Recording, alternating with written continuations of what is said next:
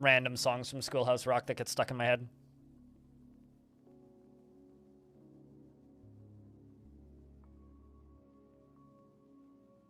Good show up now. Yep.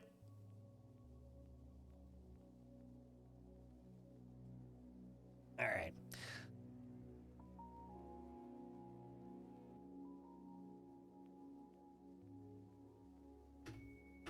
Diving in. So this is a mega project that we happened into. You'll see what I mean. This is a fortress called the Stonewater, which is currently a city because we do have 120 dwarves. The fortress of Stonewater is it defaults to this layer for some reason, but the fortress of Stonewater, we have elephants out here on the surface. Unfortunately, a bunch of them got killed, though, by some very mean raiders. Grumbles. Up here, you can see my military and where the location that we are training. This was the kind of original fort. If we go up here, this is our bedrooms. And then if I go up a little higher, there's... was it higher or lower? Lower, there's some more bedrooms. This fortress actually has one of the coolest cavern layers I've ever seen, which is all the way down here. It's a cavern layer that's made up entirely of bloodthorn. So we're chopping down and harvesting these bright red mushroom-capped trees down in the caverns, which I think is rad looking. It's a volcano fortress, so there is a volcano here. I do find that the surfaces of volcanoes in Dwarf Fortress are a little boring. So I put in a little bit of effort for this one, and I made it much more interesting. So we have this lovely topside volcano that I think just looks gorgeous. And we've built in the ability to make manufactured lava flows, including this one that goes down here into the actual mega project for this fortress, which is this defensive structure. So this is a glass set of bridges where you can just like walk straight into the fortress here. But what I'm constructing, well, actually, what we're working on is we're working on this lower area down here, which is filling from the top of the volcano currently. It's filling very slowly, so I'm gonna have to speed it up. But what we're doing and what we've done here is we've got these screw pumps, right? And they're in these towers. I've only finished building one of them, and even this one isn't fully finished. This one's like 90% done. And then I've got those two down here to build. But what these are is I can raise these drawbridges in the middle separately up, and then the bad guys have to walk up and around these, right? Any dudes that get stuck on these green bridges will just kind of get clapped to death when they get shut or launched into the air and then hopefully down into the lava. And then these up here, the lava gets pumped from the ground up into this side, and then from here up into this side, and then from here over into this, up in the top layer. And then this top layer is surrounded by these floodgates, which are made of, spicy trampoline, there you go, which is made of, all of this is made of glass. Everything that's green is glass. And it will fill up to the top of this, and then I can pull a lever, and it will dump the lava down onto these walkways. So that is the mega project for this fort, is this big old construction project here. I think it's pretty rad. Spicy trampoline is way more amusing to me than it should be. We're going to need a lot of power for the thing. Also, there's a strange mood going on. But as for the living dwarves in this fort, this is not to be confused with my Halloween fort. This is very much a non-evil fort. My evil fort, we're just like drowning dwarves and turning them into zombies and all kinds of other fun things. My petty, I hope you're feeling better. But the named dwarves in this fortress are as follows: Tygo, Acre, Diamond, scrolling down, Stone, Darren, Pablo, Timon Raf, Farana, Aqua Funkalistic, Booty Thwap, who is the Holy Diamond, I think? Yes, the Holy Diamond, a religious person. We have Air, Orion. It's kind of funny. We have two separate religions that are virtually identical with the same wordage, same words in their names, that worship the same God. And in my mind, they're like Catholics and Protestants. Down here we have Sanic. We have Animal Bastet. We also have Potato King. We have Soul Shinery, Tapioke. We have Hex Wrench. We have Audio Coaster. Rolf, Rory, Spooky, Nortram, our manager, and Mist Runner.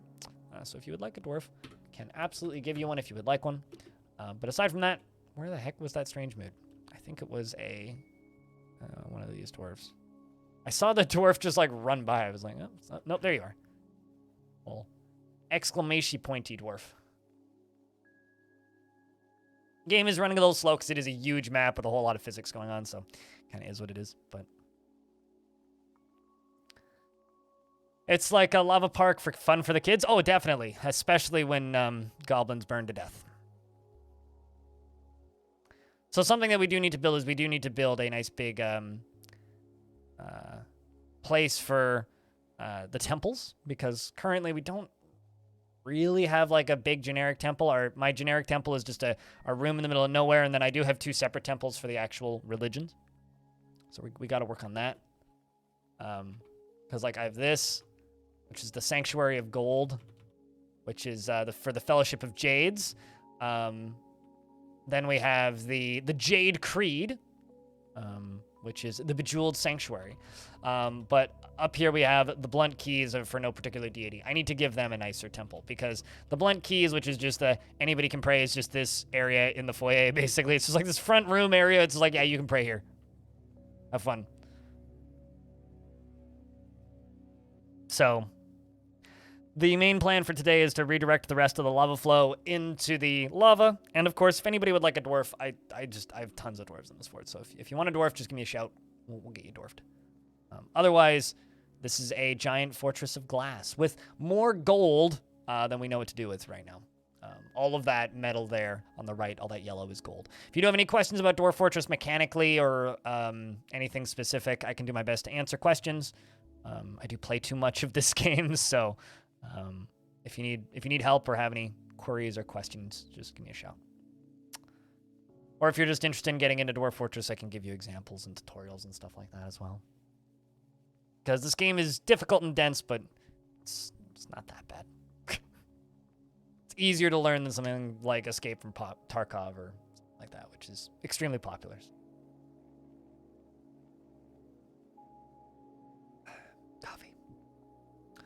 Coffee. Coffee.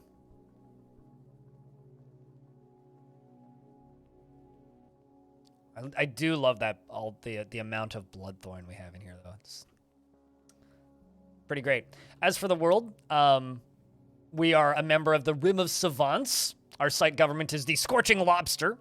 And of course, our glorious image for this particular site government is a rendition of the Mountainous Lobster, an exceptionally designed image of a cave lobster, 2 picks, waves, and a blazing sun. The cave lobster is burning. The cave lobster is raising the 2 picks. The cave lobster is striking a menacing pose, and the blazed sun is burning the cave lobster. The image is the symbol of the Scorching Lobster, a local dwarven government, also known as us. What's up, Lothrian? Long time no see. So, it is kind of that. We are the Scorching Lobster, and we are Stonewater. The reason I named the fort Stonewater wasn't because of my moderator, Stone. The reason we named this fortress Stonewater is because, well, what is lava if not stone water? Spicy water, but rock water, rock lobster, all kind of goes to the same place.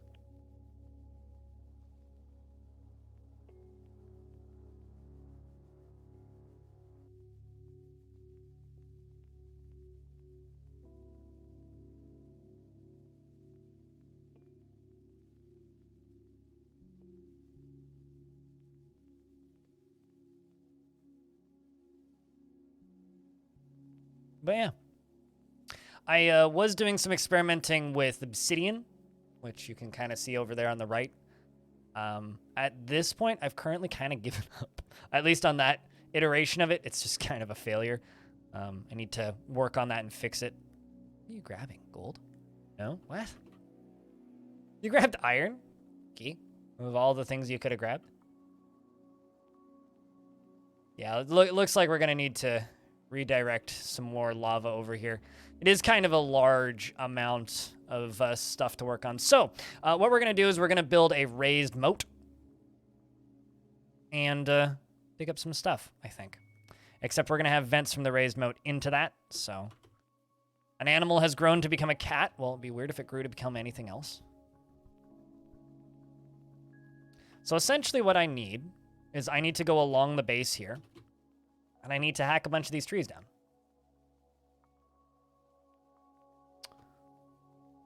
Which is the first thing we need to do. Second thing I need to do is I need to go along here, and I need to make sure that there isn't...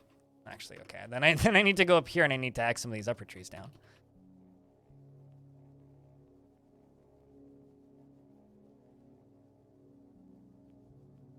We're going to chop down those trees, and we're going to cut off this walkway, and then we're going to start constructing a thing. Although, actually, I think we can start constructing the thing here. We're also going to just go across there, deconstruct those. Hopefully nobody falls in there and drowns. That would be awkward. There's an aardvark there, nocturnal animal, long tongue, which it uses to eat insects. Also, since we're here, Tygo, you're in chat. Your dwarf feels wonder when communing with Ral, who, of course, is a deity of the Rim of Savants, most often takes the form of a male dwarf and is associated with wealth. You do have a good number of friends in the fort. Do you have any family in the fort? Nope, just friends. You are, of course, 71 years old, born on the 23rd of Malachite in the year 181.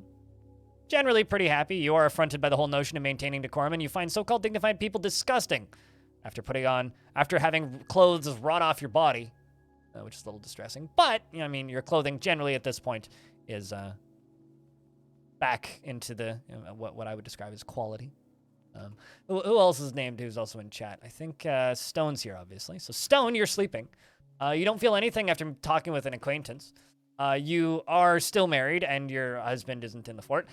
You worship Alod, which is the deity of the Rim of Savants, most often takes the form of a fire imp and is associated with silence. And thanks for continuing that gift sub from White Pony 1. You are sleeping. Yes. The deity that you worship is very fitting, which is the deity of silence, volcanoes, fire, metals, and minerals.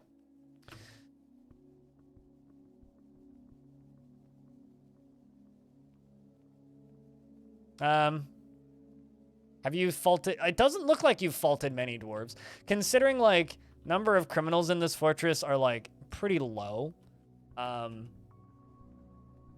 Man, it's been a little bit since I played this fort.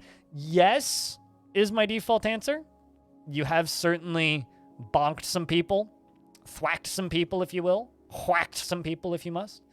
But you haven't had to do too much of that.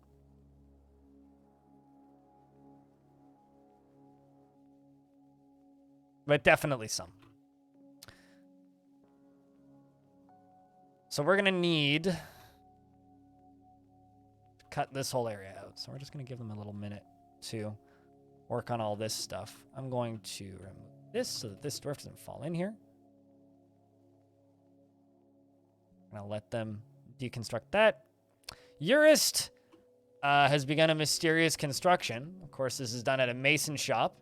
And the stuff that they grabbed was 3 pieces of schist, mountain goat leather, pear-cut pineapple opals, bloodthorn logs, rough tanzanites and iron bars, giant cave spider silk, and rough tanzanites.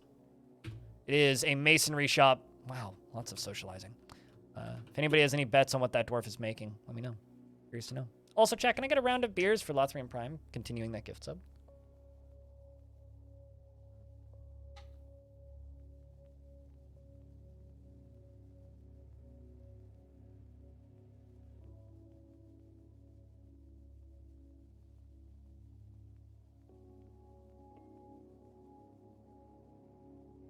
Okay, nobody's fallen in yet. That's good. So this is going to be a lava flow from a moat. So I will be able to enable this and disable it as I need. Of course, it's going to be made out of glass, like everything in this fortress is. Where's my green glass? Because at this point, I think I have, like, thousands of green glass blocks.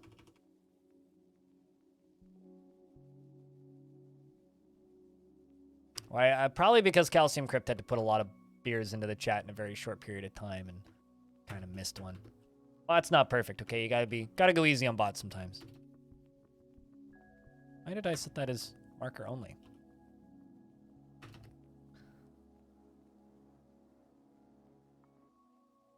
Remove construction standard. There you go.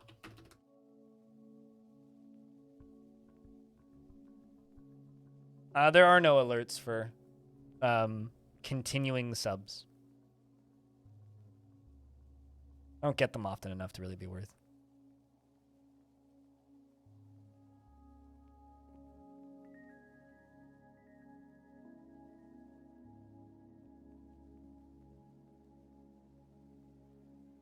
Never goes easy on your investments.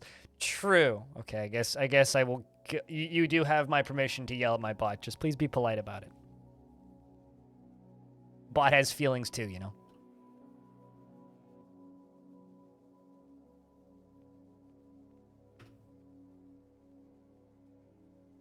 Allegedly.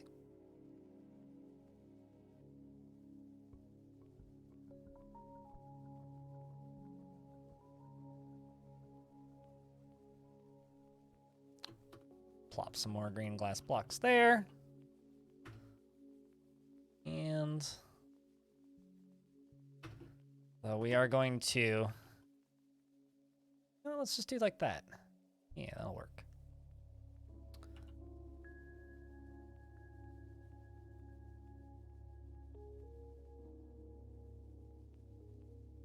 Is that wooden floor? Okay, no, that's actually just like paradise nut fruits, whatever that is. You know, I don't actually know what paradise nut is, so let's figure out what paradise nut is. Paradise nut is, yeah, these things. Interesting.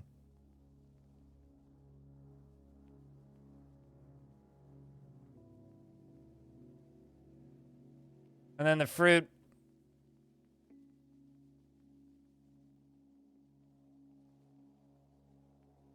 Oh, they're cashew fruit. Huh. And cashew didn't know. Now you do. Bot is not open, me no thanks. So. Because Diamond always tests before saying hello. Diamond just checks before asking. Because Diamond is that kind of person. You need to do something about this issue with perfectionism because you have already abandoned like 5 forts trying to get back into the game. Well, I mean, you're just like, if you're doing it all in the same world, you're just like heavily populating one faction. That's a strat even. No, you could just be like, hey, are invests open, chat? And we'll either be like, and then you can try it, or we'll be like, no, we did them 2 minutes ago. And you can be like, ah, instead of like, you know, tricking half of chat into doing something that really doable right now. Oh yeah, absolutely. It turns them into fully functioning forts. Like one of the best ways to like repopulate a dying civ is to just like start 5 or 6 like just straight embarks and don't do anything with them and just leave immediately, like just immediately retire them, and like they will populate and become their own little forts. They won't really build up much. So if you visit them in adventure mode, they'll be very disappointing, but nope, it spawns new dwarves into existence. Like an example of that is not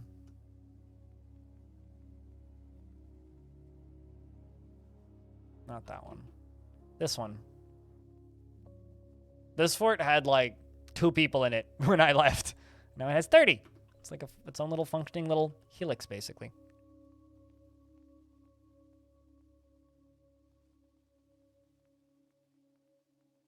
But kind of the longer term plan for this fort is to build up this mega project and then go free my home faction down here from this war, because there's a big war going on down here between these goblins and my home, and I would like to finish building this mega project so that we can successfully gold door, red door, which is the reds, gold door, gold bridges. Have I made a green door yet? Guess I need to make a green door.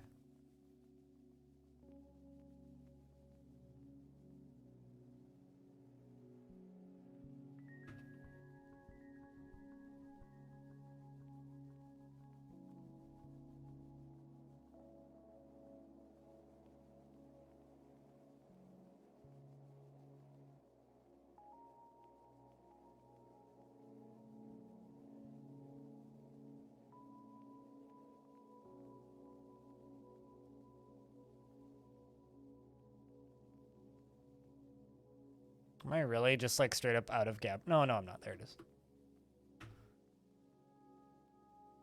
Keep making Gabbro mechanisms.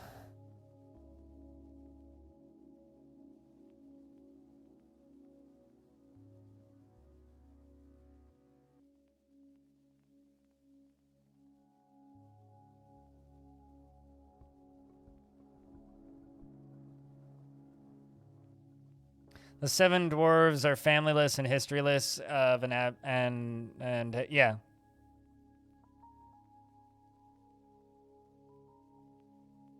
I don't know what you're talking about, Diamond. Eurus, the animal dissector, has created Gassi Kogan,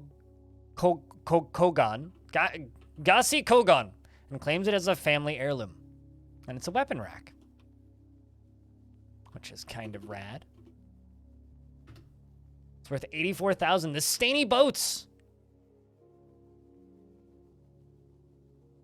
I mean, you've watched this fort before. Have you never, can you not remember a thing about it, Diamond? You have a dwarf in this fort, too. This is a weapon rack. All craftstar ship is of the highest quality. It is encrusted with rectangular schist cabochons and radiant cut schist cabochons. This object menaces with spikes of pineapple opal, iron, and cave spider silk, and tanzanite. On the item is an image of smooth pebble in schist. On the item is an image of clouds and mountain goat leather. It's kind of nice. I think I'm gonna plop it in here. Do I have multiple artifact weapon racks? What? No.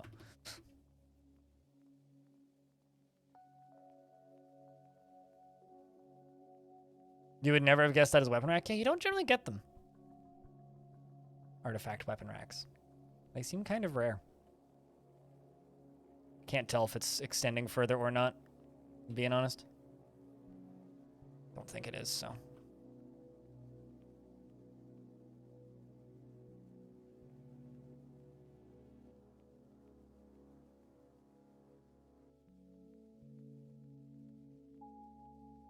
But no, this is Stonewater, and most things in this fortress are made of green glass, which is the explanation for the strange color of everything.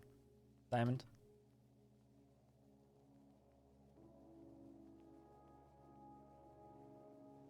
And if you were trying to spell turtle, no, it is not a turtle fort. It's literally all just green glass.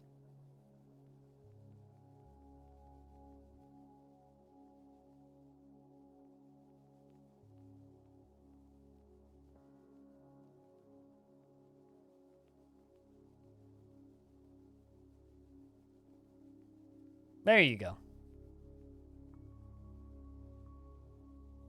Yeah, no, this is that volcano fort I started the other week. Pretty sure you literally had one of the starting 7 dwarves.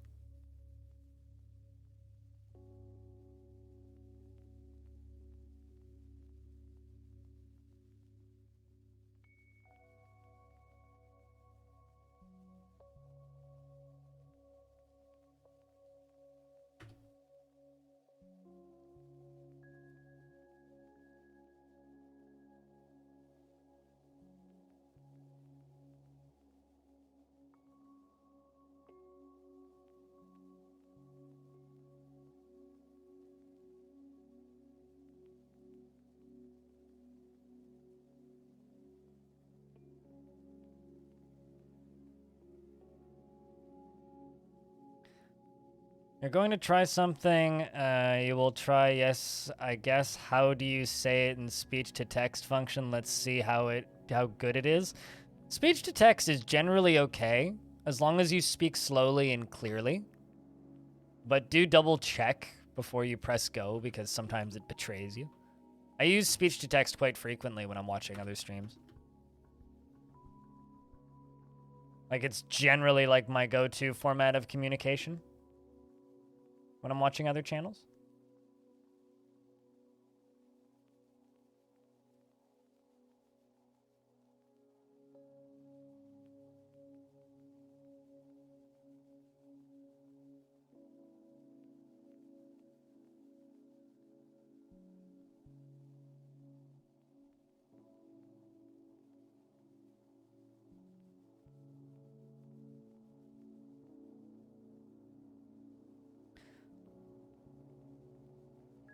But good luck with your text-to-speech attempt.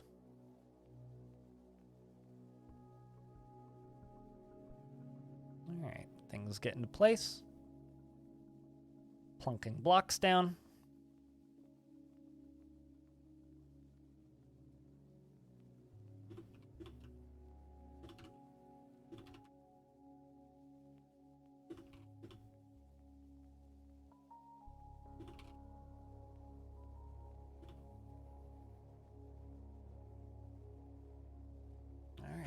Let's do some flooring. Let's plug this so we don't have to worry about it. Let's also, maybe not all the way across. Maybe just like down to there for right now so it doesn't like break itself. Then we're gonna go from this side. Where actually is the entrance to the fort? Okay, so it's there. Basically, I need to go up to here on this side. How's the air today? Worse than yesterday, but not as bad. Or worse than it was yesterday on average. Actually, where is it at right now? Like yesterday we started at like 200 and then it went down from there. And by the time I streamed this, because I streamed a second time yesterday, when I turned the stream back on, we were around 100 AQI. We're at 164 right now. Just for comparison, Delhi is at 308 for some fucking reason. Seattle's at 245. Portland is at 200. Beijing is still at its normal of 170. Basically, the air quality here is the equivalent of Beijing on an average day. Which, you know, isn't so good. Not exactly something you want.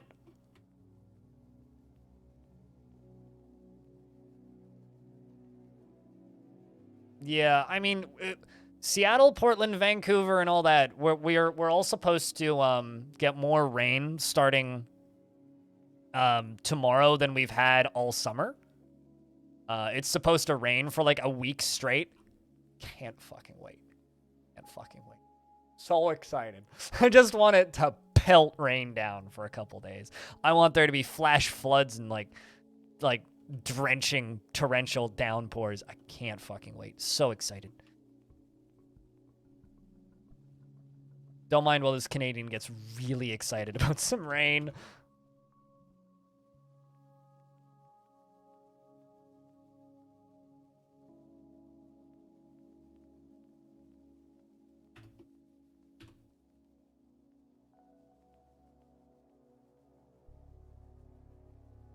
But, like, it's still bad enough. Like, I stuck my head out the window this morning and inhaled. It's still bad enough that, like, it still hurts to breathe. Like, if I were to go outside right now, I'd wear my N95 masks. That's where it's at still. It's not great. But why is that? America is burning. Forest fires. If you zoom out on this lovely here map, forest fires right there, forest fire right there, forest fire right there. All of these forest fires, basically everything on Western U.S. and Western Canada is burning, except for California, which is weird because they didn't join the Bernie Club this year. The satellite photos are nuts. No kidding. Here's a link if you want to just go stare at this Factorio ass world map. It's something. Yeah, it's something.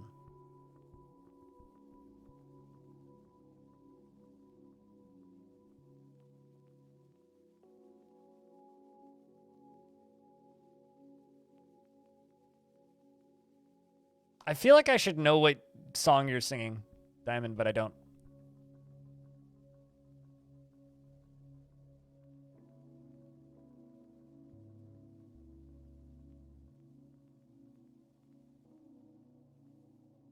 I'm staring at that like, and I'm assuming you mean Seattle, right?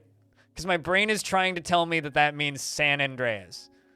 I'm sleepy, okay? I'm assuming that means Seattle, right? But yeah, if you're just like, oh, sorry, you're from South America. Okay, got it. Yeah, no, That's my brain was telling me San Andreas, and I was like, wait, are you saying Seattle? No. What weather is up here is just we have 3 seasons now. We used to have 2. We used to have warm and rain. Now we have 3. We have warm, rain, and forest fire. It fucking blows. Absolutely fucking blows. We have a mace lord that has bestowed a name upon a steel mace. All of our weapons in this fortress we've purchased, so we have a very random assortment of weapons. Yeah, it kind of sucks. I mean, it's weird because like we have some of the best air quality in the world, vast majority of the times of the year, and then like for a couple weeks we'll just suddenly have the worst air quality in the world by a lot. Let's get some more green glass blocks going.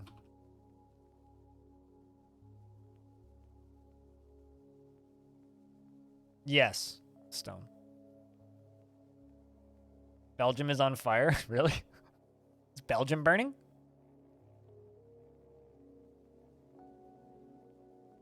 All right, that's been built, so this is going to be old door. Bridge. Old bridge. Oh, don't have any mechanisms. I'm assuming I just need more mechanics.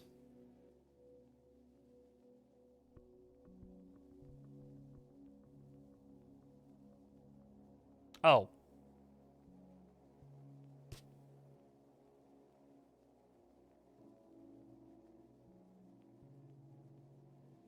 Well, they're all working on those. I guess I just need more mechanics.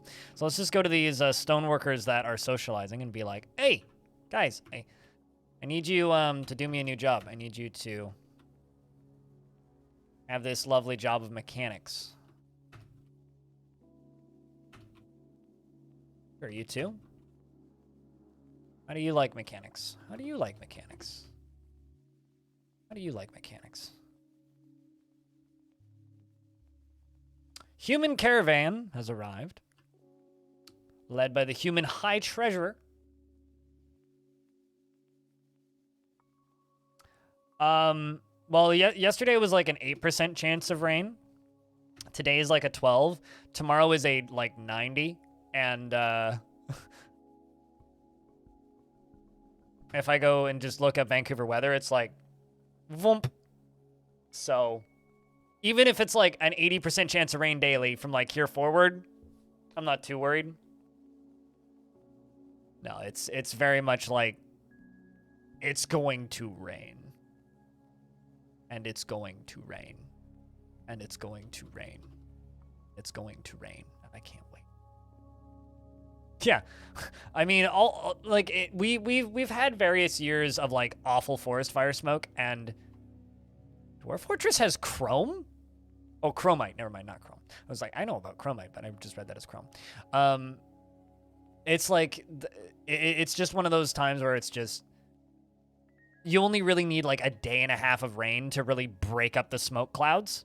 So as long as we can get like a day or 2 of that, we're fine.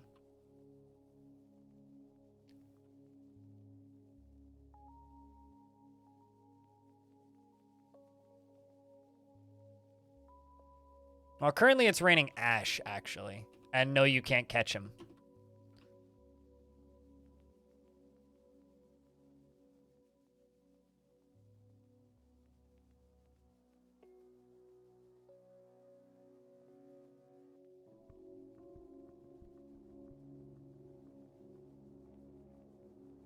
Let's make some more mechanic shops. Out of andesite.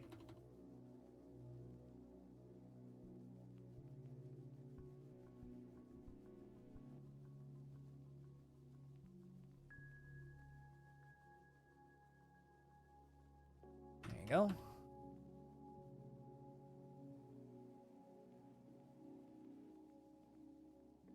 But since we like barely saw you yesterday, Diamond, how's things? How you binsies?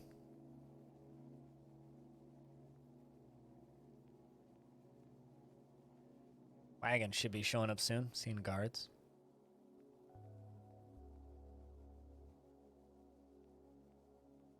right, so this goes all the way to there. We got to go all the way along the top here. I'm gonna chop those 2 trees down.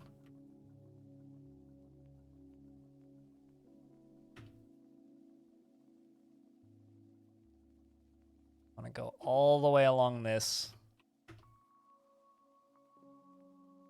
It's gonna cave in more shit.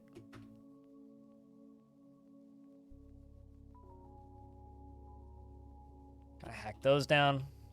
Go all the way up to this. We're gonna make a raising bridge.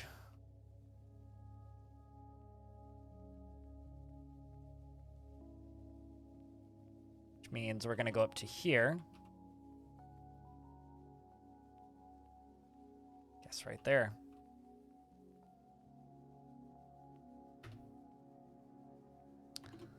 This is gonna be a little chaotic when I do finally launch it, but I also need to be very careful to not accidentally flood this into my elephant pen because I need my elephant enclosure to stay clean. So.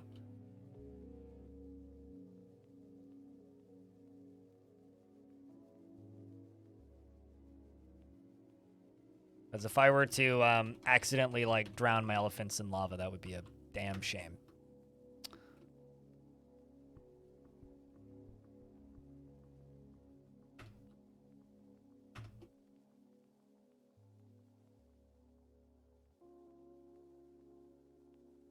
I was gone and I didn't go anymore, and then you had the other Halcyon streamer that night. Well, okay. You had to go cheat on me with who? Who was it? Suey? Eh? Was it Arch? That's fine. Probably Belliner, actually, because that's who I rated, right?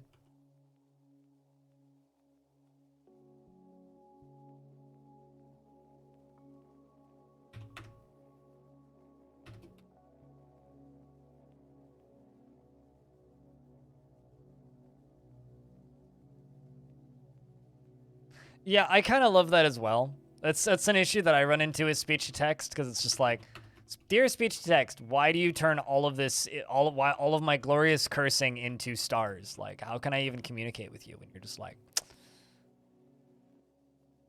it's not possible. They are unloading their goods. I don't even know what to sell them.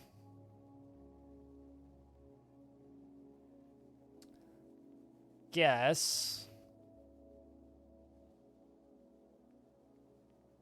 Bring them those training weapons. Bring them those. And you know, I can remake those. That's not a problem. We'll bring them the glass corkscrews, which we're using in the pumps, which are being used here and here, but don't need to worry too much about that. These are all diorite, right?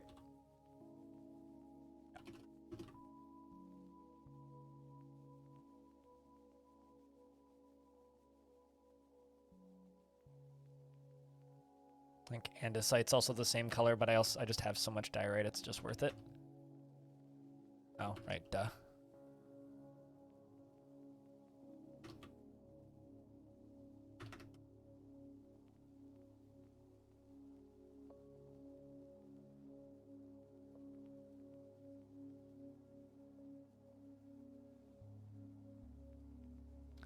Comes all the dwarves with blocks, and then soon after, stuff to trade. Problem is we're constructing a whole lot of stuff, so we have to wait for them to finish constructing stuff before they start bringing stuff down to trade. But it's all coming. Trader requested a depot.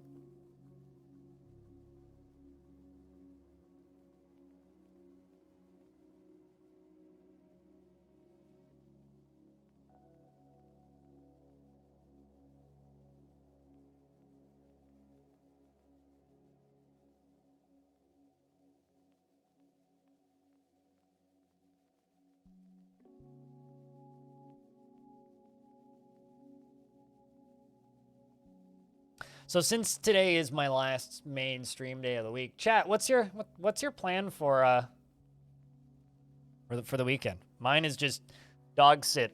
I'm actually kind of thinking about maybe doing. I was thinking about this last night while I couldn't sleep and just staring at the ceiling. I think I might do some record streams this weekend if anybody's home and around, because I do have a bunch more jazz records and like I picked up a 9 Inch Nails record and a bunch of other records that I can't stream on Twitch. This is acceptable. Fork, star, God, more tickets than me. Yeah, I mean, someone has more tickets than you. Also, F's for your tickets, Snail. Sorry. Yeah, via Discord. It would be a Discord stream. So, I don't know, maybe keep an eye on my Discord, because you might end up seeing.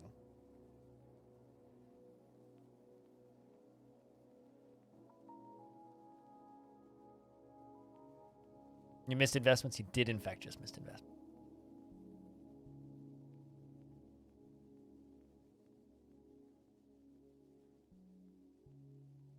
I mean, now you can't even use the language barrier as an excuse, because you're clearly capable of speaking English because you're using text to speech, which means your English is fine. It's the phone's fault. Then again, it does make me sound like I don't know how to speak English.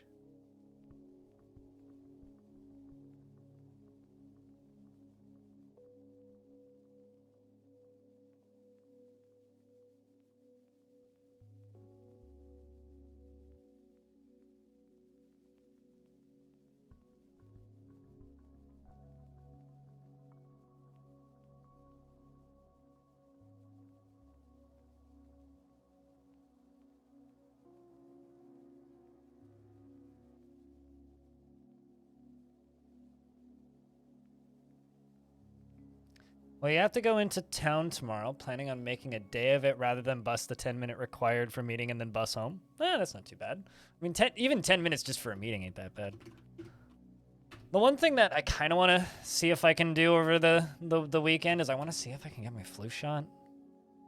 I need to get that done. Canada apparently has a countrywide shortage of the free insulin equivalent that they give to diabetics, which is fun. So I've been like rationing myself on my insulin because I have half a vial left, and it's like, which normally is about like 8 to 10 days worth, but I've got like maybe 3 days left, and I don't know when I'm going to be able to get insulin. Admittedly, it's not the end of the world. Like, I could go buy outright the brand name insulin that isn't covered, but that would cost me like $100. It's still like cheapified by the government, but it's just not free, so don't really want to do that unless I need to. But, you know, Kashi says, on behalf of the Merchants Guild, let me extend my greetings to your people. There's much to discuss. Information has been added to the Civilization and World Info. What requests do you have of our merchants? I don't need to request gold. I need metals that I can make into weapons, and they don't have any, really. I guess, like, they have copper, so I'll request copper. I'll request silver. I'll request bronze.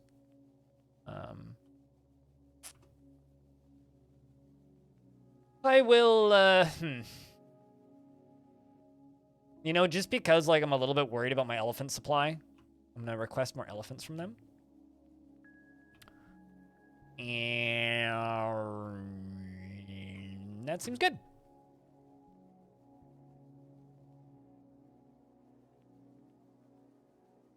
You know, it's kind of funny, Diamond. I think you've probably watched Bellinair. When he has subtitles turned on his stream, it's the funniest shit ever, because he's got like a really thick Finnish accent, and it doesn't know what the hell he's saying the vast majority of the time.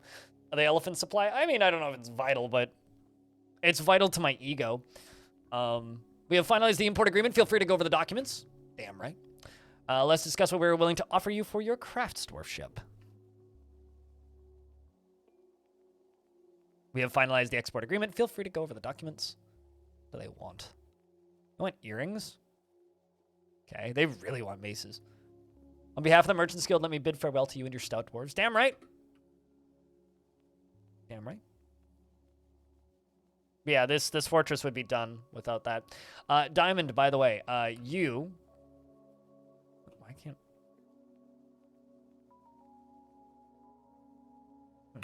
can't... You're uneasy after the lack of decent meals. You're 93 years old. You do feel fondness when speaking with an acquaintance, and you're delighted after what you really like watching performances. Like, I swear, like, teaching mining and watching performances seems to have been, like, the most optimal points in your entire life. You do have a pet goose, by the way, just in case you didn't know.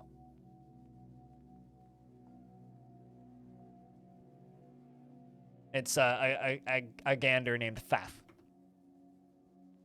Faith?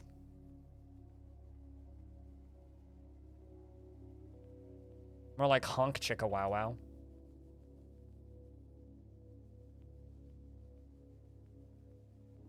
All right, let's try selling stuff.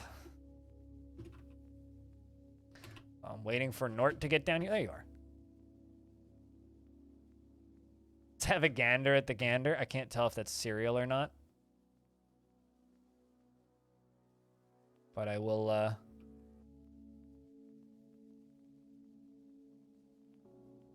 unless the gander's dead, which would just be kind of a shame. Yeah, kind of, it looks like it's dead. Yet. I'm not seeing it on these lists.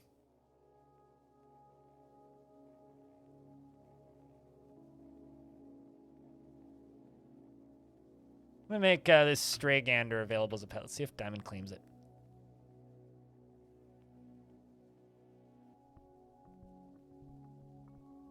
I hadn't forgotten. Okay, well, I don't want to buy those books, so...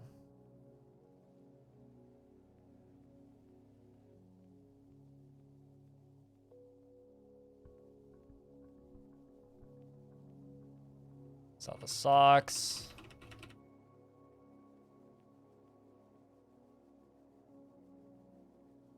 Okay, we'll buy the rose gold, brass, electrum. Rose gold, brass, electrum, brass, gold. Okay. What else can we buy from these humans? Let's buy the pick. That's a pike, not a pick. That's a pick. That's a pick. That's a pike, not a pick. More picks. Sure, I'll buy a battle axe.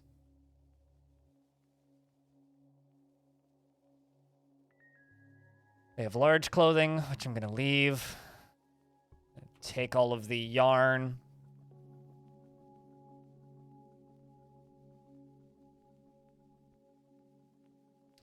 I'll buy a bunch of cheese. It lowers the volume of the stream, and it sucks because you cannot hear me anymore. Yeah, no, it actually mutes the stream on mobile at the very least if you're using voice to text. I mean, you can type, just like, I don't know, install Grammarly or something. Because like there's frequent points where it's like you just type things in and I'm just like, I don't even, what? Just get some spell check going on that. And then everybody's life will be a little better.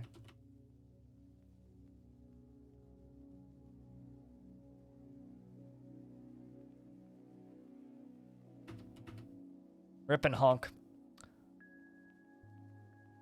There we go. Big old trades.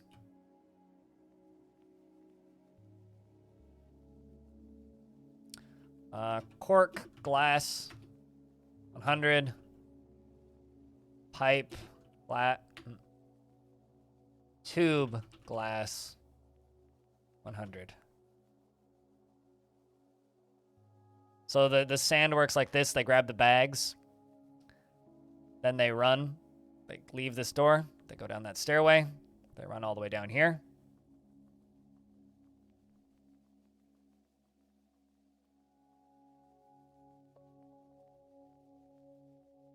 When you tap type fast and don't look before you hit enter.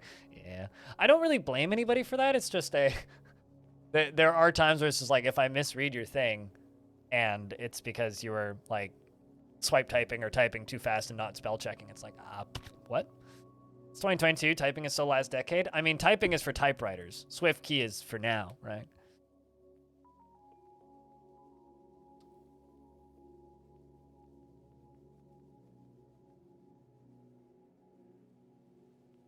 Because you shouldn't be bashing your coworkers. That's all I got. That's how I go. I'm not even sure what bash is. Well, let's go to here.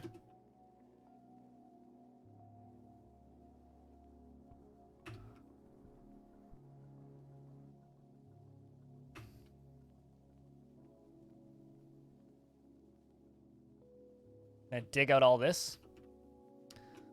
Actually, let's go a little further up. Then we're going to channel most of this down. We're going to build a wall along the edge of it.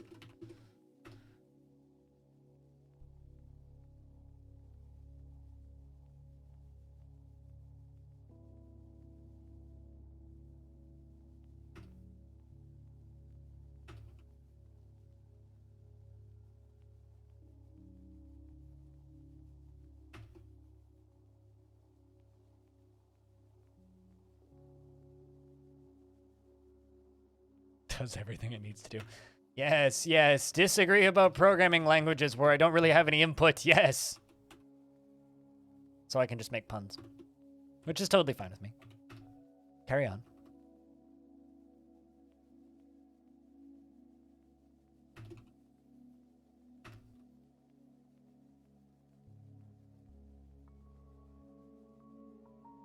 Let's go all the way over to here.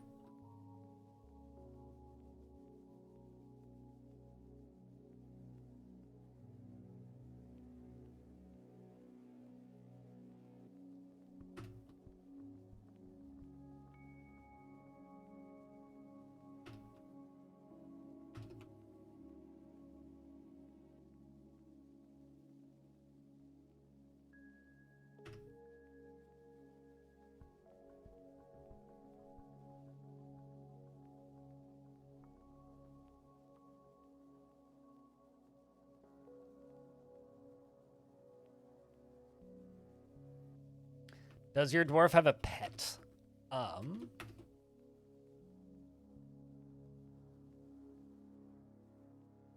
Actually, I could do this in a much easier way instead of finding your dwarf first.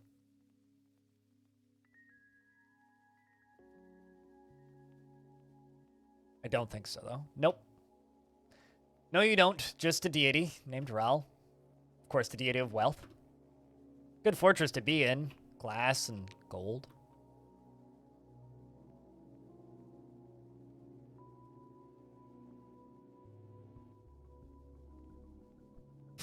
You're boring? I don't know about that.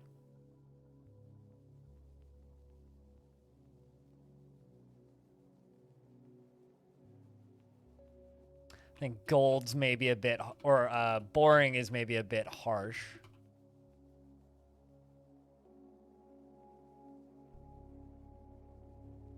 Two new guinea pigs. Oh, damn. I will tell you that guinea pigs are like the bane of my existence in Dwarf Fortress. Because they do absolutely nothing of value. They need to graze, which is obnoxious. So they generally, I forget that they exist, and then they starve to death. And they just kind of have this annoying habit of like constantly being dwarves' pets. They're so horrible, and you love it. They're like actually the worst animal in Dwarf Fortress. Lilo-san, it's good to see you. Hello, happy Thursday. Yeah, that's the day of the week it is. Like, you butcher a KV in Dwarf Fortress, and all you get out of it is a skull.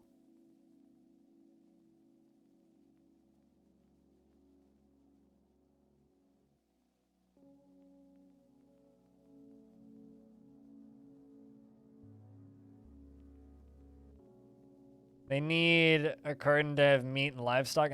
And see, here's the thing. It's like, guinea pig, like, I would be totally fine with guinea pigs if they gave, like, 1 unit of meat.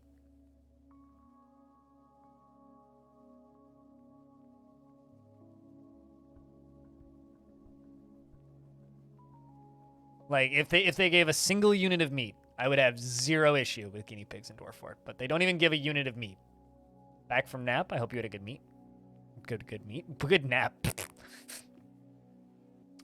Stone, this will make you happy, but it makes me sad. Canada's now number 4, or Vancouver, Canada is now #4 worst air quality in the world, only below Beijing, Portland, and Seattle. But our AQI, air quality index, is 167. So, like I said, that'll make Stone happy, and everybody else can just like roll their eyes.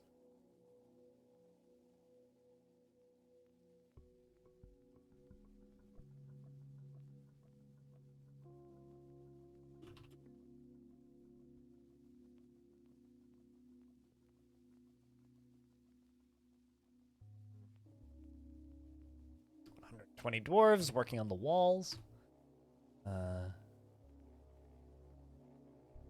Most of the dwarves at this point are just constructing like all of this green stuff.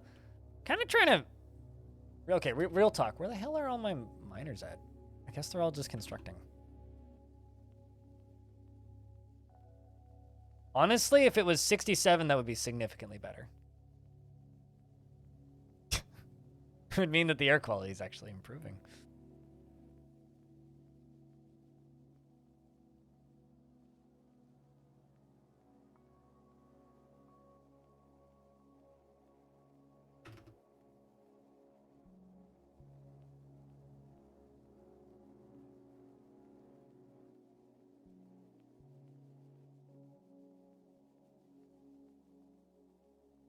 No, I would say it's, according to the AQI index, it is unhealthy, is what it's described as. It's bad enough that it will give you lung cancer. So, you know.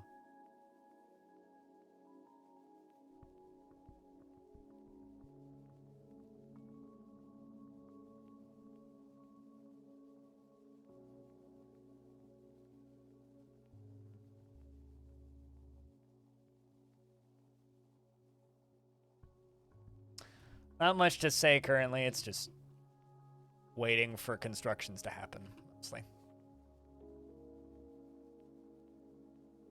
Do you want to know what it feels like to have asthma? Go outside? More like, do you want to know what it feels like to be chain smoking? I don't know what it feels like to have asthma, but I do know what it feels like to chain smoke. What's up, Sylph? How's things? Playing Durfs, as you do. You do have, yeah, literally if you have asthma and you go outside, you die. When I was tweeting about air quality index for BC for a bit, there was some, on Twitter, a game dev that I follow responded, and he's just like, yeah, I used to live in that area, and then 4 years ago when the forest fires started, had to move away because it was so rough.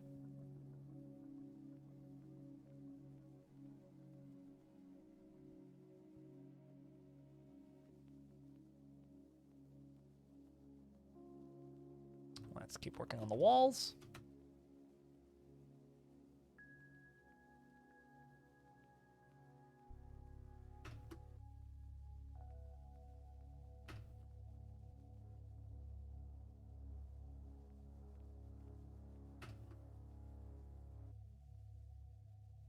It's kind of funny when I get comments on my YouTube videos while I'm streaming, and I'm just sitting here going like, man, it would be much easier to answer that question if you just tuned into the stream. It's like, I am live right now. Like, this person has commented twice on the same live stream, VOD, from like 2 weeks ago with like questions. It's like, man, if I don't want to just be like, yo, Twitch link, but like sometimes it's...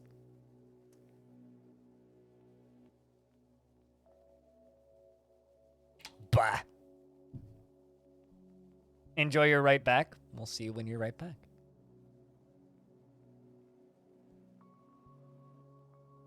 Also, I thought that asthma is like throat closing up, not like constant burning. But I don't know. I don't know what it feels like to have asthma.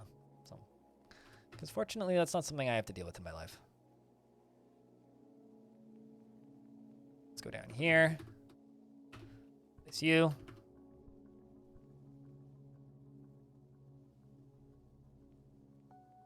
Actually, if you want to know what it feels like to be in my city right now, just, do you know what it feels like to be in a campfire? like standing right next to a campfire and the smoke's in your face and you kind of can't breathe. Okay, imagine that campfire is burning tires. That's what it feels like. Dwarves are continuing to run along the wall and construct things. Not real too much to say as far as automated jobs currently. It's just figurines are prohibited. That's fine. And we're making stuff. Wait, what the fuck's my manager doing? Nort, the hell you do? Oh, whoops. Forgot to untrade him at the depot.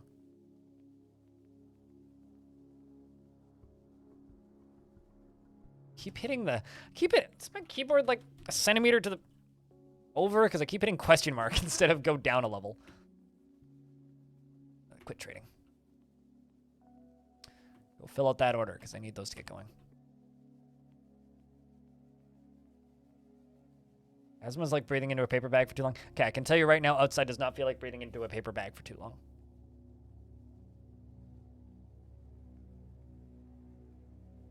I have this like vague memory of my cousin doing that just to knock himself out because he thought it was funny. Man, I was a kid once. I was dumber than I am now once.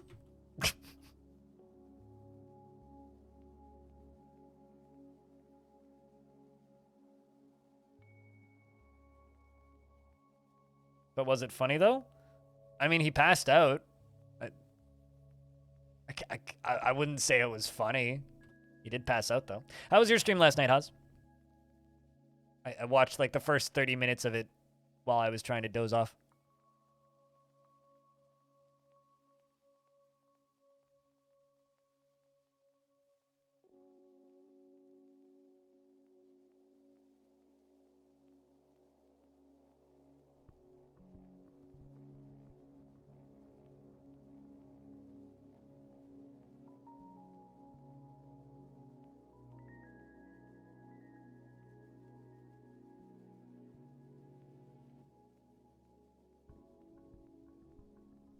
Well, I mean, it was last night for me. I don't know what time it was for you. We're playing Chivalry. Dudes had pumpkins on their heads. That's all I really got out of it, to be honest. All right, so the way I'm going to do this. Do 2 levers, or I could do 1 lever. Need a little control tower. Hey, the dwarves are actually starting to mine stuff. That's good. I'll let them finish up that wall first. Actually starting to get dwarves coming up here and mining.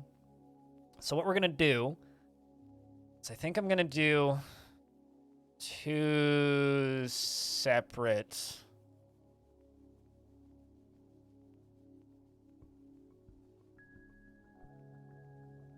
We started to not get those perfect parries. Well, I mean, that sounds like a not so good way to play Chivalry, honestly. So it sounds like you got to work on them parries then. Well, it's kind of a shame that I can't like just fill this whole thing from this side, but lava drain, top floodgates, gold. Actually, hold up. Hey, there we go. We got more Gabbro mechanisms. I can assign my dwarves to keep working on these floodgates. No. Not that one. Not the dog bone floodgate.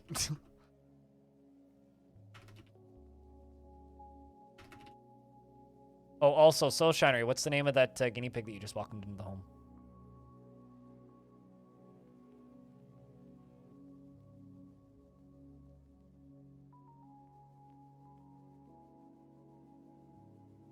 Is that really all of them? My God, that's all of them. Okay. Are these 2 done? It's there. It's X, okay.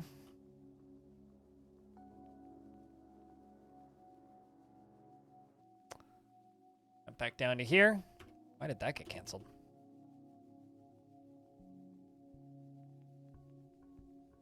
Got these 2. Got those 2 built. Continue working on the towers. Is that... did I hit the wrong thing?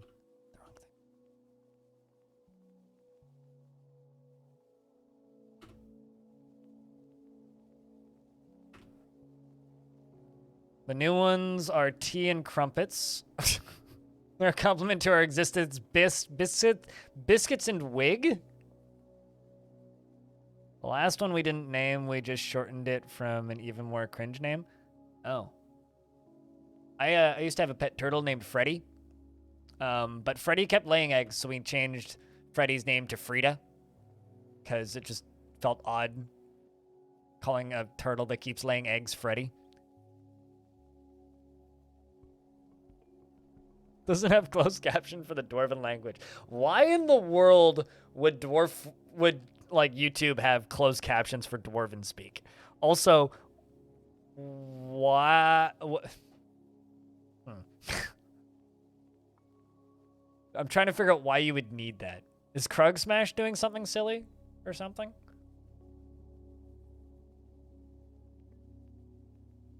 No, actually I don't, which is why I'm asking.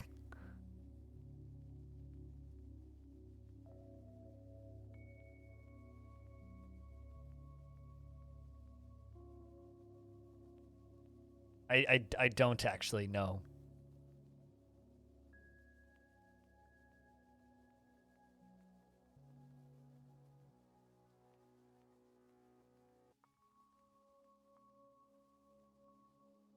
We need those captions for food and industry. Drinks and industry. So, why? I mean, I'm sure we could, like, figure out the lyrics.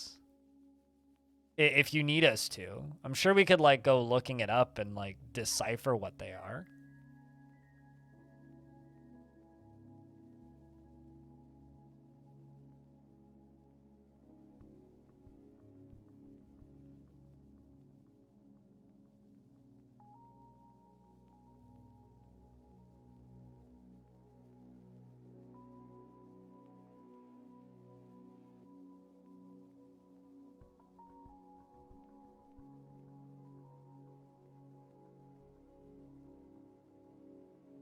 You caught his stream early this morning for a few minutes before he fell back to sleep. Yeah, no, he still is live.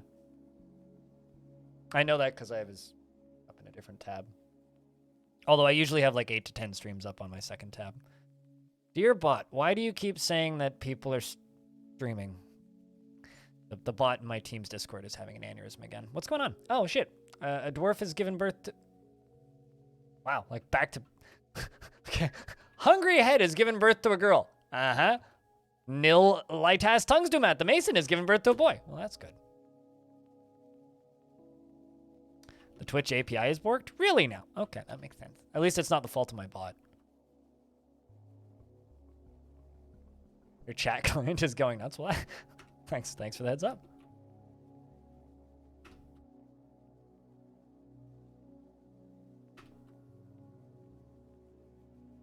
The board feels off center. What the fuck's going on? Never does this. Board, why do you do this to me?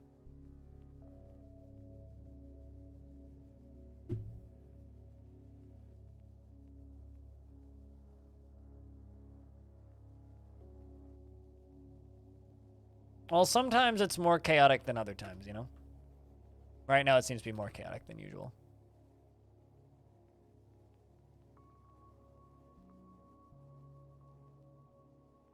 Place that.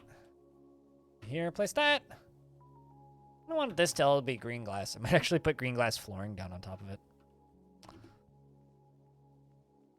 All right. There we go. That should fill in that. We can go across here. Actually, I don't need to go all the way. Let's just go to there. You know, okay,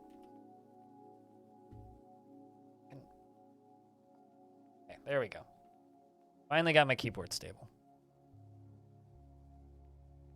Today's like one of those days where like, do you ever have those days where you sit down at your computer and you're like, man, did somebody move this shit while I was sleeping? Like, what the fuck?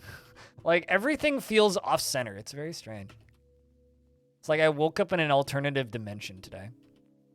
Like, I keep missing hotkeys because I'm hitting wrong buttons. Very strange. All right, so.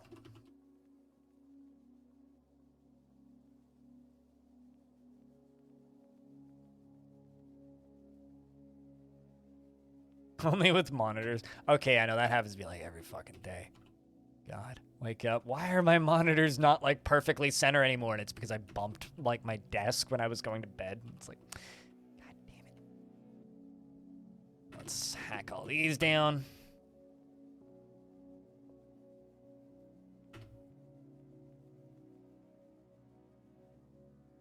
I've always found it kind of funny that you can't set a tree to be chopped down on multiple Z levels. You can only do it on one.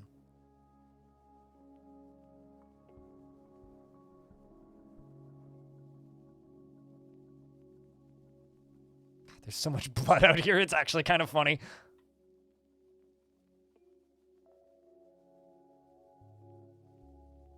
Going empty and filling back up. That would also explain why my bot keeps going empty and filling back up.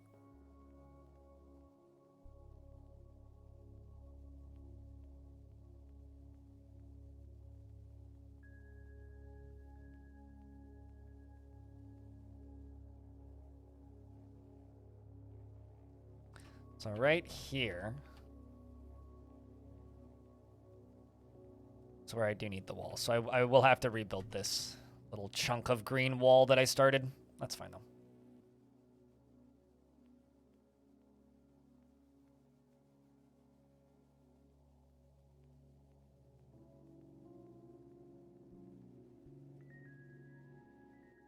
The flashlight and yell who's there.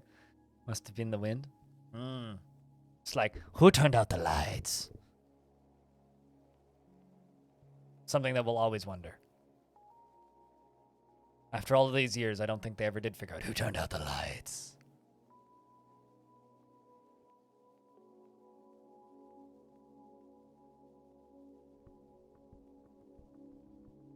Okay, so we're going to carve fortifications back here. A one tile break. And then more there. Oh, fuck it. Let's just do all that.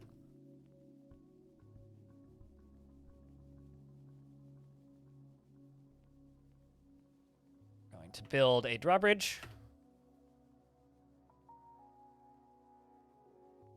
We're just going to make it out of green glass because it's easy.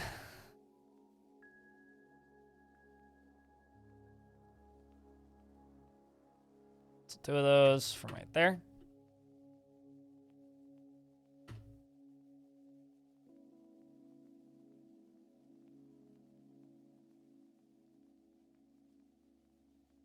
Generally, yeah. Also, hi, Chubbs. How's things? Good to see you. Happy Thursday. We're working on a Bigham's lava moat. Looks like the humans are finally leaving.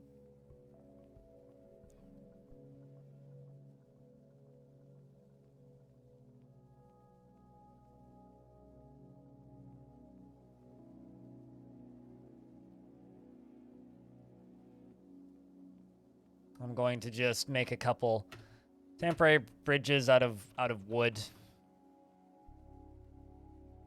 to use as walkways.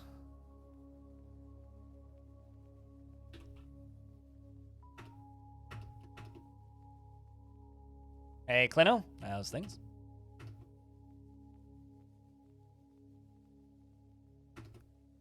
Did Krug Smash just turn his stream off or something? A bunch of people just tuned in. Let's do that. Where do I want to go, though? That's the question.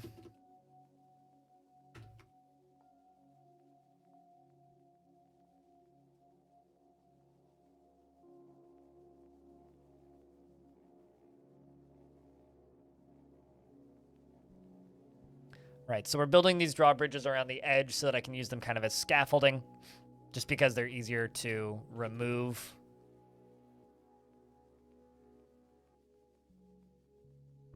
One at a time.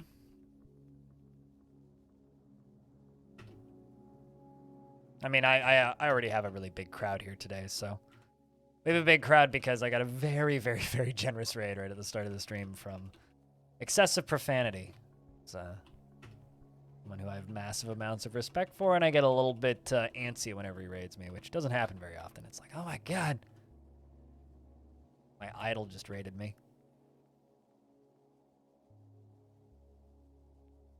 Let's go all the way down to there.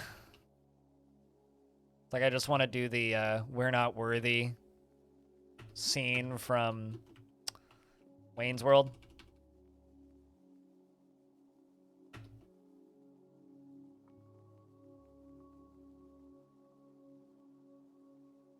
So do you need something from me today, or are you just tuning in? Clino. That's the other reality. Whenever Clino tunes into my stream, it either means A, he needs something from me so that he can go back to modding like subreddits and discords and stuff, or he's just tuning in on a rare occasions, and I never really know which it is. Battery's here to tell me that I missed something DF news wise, which would make me go ah, then immediately go edit a video.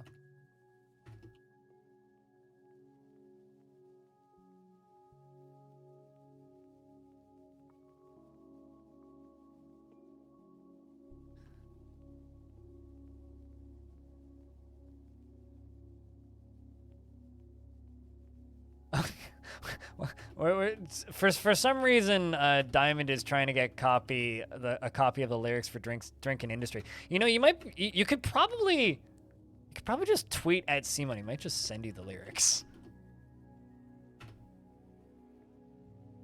He is on Twitter, and he did follow me relatively recently.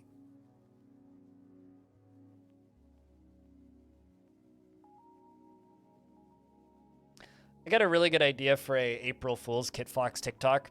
They should put out a tweet saying that they're putting out a Dwarf Fortress karaoke machine.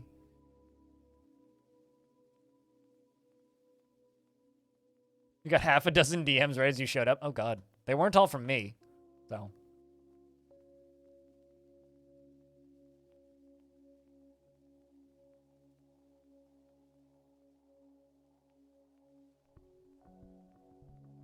Can't remember the last time I got a half a dozen DMs all at once.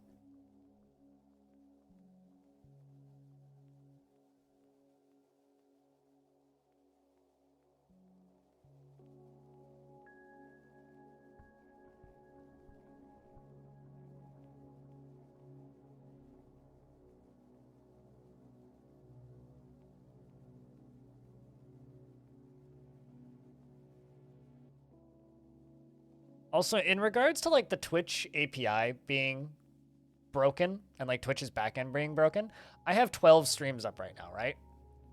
Only one of them is partnered. And the one that is partnered is Jess, right? My teammate.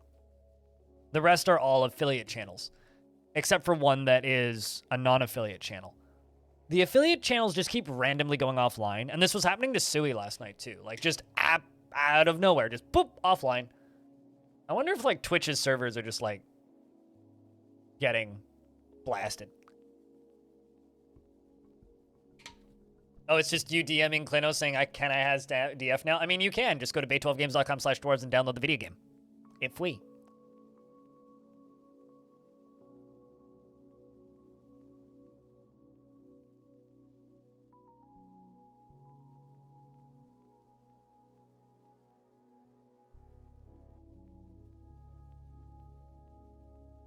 It was this simple all the time? Yeah, exactly. I genuinely get like Schadenfreude out of kids on the internet, or maybe not kids, that's me.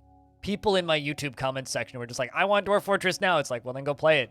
And then I link to bay12games.com/dwarves, and then they go, oh, I thought this was an open beta. I'm like, well, I mean, it kind of is. It's just like, I've had some people get like genuinely kind of mad at me for doing that. It's like, I'm sorry. It's just, you absolutely can play Dwarf Fortress, and then you too could be building glass walls for a giant glass construction thing.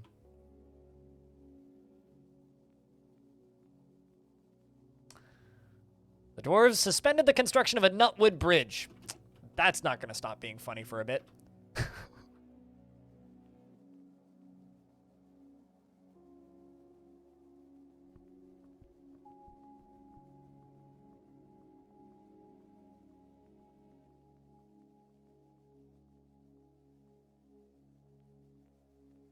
Yeah, I think that's a new one. Isn't Drinking Industry a completely new one? I know that, like, the other songs are all, or a bunch of the other songs are all old songs with new versions, but I thought that Drinking Industry was a completely new one.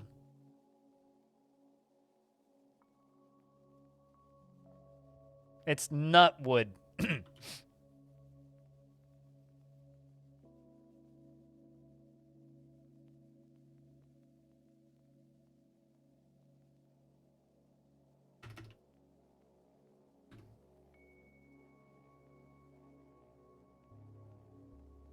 then bridge. Bridge.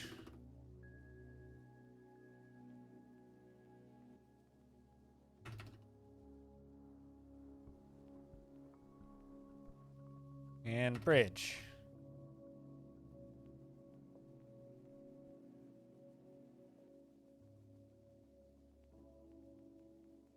Anyway, the actual reason you came here specifically is that you chatted with Tarn, and it's 250 something air quality in Seattle, but closer to 150 where he is. Okay, good.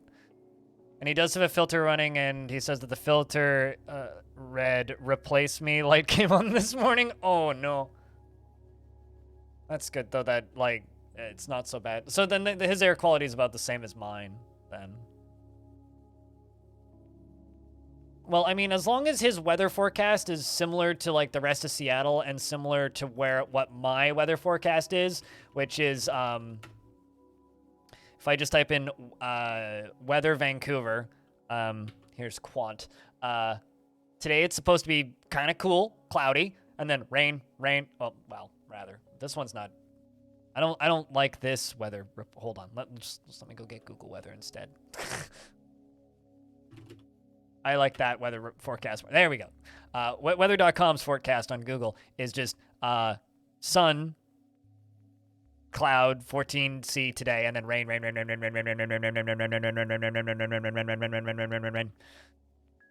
So as long as it rains, the air quality should improve drastically very quickly because rain does a really good job of cutting through smoke and improving air quality.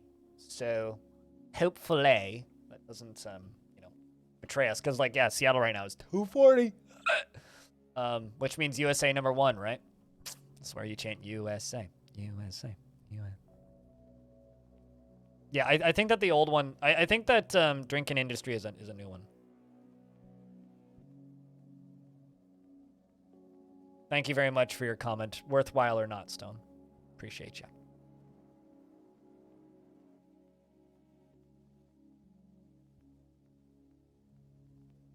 But where Chinchilla Hazaza has come, his eyes glow pink.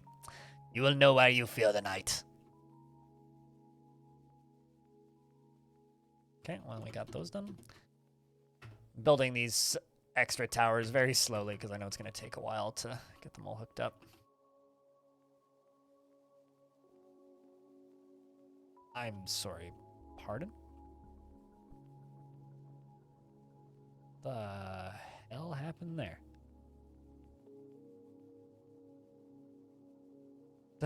Is that a thing? Did they build around the tree? I think they did. Gosh, weird.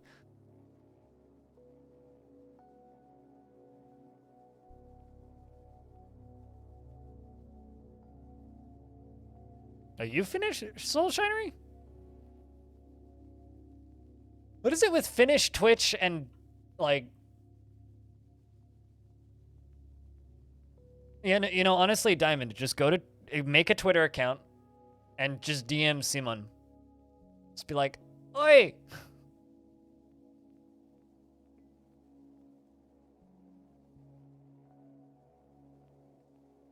Well, I mean, one of my teammates, Bellinaire, is Finnish.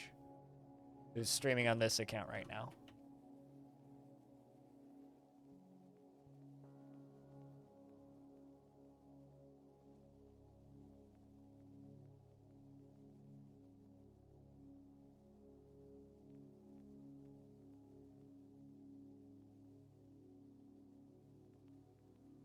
We're making more masterpiece enormous green glass tubes. Start building these glass walls. Now that our scaffolds are getting done.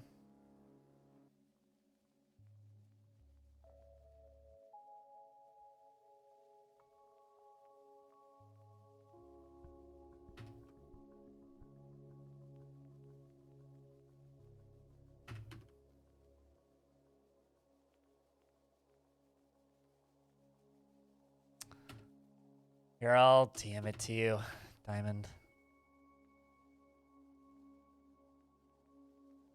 I don't even know if they have DMs open.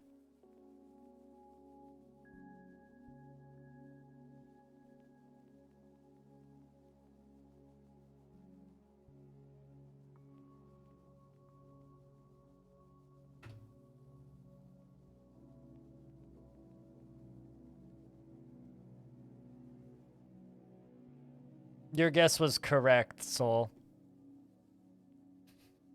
Our friend here is just creative, shall we say.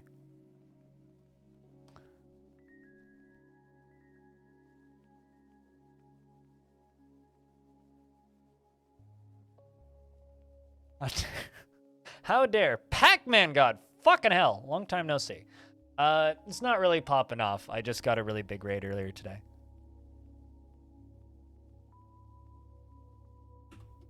I mean, yesterday we had 50 concurrent for most of the streams, so.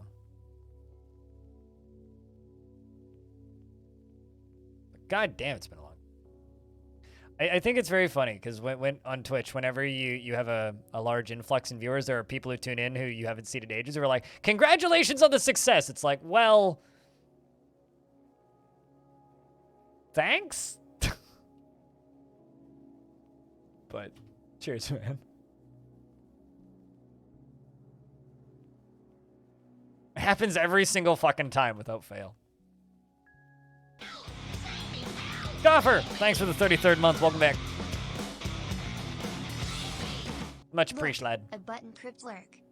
Thank you very much for the second resub of the day.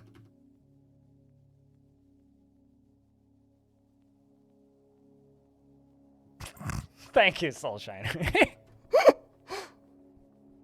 Yeah, cause last night when you went to bed, I got raided by Russ, who raids me from time to time, and today I got raided by excessive profanity. So I've just gotten like 2 really big raids 2 days in a row. How have I been? Terrible. Yourself? When have I been anything else though? Terrible, like awful. I feel like shit. Chronic pain is great. I haven't been sleeping well. The sky looks like it's on fire. The sun is red, and darkened and distressing, and you know, it's a whole ordeal. You followed me back, Cleno. I need to pet. I'm gonna when I start to hear rumblings of when Dwarf Fortress's actual release date is, I'm gonna try and see if I can get an interview with Simon for launch. That's something that's on my to-do list. Because I think that would be a good time to get a chit-chat about music is like when Dwarf Fortress releases.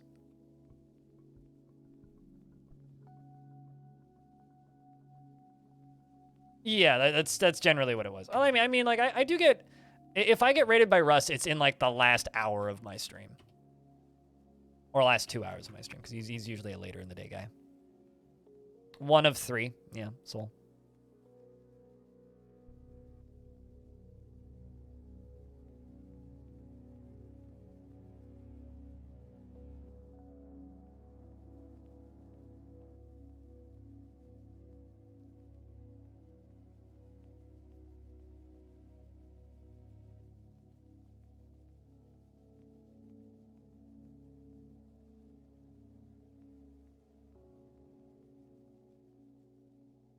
Yeah, well, I would say that Simon is probably the... I actually no, it's perfectly fair to say that in the Dwarf Fortress community, Simon is far and away the most well-known because Simon did all of the music for the Sound Sense utility, which is, you know, a very popular Dwarf Fortress utility.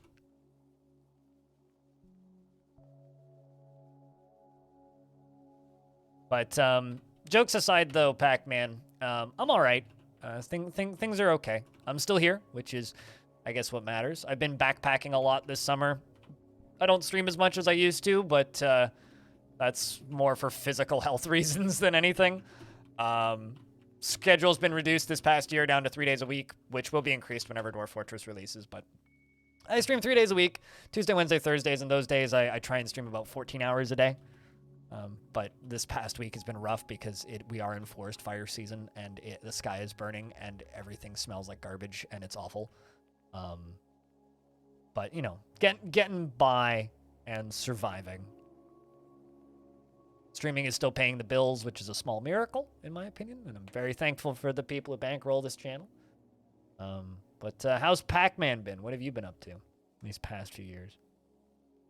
Past many years. I mean, you know, there's not very many 2015 follow accounts that tune into this channel anymore. There's a few. Not a lot.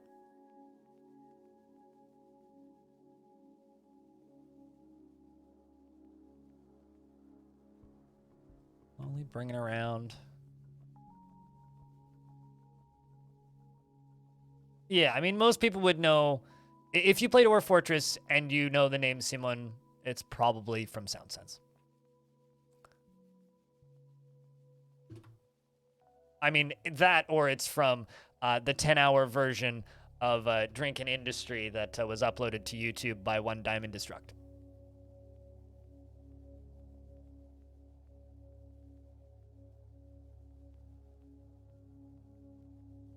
Just don't strangle the anxiety, because it is a part of you. Well, that's good. Congrats on getting a job and graduating. I mean, imagine graduating in this economy. Dwarves have suspended the construction of a wall. Well, that's a shame.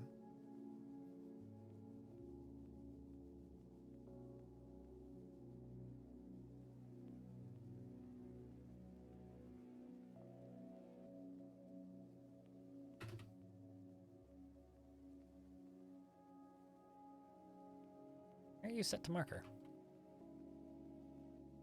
Dig. Oh.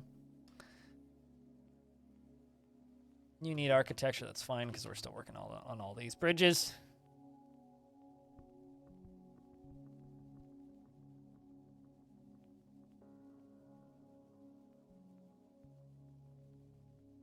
I'd swear I just saw something fall into the lava in a split-second frame, but... assuming that didn't actually just happen?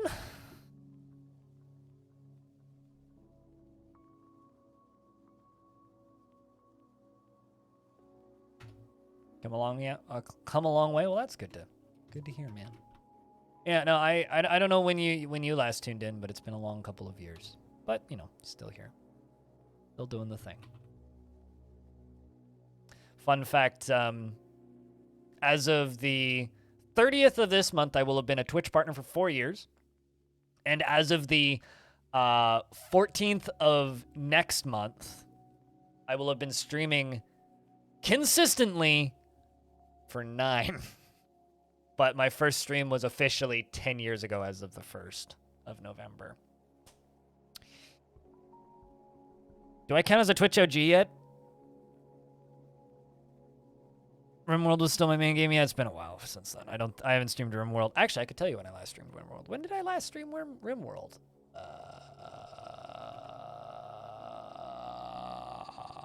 Really was? Oh yeah, okay. So I did the Hot Potato Charity Marathon in November 26th, 2020, but I'm pretty sure the last time I actually streamed RimWorld was like 2019.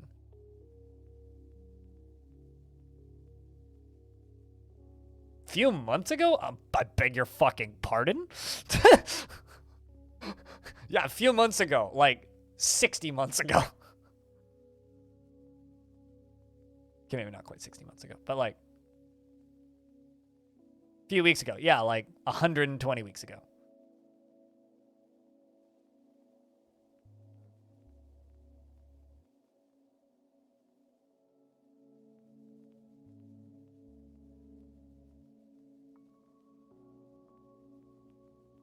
It wasn't Carolyn, was it? Or am I confusing that with the other artist?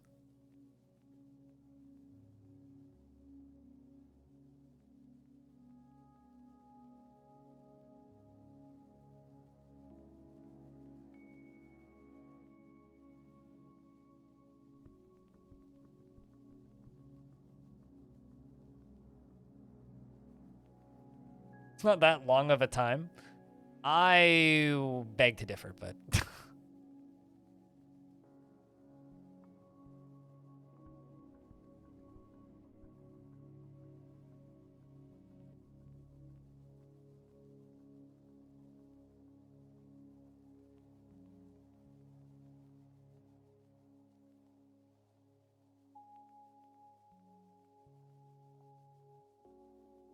You'll look it up. All right. Honestly, I can't wait to get like my hands on the credits for Dwarf Fortress Premium so that I can just memorize them.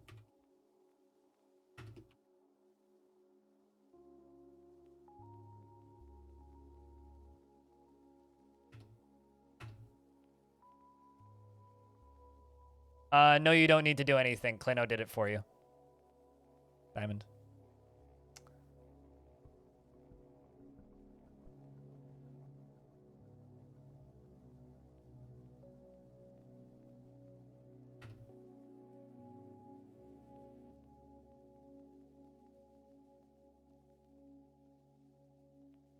So I'm now basically building a controlled flow zone that goes up to here. That's what I'm building. So that I can pull this lever and drain all of this lava. Well, maybe not all of it, but large portions of it down into, well, not directly into here. Well, it's going to flow down, straight down into there, which I need to actually plug. And if I'm not careful, I might burninate my whole fort, so gotta not send too much of it. But,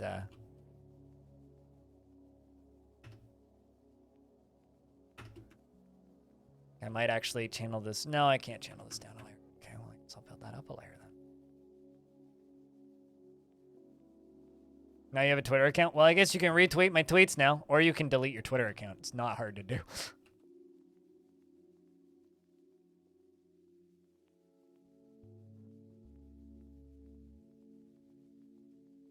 Seriously, though, deleting a Twitter account is easy peasy. We got a fish cleaner who's withdrawn from societal norms and is going to go make an artifact.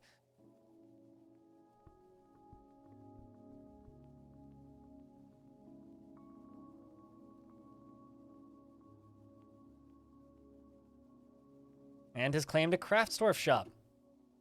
I'm gonna let the camera follow this dwarf, and I'm gonna real quick go take a piss. I'll be right back. If I could get a round of beers, that'd be rad. BRB.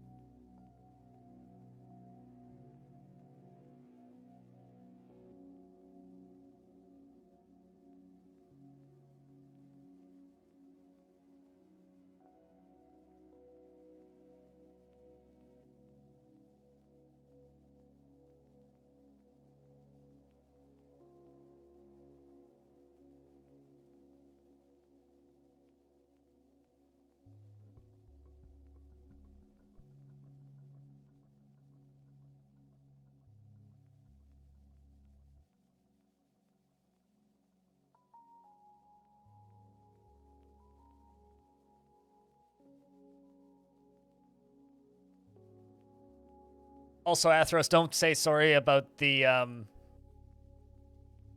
don't say sorry about the reference because it just went whoosh. I know almost nothing about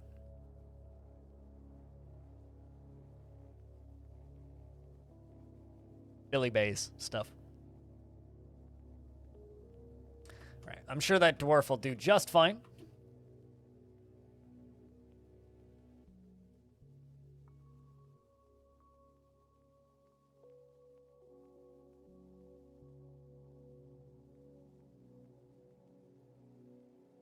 That done. That done. That done. Do I really only have 27 green glass blocks?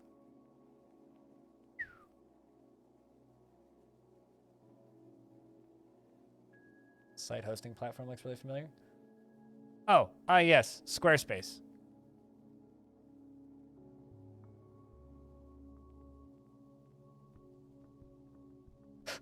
That's all I have to say to this. Yes, Squarespace. I too have built Squarespace websites.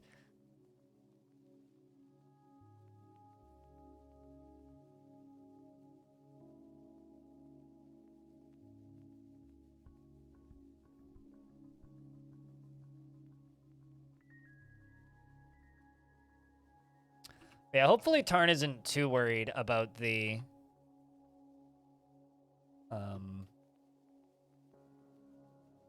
the smoke stuff. I hope things have been productive, because like outside of the tutorial stuff, like updates have been a little quiet as of late, which I generally like to think is a good sign. I don't generally think that. I absolutely think that that is a good sign. So, okay, where the frick did I put the lever for this thing? Actually, I have no idea. I put it in the control tower?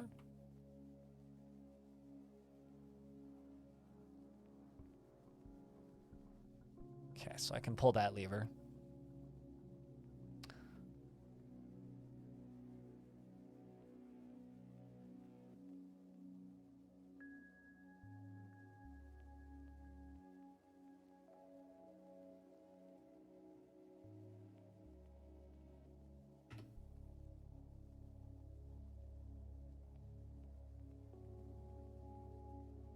I mean, I know who Billy Mays was, but when people reference Billy Mays, I have no idea what they're referencing usually.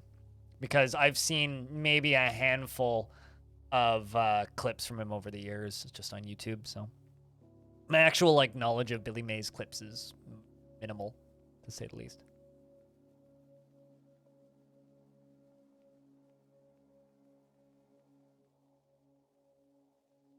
Somewhat crazy. Turns out Coke does that to people. Yeah, like Amaranth's husband.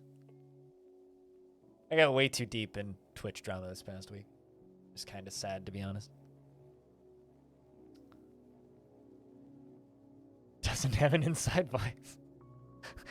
No inside voices here. Don't need a damn cabinet full of cleaners.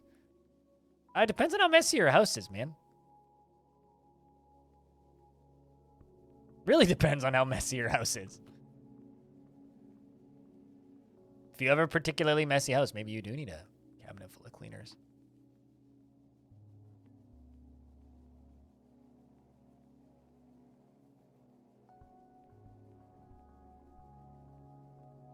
So I've stopped the lava from flowing, but it is still flowing, I assume. Let's see if I pulled the right lever. Yes. You just need OxyClean. This stuff's terrible for fucking oceans, though. I kind of hate OxyClean. So the lava flow to the big pit is finished. We know that that'll fill about half of it, but it won't fill all of it.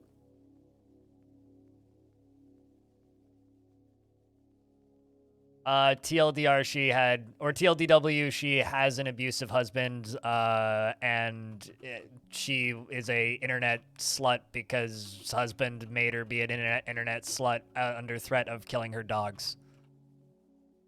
That's the TL didn't watch, don't give a shit version. And before she was a pair of tits on the internet, she was a creative streamer, which is true. I actually kind of remember those days. When creative was blowing up, and is now going to go probably back to more of the wholesome shit that she used to do before, back in the day, which is nice for everybody.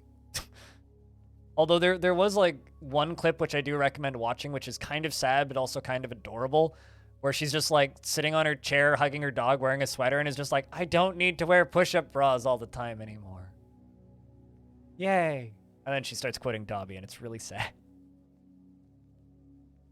Well, I stalk all of Twitch, or I did, in like 2015, 16, when Twitch was still small enough that you could just like when the top category on Twitch had like 6,000 people watching, you could like realistically go to the top category on Twitch and like just go through the entirety of Twitch and just kind of have a look at who's streaming what. And I remember seeing her name back in those days.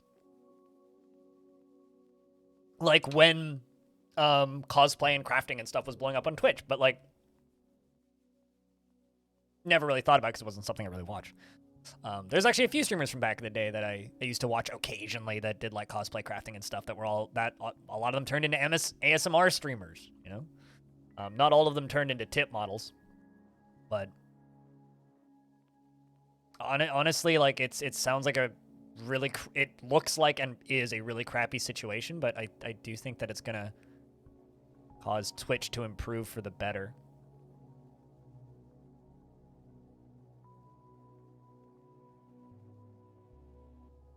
Yeah, no, it's just fucking sad. I mean, like, every now and again, like, I'll have people ask me, they're like, what do you think of, like, titty streamers? It's like, I don't. Because, like, it's not my audience. It's not hurting my audience. I don't care if people want to do that kind of content. Go nuts. It's just not something that, like, I even think about, really. Like, it doesn't cross my sphere at all to a point where I would even care about it. So I never fully understood why she got so much hatred just for, like, making money. But man, it makes those people look like assholes in hindsight. I will say, actually, like, I did get kind of annoyed with her for a bit when, like, the whole hot tub thing was blowing up. And people kept begging me to do hot tub streams for the memes, and I was just like, fucking die. Like, it's just, shut up!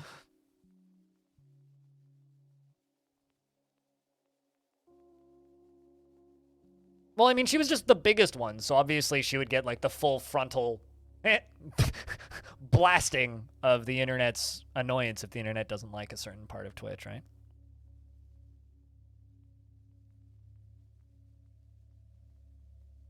Yeah, some people love to hate people that make more money than them.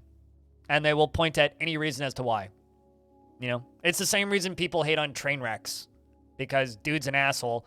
Also, streamed a lot of slots for a long time. And was an asshole before he streamed slots. So it's like, there are people on Twitch that people just love to hate. But sometimes that hate is just misdirected, right? Mm-hmm. Pretty much. I mean, she still is making tons of money, and she'll probably make less money now.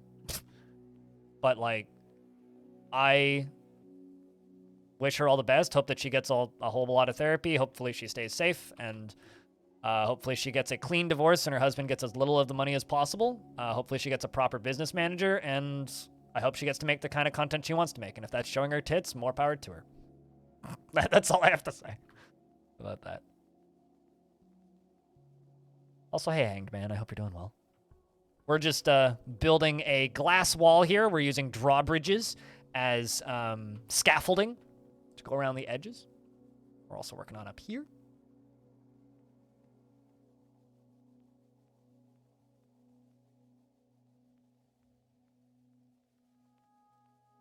Question, streamer. Response, Haas.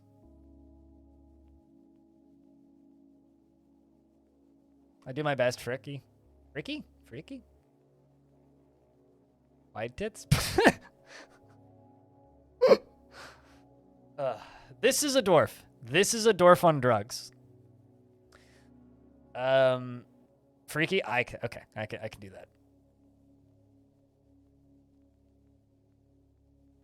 This is, why do I have I think you're freaky and I like you a lot stuck in my head now? Thanks, but it's fine. I'll live. Can Haas become titty streamer? Acquire tits, become streamer. Problem solved. I don't know. Can you? That just requires a lot of dedication. If you have the dedication, anybody can become anything, right? It's the year 2022. If you want to be a monkey streamer, you can be a monkey streamer. Fisher Durf has begun a mysterious construction. Fucking finally. Jute cloth, 2 tanzanites, paradise nut wood logs, gold bars, sheep's wool cloth, durian wood logs, andesite, and diorite. I think it's a craft store shop. Yep, it's a craft store shop. MB4 fancy mug. Marino, want tea anything? Good. I mean, yeah.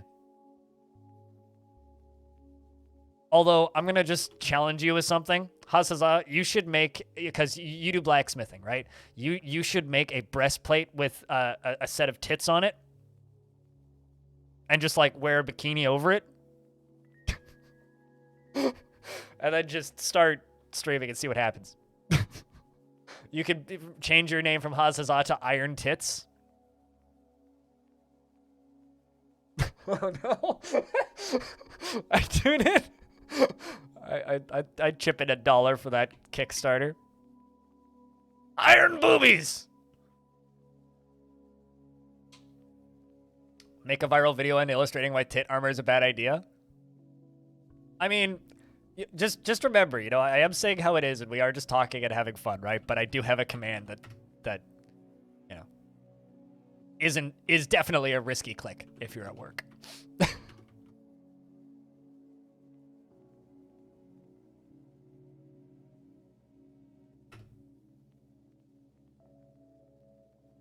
Dude, you should just put like little flowers on the end. Or like little stickers. Like little heart-shaped stickers. There you go. Haas can become titty streamer. That'd be funny. Nice, I know, right? Everybody loves to see a beautiful pair of tits. Although, actually, I don't know if there's a photo of a pair of tits on that Wikipedia page. I mean... Okay, there's at least 2 tits on this. 3... no pictures with 2 tits in one. Oh, no, there's 2 pairs of tits, actually. Even better.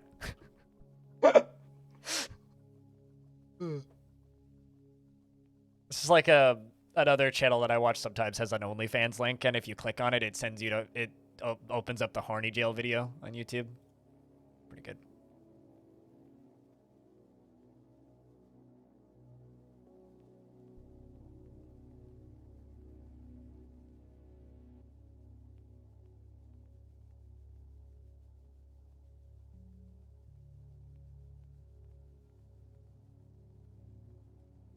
Sticker of a tit. What, like the bird? That, or you should, like, etch tits into the handle of an axe or something. And you could challenge Toss with that. Although, realistically, for, like, blacksmithing stuff on Twitch now, because, like, we're allowed to multi-stream, that's something you absolutely should multi-stream to TikTok. And, like, Instagram and shit. But... what does streamer know?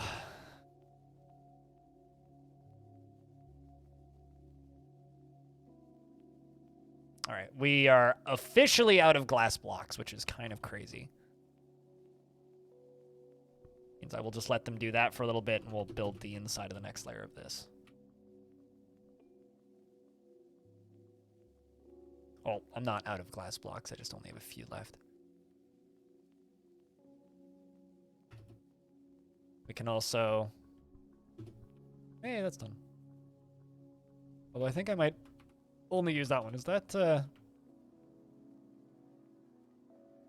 Yes, it is. God, I've got too many of these. Alright, this list of bridges is getting ridiculous, guys. None of them are even named Jeff. Shem the fish cleaner has created Lisdom Tonem Dumar, a diorite crown, and claims it as an heirloom in the name, and claims it as a family heirloom, not in the name of any ancestors, just a family. The Hall of Walls. It kind of is, isn't it? 93,600. Marked nails the group of haunts.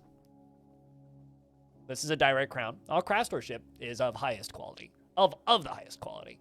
It is encrusted with oval diorite cabochons and tapered baguette cut tanzanites, and decorated with durian wood, and encircled with bands of gold and jute. This object is adorned with hanging rings of sheep's wool and paradise nut wood. On the item is an image of Ineth Lancebuds, the dwarf and dwarves in andesite. Lancebuds is surrounded by the dwarves. The artwork relates to the appointment of Ineth Lancebuds to the position of diplomat of the Rim of Savants in the early spring of 157. On the item is an image of 3 stormy minions in tanzanite. Anyway, 3 stormy minions. I guess there's something called a minion in this world. No idea what a stormy minion is, but...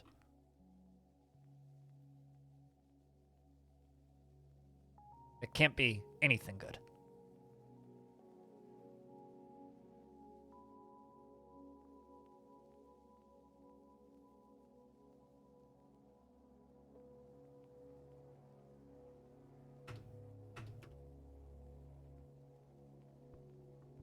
Oh no, did another tree just grow? Fucking hell, that tree just grew.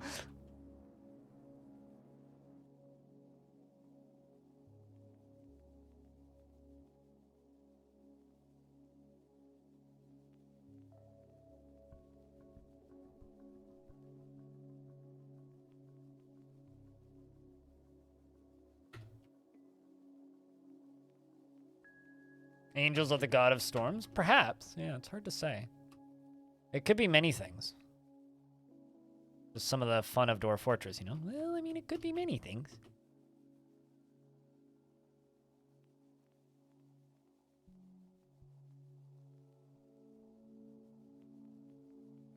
Actually, what I need to do is I need to channel down from up here.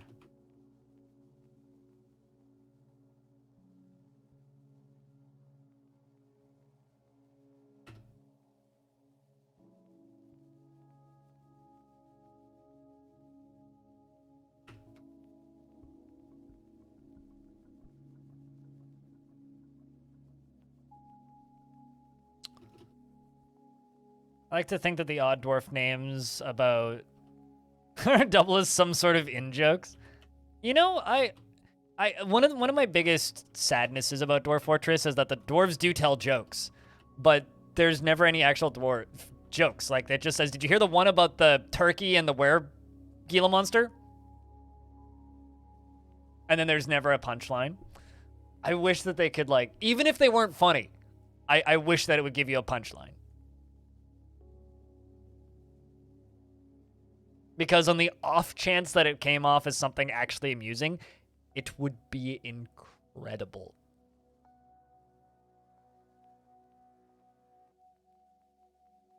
That's the punchline, is that there is no punchline? Well, that's a shame.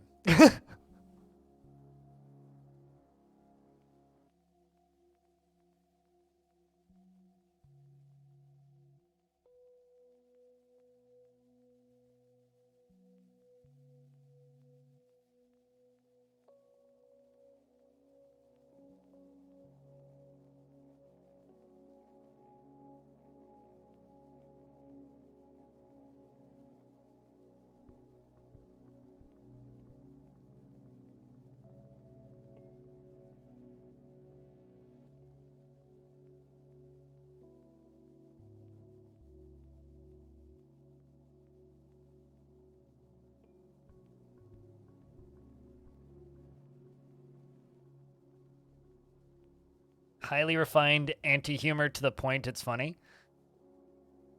Well, I mean, anti-humor is a very difficult thing to pull off. Imagine trying to procedurally generate it.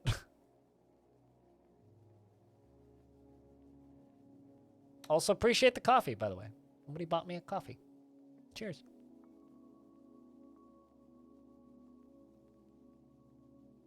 Also very much cheaper than bits. I do agree.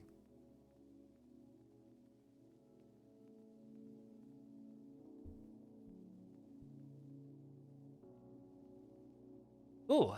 The Guild of Walls now has many members in Stonewater and requires a guild hall. The location must be built and furnished, with a hall designated for a mason guild. Well, I know exactly where I'm going to put it. Because right here, well, this actually was going to be a doctor's guild. So I think we'll leave that as a doctor's guild. But up here, I'm going to make a mason's guild over on this side.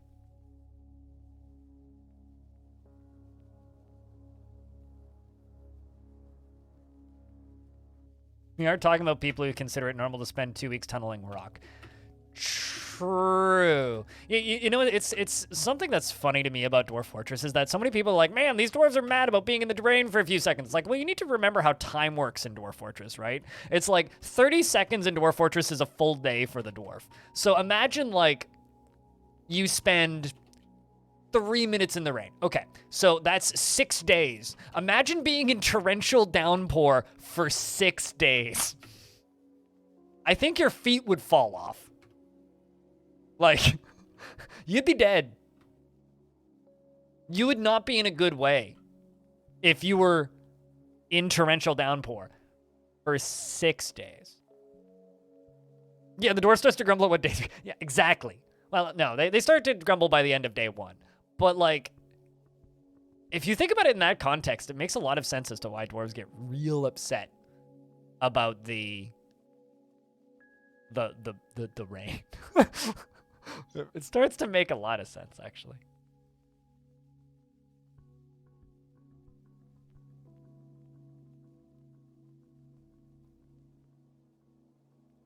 You used to walk to school uphill for 6 days. Was it also uphill to get home? Because, gosh. Because, you know, the Earth does rotate, right? So you had to walk uphill to get to school, and then after the Earth rotated, you then had to walk uphill to get to school again. If only the Earth wasn't flat, things like this wouldn't happen. And wolves. Oh, and yes, and wolves and the blizzard. Mm-hmm. Well, at least you didn't have to go to blizzard. That would have probably caused some harassment. It was raining wolves. It's raining wolves in a blizzard. Yes, perfectly normal Finnish weather. Don't forget Canadian weather. Here it only rains moose. Which is generally kind of fine until they all start pooping.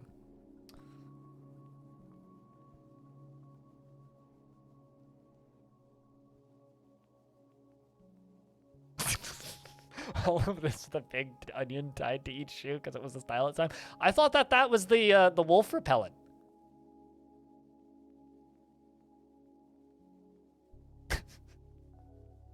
You know, I'll be completely honest. I've lost the moose and reindeer here. Yeah, I've never seen a reindeer in real life as a Canadian, but I have seen moose. And bears. And grizzlies. What's kind of funny is whenever sometimes one of the last times me and my friend went camping, and we were going camping somewhere where we could take public transit. We took public transit all the way to where we were going to be camping, and on the way there, this random dude just comes up to us at a bus stop and goes, "Guys, going camping?" Because we had big backpacks on and stuff, and we go, "Yeah, no, we're going backpacking." And he goes, "Oh, really? Where?" And then we told him, and he's like, "Oh man, have you guys ever seen a bear?" We just looked at him, and we're like, yes. It was like the strangest, you've never left the city before, have you? kind of things I've ever encountered. It was so strange.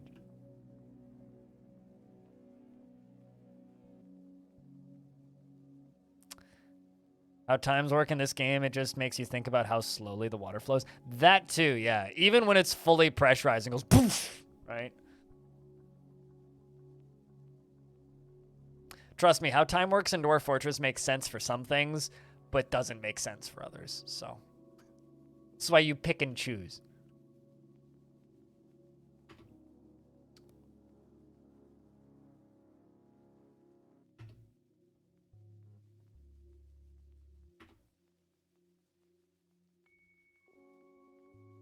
That'll be plenty.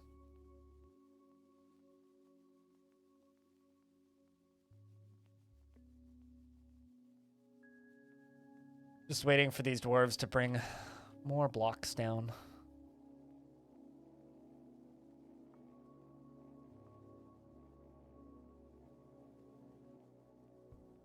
Huh?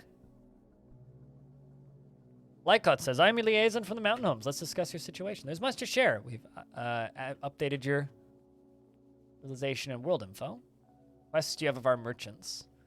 Once again, bronze, copper, steel, good shit, iron, why not platinum? Why not Zoidberg? Iron and the important stuff. And there we go. We've finalized the import agreement. Feel free to go over the documents. Let's discuss what we're willing to offer you for your Craftsdorf ship. Usual stuff. Farewell, Zuglar. I look forward to our meeting next year. Our fortunes rise and fall together.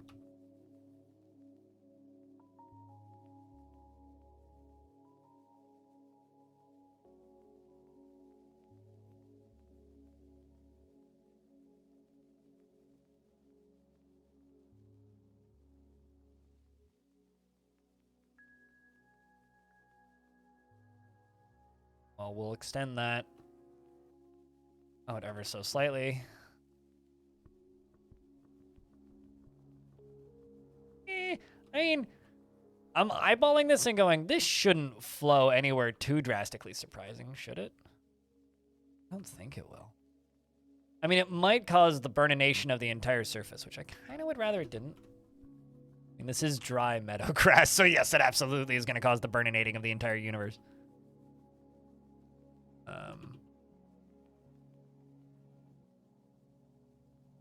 Back down some of these twees. I also don't need to worry about elves because there are none. I'd rather not burn down the entire surface. So if I can avoid doing that, I think that would be optimal.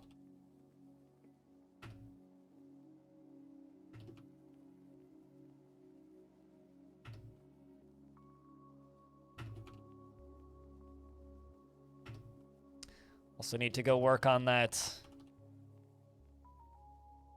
masonry guild, which is right here very conveniently.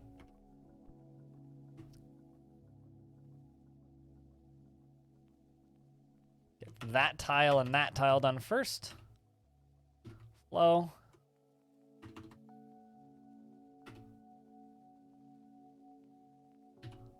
And we're going to set this all up as... right, yeah, we also have the Stoneworkers Guild, which is the Company of Boulders, which is also a really good name, by the way. But this is the Hall of Walls. Gold Amethyst, that's a terrible name. Rename location. Volcano of Meditating. Volcano of Walls. It's fitting because there's a volcano right there.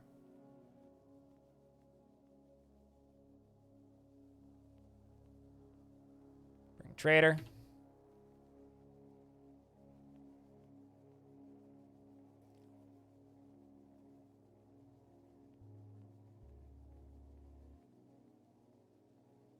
I'm like weirdly proud of this construction so far, even if it doesn't end up working. Just because of the like ridiculous scale and grandeur that this whole thing is at already. And it's like not even close to being done.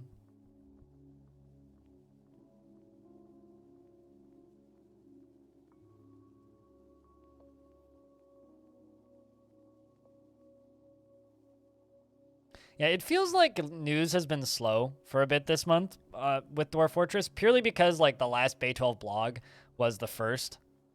It's like we're getting back to old times where it's just like, yep, the only updates we get are on the first of every month. It's like, okay. It's like, yeah, there's been the Kid Fox news stuff, but the last few have just been like, here's some footage of the game, or here's some other footage of the game, or here's some tutorial stuff that you already kind of saw before, or here's some other footage of the game. And it's like, that stuff's okay and it's nice, but like, you know, it's no, it's nothing mind-blowing like the music update, you know. Speaking of elves, you find that there are that some friends are quite disappointed with the Lord of the Rings Amazon series. Someone watched it. Is it interesting enough? Chad, has anybody here watched the Amazon series? I haven't seen a single second of it. The only real commentary I've seen on it is that it's cheesy. But, like, still better than, like, the Hobbit movies. Like, everything I've heard about it is that it's just a good cheesy. So I guess take that with what you will.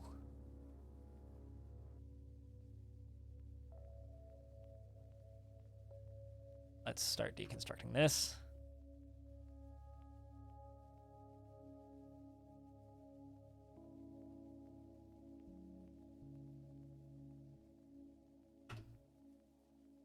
I personally am kind of burnt on modern renditions of Lord of the Rings ever since the Hobbit films. I'm not against the whole concept of them, and I would consider giving that Amazon show a shot, but I just haven't watched it purely because, like, I don't know, just like I said, those Hobbit movies just kind of soured me on more or less the entire idea of, like, Lord of the Rings as a... sounds weird to say Lord of the Rings as an IP, but I enjoyed those original film, the Lord of the Rings films and the original books just so much that it's like, Nah. Very much prequel syndrome, artificial amounts towards linking up with things that you recognize. Yeah, it doesn't. Isn't that like the vast majority of current gen media though? It's like everything just kind of suffers from. Oh, if this just was like not based on this previous IP, it would be fantastic. But kind of for everything. I'll be honest, that doesn't really give me much hope that I would enjoy it anyway. But I don't know. I've been told it's good cheesy, but like I said, it's kind of hard to say as to whether or not it's good cheesy or bad cheesy.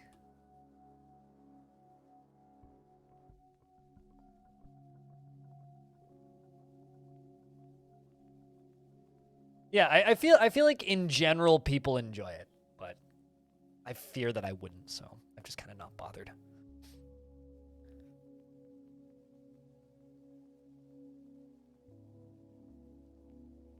Really? You never read the Silmarillion stuff, so your skin off the back it just seems odd. I've never read the Silmarillion, but my older sister read it out loud to me, like, decades ago now. So I remember bits and pieces of the Silmarillion.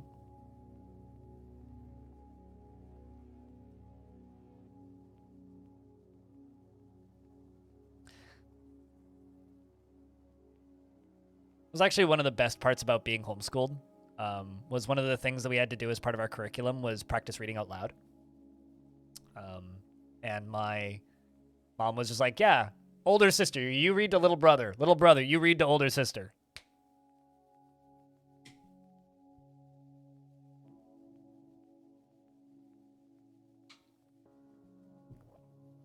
Silmarillion is awesome, and there are very good unabridged reading it that you can download. You can post a link if allowed. There's no link rules here, so go nuts. The only actual link rule in my chat is just if you post porn, you will literally never post again, and you'll get yelled at if you self-promote blatantly.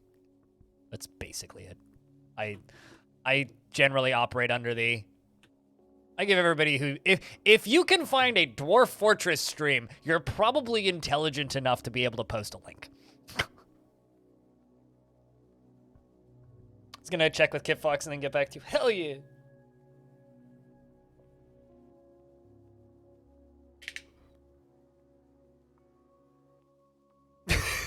I mean, I'm pretty sure that the Silmarillion isn't porn, but this is the internet, so stranger things have happened.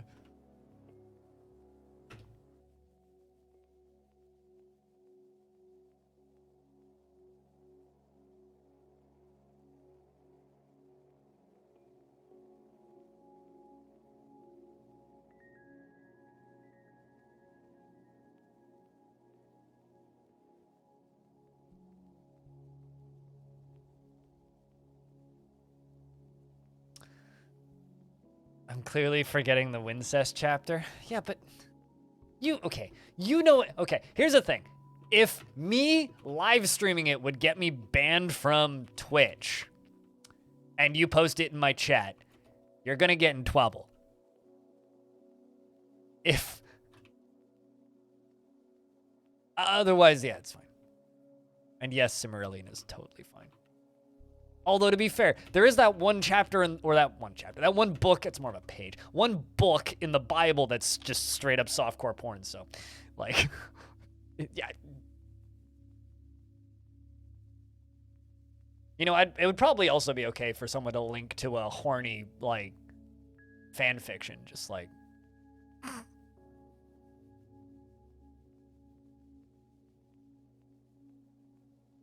Considering, like, in a world where Game of Thrones exists. Nah, you're all good. We saw some elves doing elven kung fu, and at that moment I thought, please call some video game animators to do monsters. Wait, what? In the, like, Rings of Power series? Still working on the same thing, just channeling towards the, end location.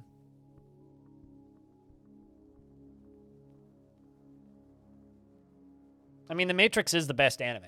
Come on. I've said that a couple of times and annoyed some Matrix fans. It's like, The Matrix is just a live-action anime. My dad was talking about how he didn't like the most recent Matrix as much as the old ones, and I literally just looked at him and was like, you know, it's a live-action anime, right? And he just looks at me like with this very confused look on his face. It's like, there are two pieces of media in my life that I genuinely enjoy for the fact that they tricked people into liking anime, which is The Matrix and Darkest Dungeon. It's like Darkest Dungeon is just a Japanese dungeon crawler with a Cthulhu skin. It's like a very standard Japanese, like, J dungeon crawler that, like, Japan has been making for, I almost said hundreds of years, for a very, like, as long as video games have existed, right? Like, Japan has been making that style of dungeon crawler for a very long time, and they're very popular. Of course, it has, like, some unique insanity mechanics and some interesting blocking mechanics, and, like, the whole torch thing is kind of neat and pretty unique to it, but, like, it's still, like, that structure is a Japanese dungeon crawler.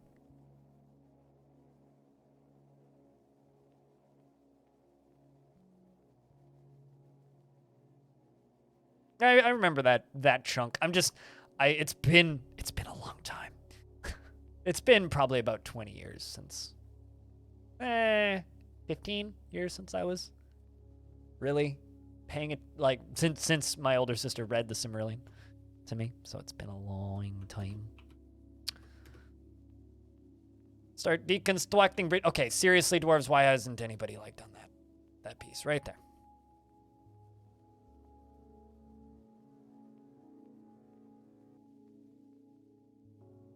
Building. Nobody constructing a building.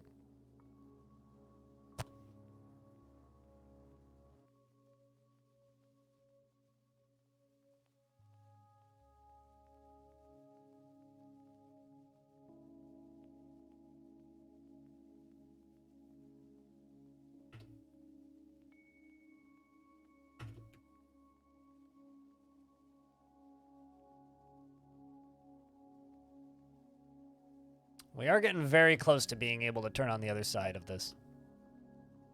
Very, very close.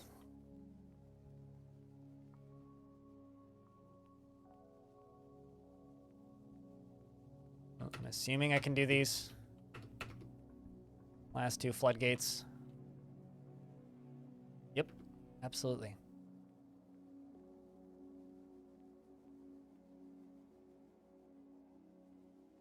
Everybody's learning very interesting facts about the Silmarillion today, I think. Oh, shit! I can't show you guys this because I'd be breaking terms of service, but Twitch has a new stats layout. To anybody who streams, it looks very similar to the old one. It's just like, they've like moved analytics around. Actually much better. Neat.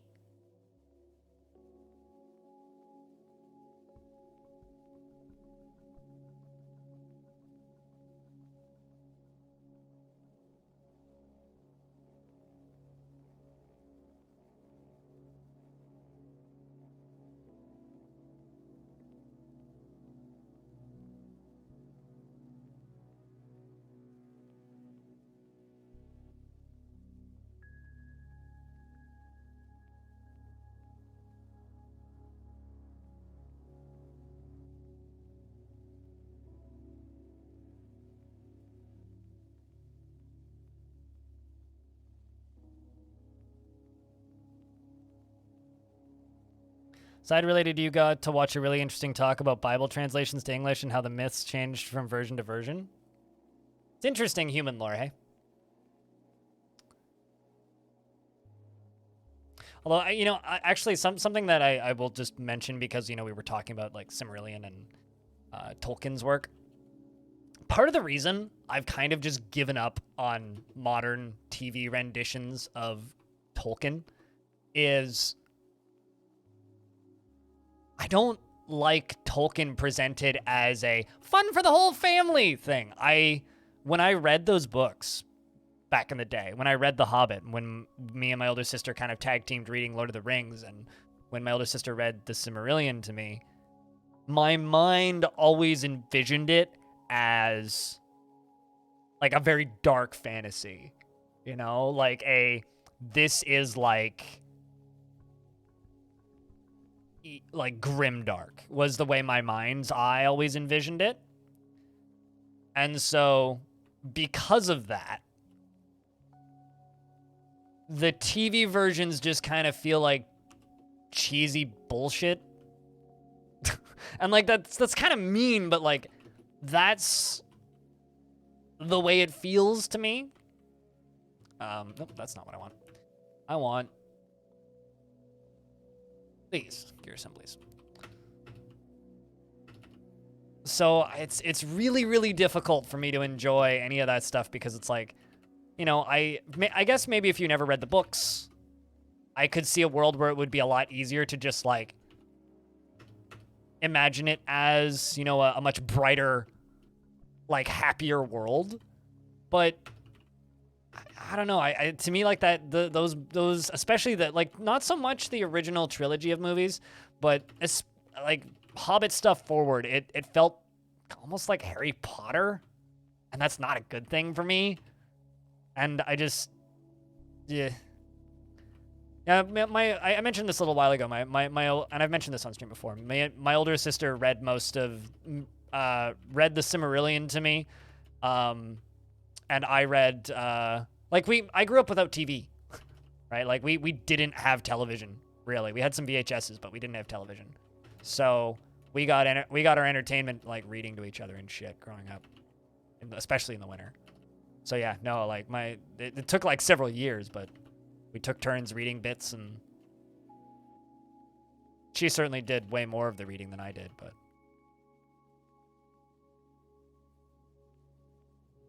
no, absolutely. Like there's whimsical bits, and especially in the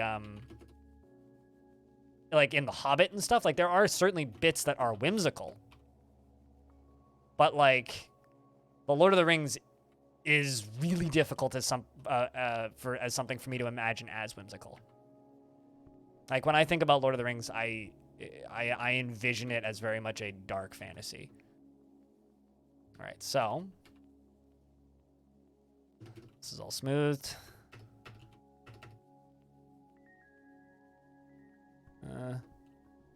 We'll just engrave stuff along here.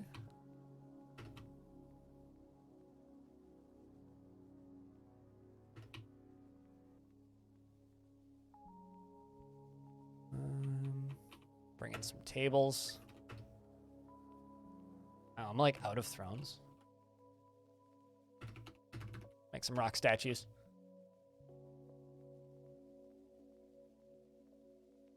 Okay, that'll be fine.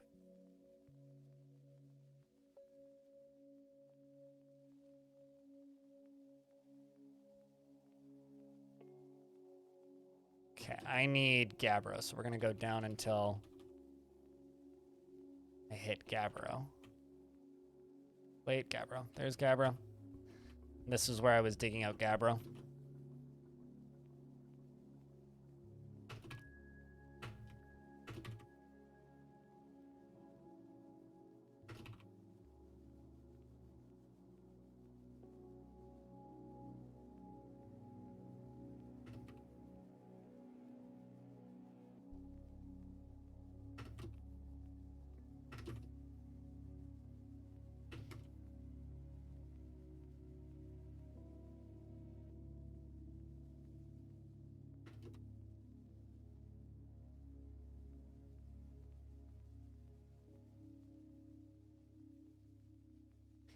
Feels a bit like reading some terrible Greek myths and then watching Jason and the Argonauts.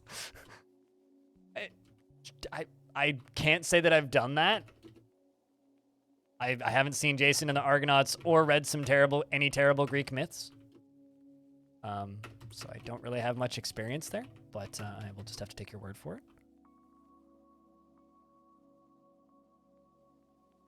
But yeah, so it's just weird for me, Lord of the Rings. Lord of the Rings is just weird, and I really wish that I enjoyed more modern cinema, but a lot of it just doesn't feel like it's made for me, unfortunately. Gosh, Twitch is really unstable right now. What the hell's going on?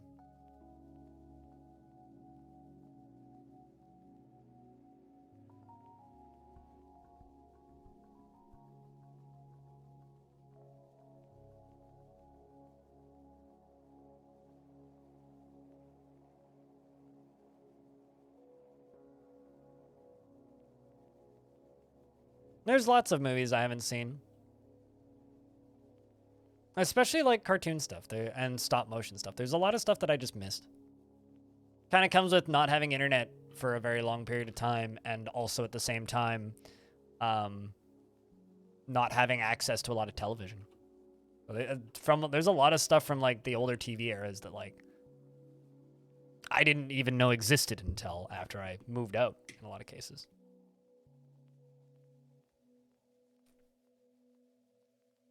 Thanks for the coffee, by the way, Raz. I'm not sure if you were here earlier when I mentioned it, but...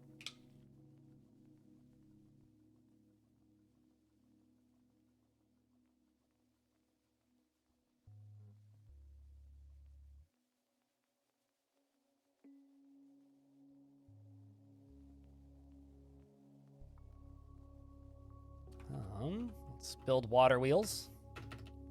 Oh man, I'm gonna have Bloodthorn water wheels. Oh, that's rad.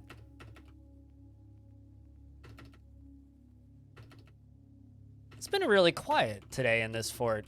Last time we streamed this fort, we got raided twice.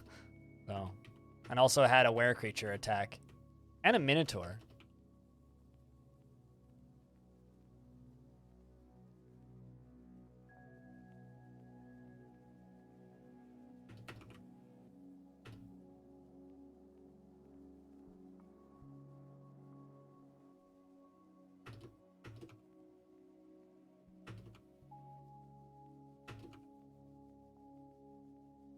It's kind of on topic for this game. For anybody who's wondering what we're doing now, we are constructing water wheels and mechanisms, which is what's going to power the majority of the constructions that we're building as part of our defense. So that huge pit of lava that I'm constructing and all of the pumps on top of it, this is what's going to power it.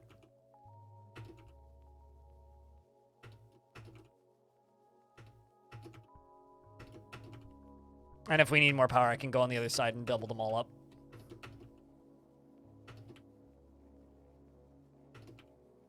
This is going to be a lot of power.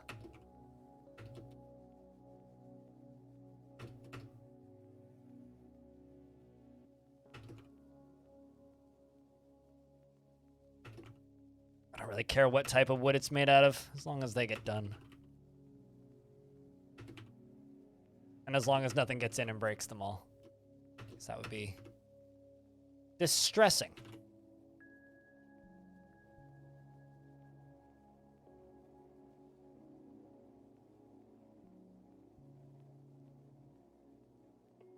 I do have to say thank you, though, to everybody who's tuned in so far today and everybody who's hanging out. Appreciate you guys. Massive shout-outs once again to Excessive Profanity Cody for that massive fucking raid at the start, and shout-outs to everybody who stuck around from that. And thank you very much to everybody who's just tuned in outside of that.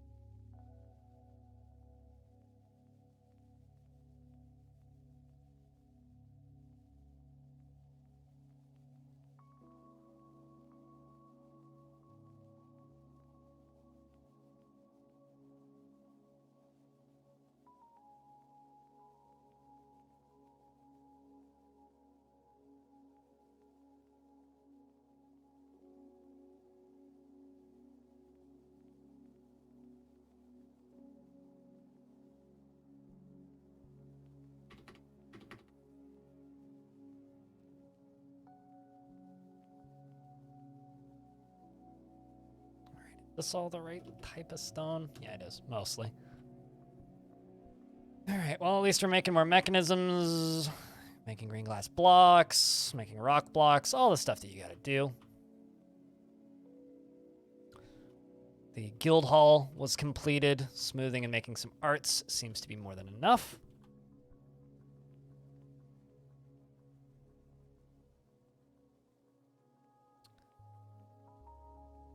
I could straight up just pull the lever and start the lava flowing. Maybe I should do that. The thing is, I need to give the dwarves a way across the lava flow. So, I'm actually going to go here.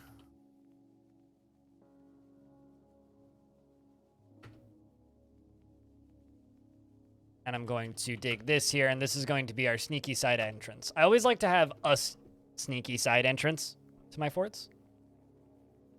So I'm going to make a sneaky side entrance for up here. We're also going to work on this a little bit, because this will make more sense once the sneaky side entrance has been constructed. I don't know why. It's something that I always feel the need to do in my forts, is build like a side entrance, even if it's like not actually a practical thing, not actually a legitimate form of defense because the baddies know that they exist or anything of that sort. It's like I still just feel the need to make them because they feel cool. That's the easiest way to put it, is they just feel cool.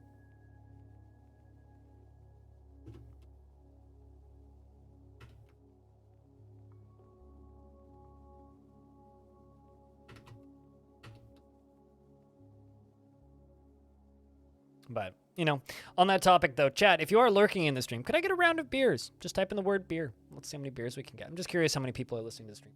They're kind of quiet. Hopefully we'll be able to get this big old water flow flowing sooner rather than later. By that, I mean I basically just need to give these dwarves an exit. I need to finish a few more things and then pull a lever, and it should theoretically just work. I literally just need to make sure these dwarves have an exit.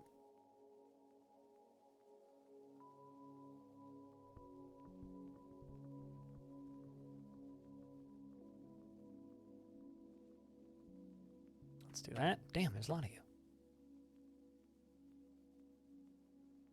All right, let's go up to here. This mega build is pretty chill, you know? I love how dwarves, like, can't build diagonally until they can. It's always kind of amused me. It's like, I thought you guys aren't supposed to be able to do that. Alright, drawbridge raises. Drawbridge raisins. Let's go.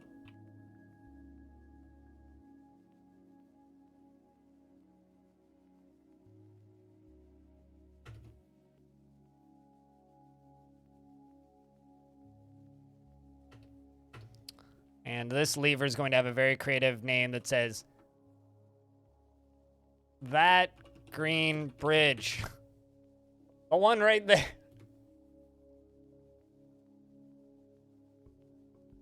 All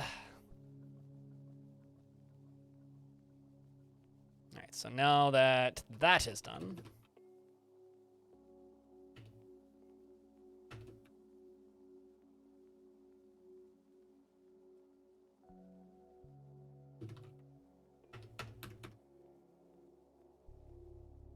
look at that bridge building. Keep working on this.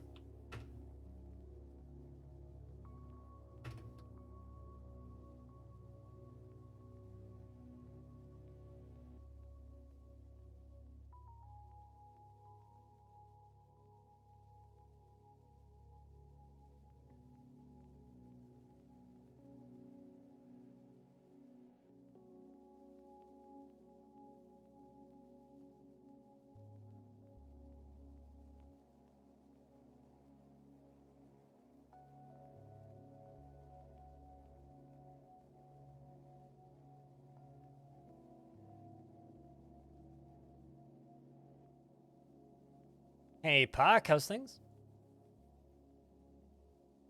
We're reconstructing and rebuilding and I don't know, flowing I don't think reflowing's a word. Redistributing, there we go, lava from the top of a volcano into a giant trappy burnination room. So we can burninate a lot of things. Because anybody who frequents this stream knows that I like to burn stuff.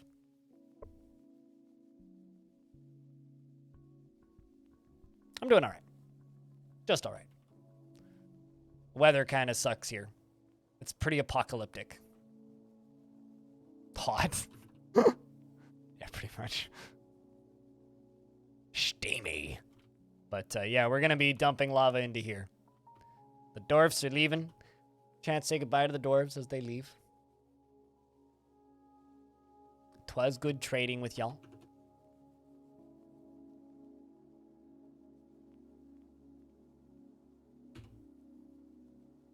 But a little hungry. Today's been pretty okay, though. We are building a lot of water wheels, which are going to be powering a lot of pumps up here. I'm still trying to figure out how I'm going to connect the pumps to this thing. I actually haven't thought that far ahead, but we'll figure something out shortly, probably. Probably some tunnels. A raisin tea biscuit.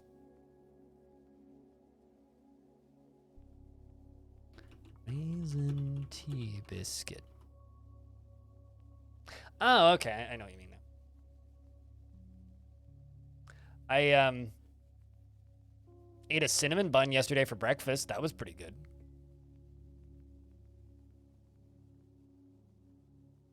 This one was from Timmy's. You know what's funny? I typed in raisin tea biscuit, and the first thing that popped up was a recipe on how to make a raisin tea biscuit. The second one was calorie count, Tim Hortons menu. So, yeah, that checks out.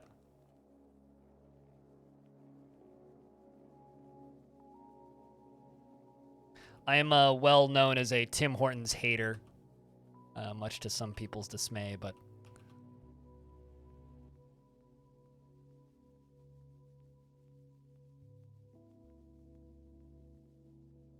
my favorite thing to say about Tim Hortons is not everybody likes their coffee, and not all Canadians like their coffee, and not all Canadians think that Tim Hortons is good.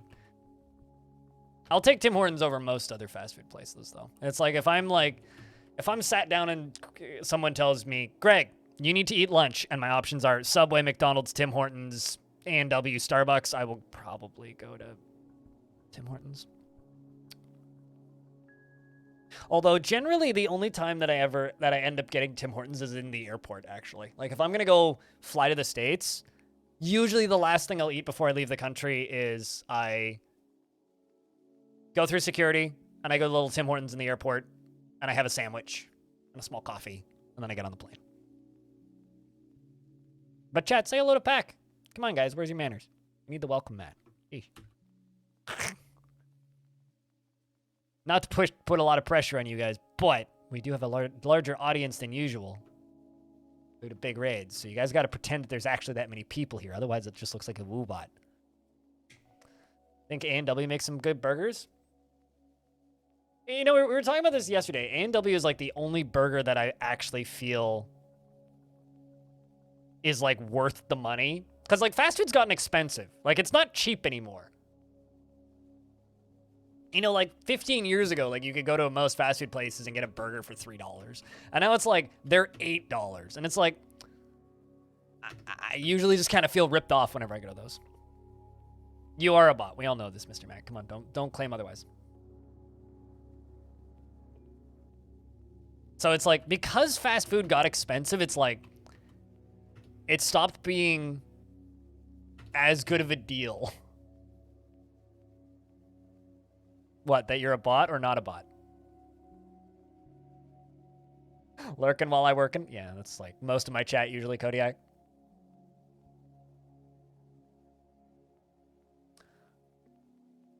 Lurking and working while I'm eating a jerkin. It's a type of sausage. Not dirty.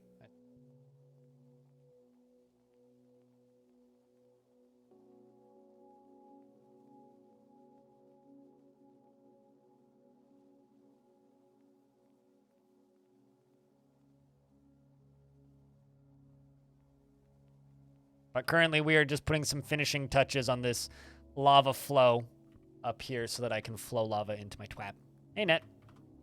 It's cheaper for you to order lunch to pick up from a sit-down restaurant than fast food now. It's real weird. Yeah, it's sometimes people just like, okay, so there's like this, there's a very American culture, right? And I'm talking about my neighbors, the Americans. There's a very American culture around fast food, right? Like, especially sandwich places. I've had bots subscribe to me before. This is still sus. See not to buy. Thank you very much for increasing my today's revenue from like $2.80 to like $5 or $6. At least my Twitch revenue. I did get a tip earlier. Quiet. What? A gremlin! No, I'm not just saying this because of the memes. There's actually a gremlin in the fort. Run away, you Dumbo. Get out of here. Go away.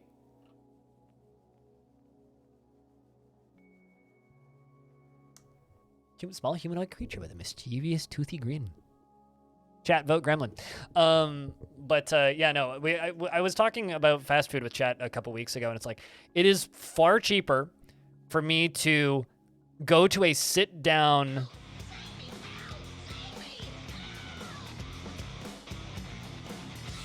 Thanks for the 5-pack.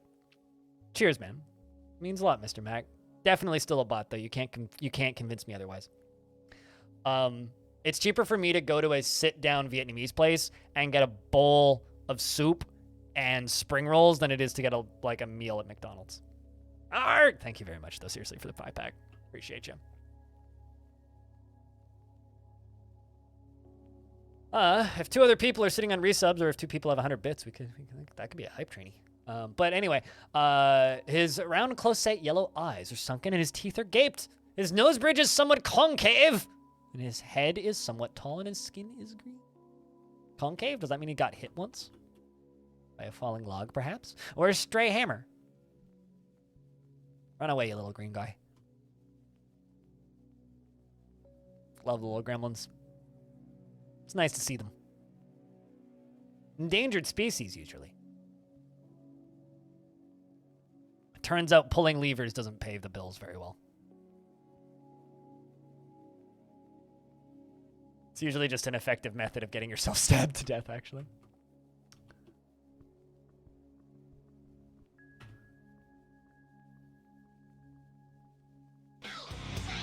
Hack, thanks for very much for re-upping that sub for an 11th month.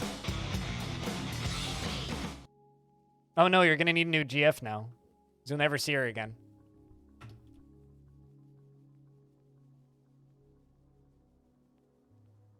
I did chicken butt.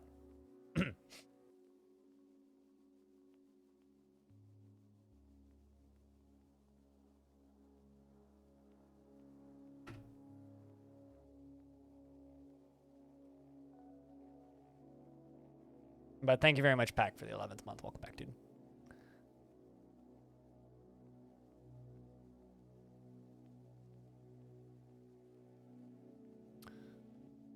You can post beers again? Damn right. I mean, you can post beers even without being subbed. It's called Crypt Burr. It's just as awesome as normal Crypt beer, except it was drawn in MS Paint and is Burr.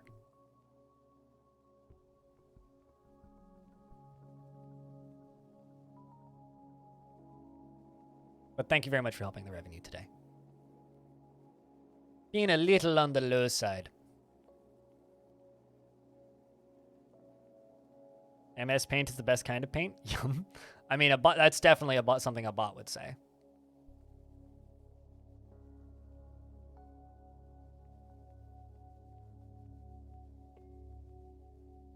Crypt beer. Oh dear, Crypt beer. Thanks for the zombie bits. Cheers, frog. Beep boop, no win.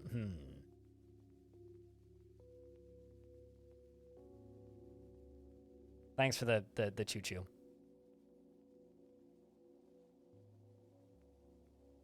You know, I kind of hope that we get to them boost trains at some point in the next decade. Making masterpiece statues.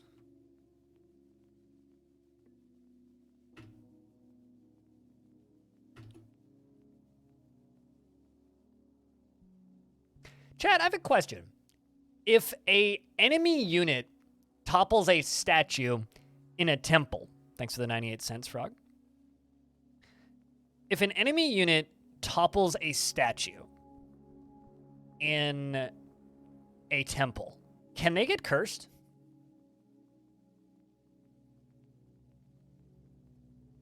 Does anybody know?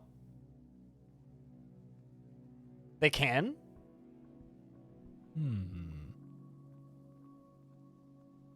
Interesting.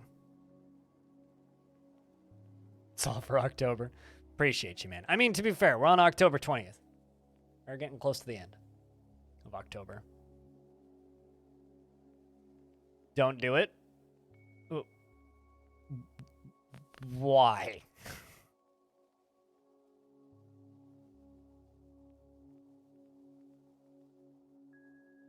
It's a dark and fell power. I mean, they'd get, like, burninated anyway.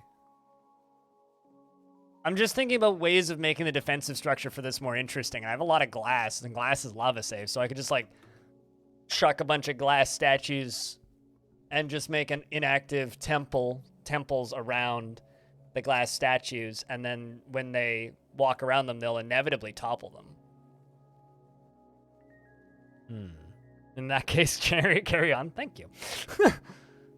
Interesting.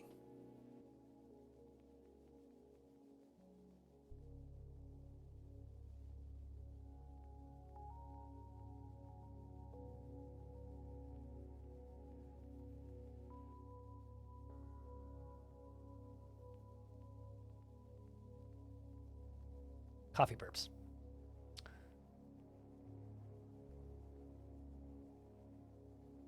Would you let their cursed selves return home?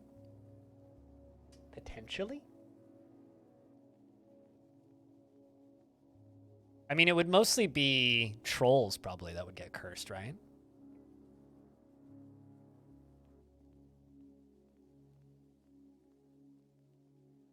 These guys. The gift that keeps on giving. Yeah. Be a pretty good way to, like, infiltrate an enemy.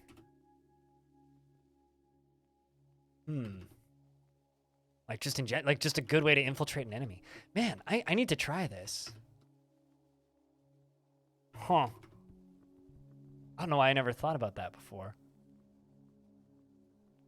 It's a good way to make, like, a wizard tower, you know? Also, for reference, probably, like, 2 gift subs would level it up. Maybe 2 gift subs and 100 bits would level up to the next level. No thank you, troll vampires. What's wrong with troll vampires? Trampires, you know?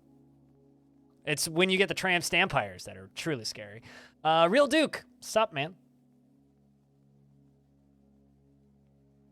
We're getting pretty close to finishing this massive construction.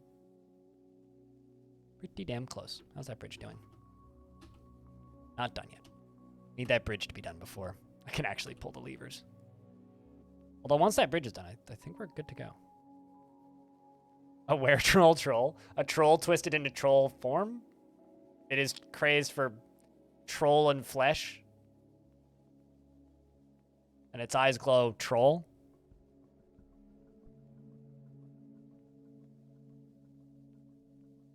Something they're eating her and then they're gonna eat me. Oh my god.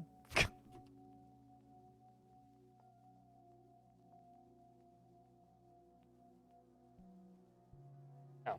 It's like, why is nothing working? It's because I hit caps lock.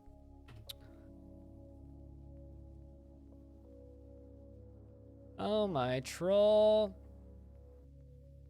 Thank you much for the little hype train. $1.98, 7 gift subs. It's like the vast majority of my revenue for today, so thank you. That and, of course, the coffee that Razline bought me.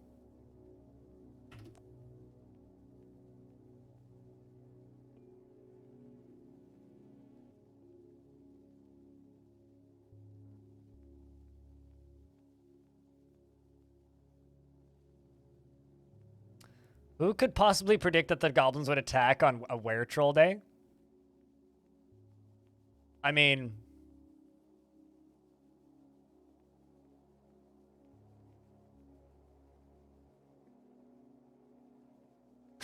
I mean, chat's talked about it a couple times, Diamond. Like, it's the shortest ever seat holding for the UK. It certainly seems to be the any percent speedrun, yeah. I'll be completely honest. I'm not keeping up with what's. I'll read up on what the hell's going on with the UK this weekend because like, it just kind of came and went. As far as I'm concerned, it's like UK politics makes my head hurt.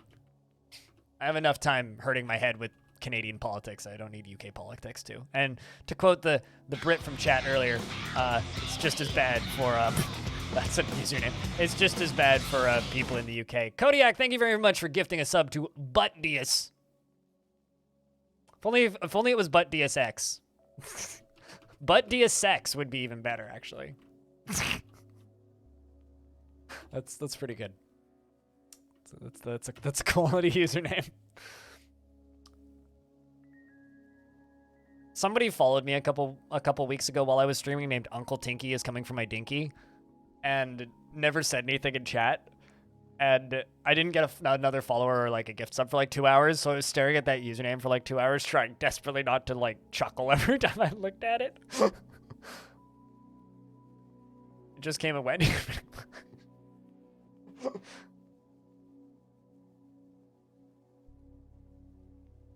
Oh no. It's Stone's number again. That is interesting, yeah. The first British Prime Minister to serve under 2 monarchs in 67 years. Wow. Wow.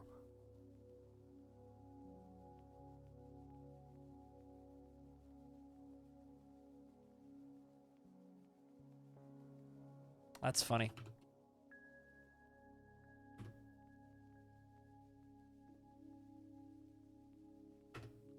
To be totally fair, I kept on forgetting that Liz Truss was even a person in the first place.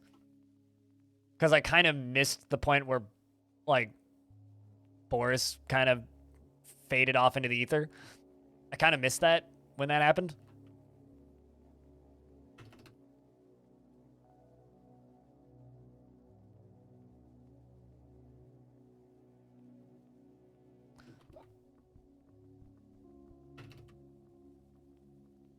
In the first place, so because I missed that detail.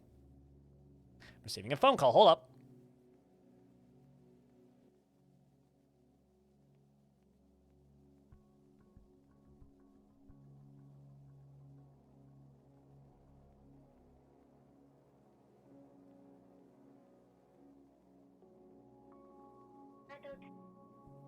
That there is an abnormal problem with the number under your name. Uh-huh.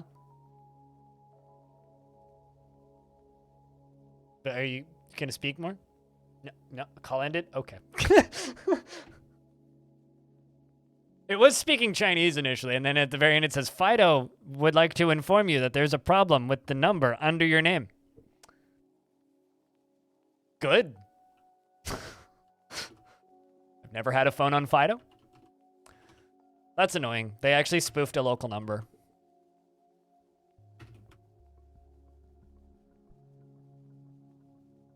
I'm pretty sure you... Yeah, same. It's just like, I'm also pretty sure that that happened. But...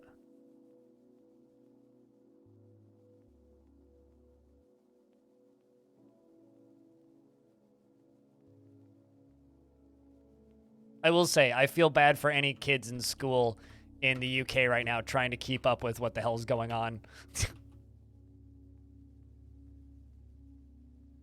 Just seems cruddy. Don't delete my stairs, please. I need those. Bridge is done. All right.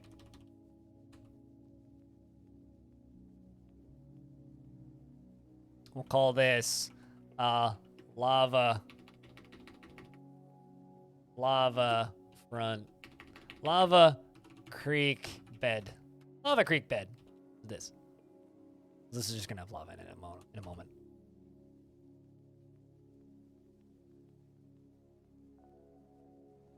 I haven't even Google searched to find out, to be completely honest with you.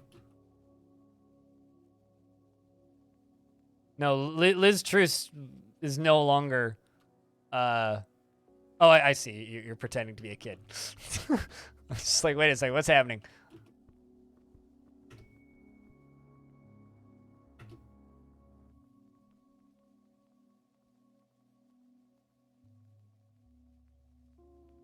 Prime Minister, more like Lime Minister. Okay, so that's sealed. Means hopefully we'll get less dwarves running around in here. Give them a little bit of time to get out of there.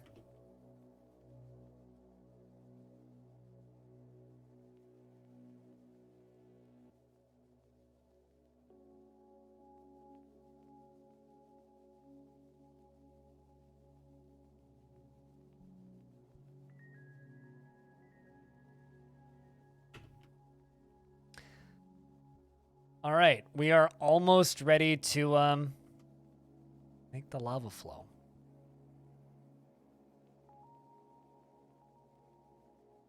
Basically, just need to finish filling this little bit in here. Then we're done. How do you forget King Chucky? Come on. As a Canadian, it's super easy to remember because our money is going to turn into Chuck Bucks eventually.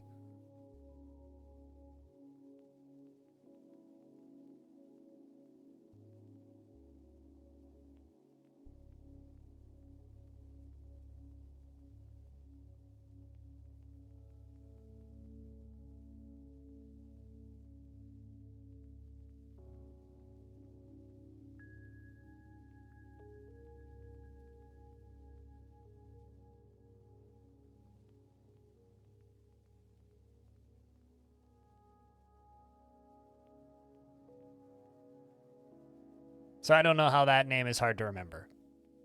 To me, it's easy enough. All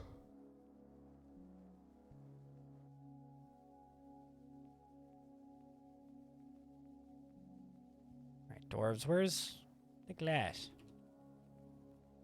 Get up here with the glass.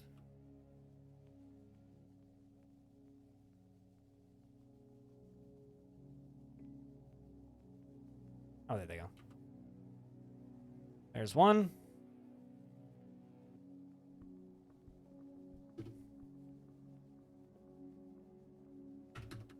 There's two.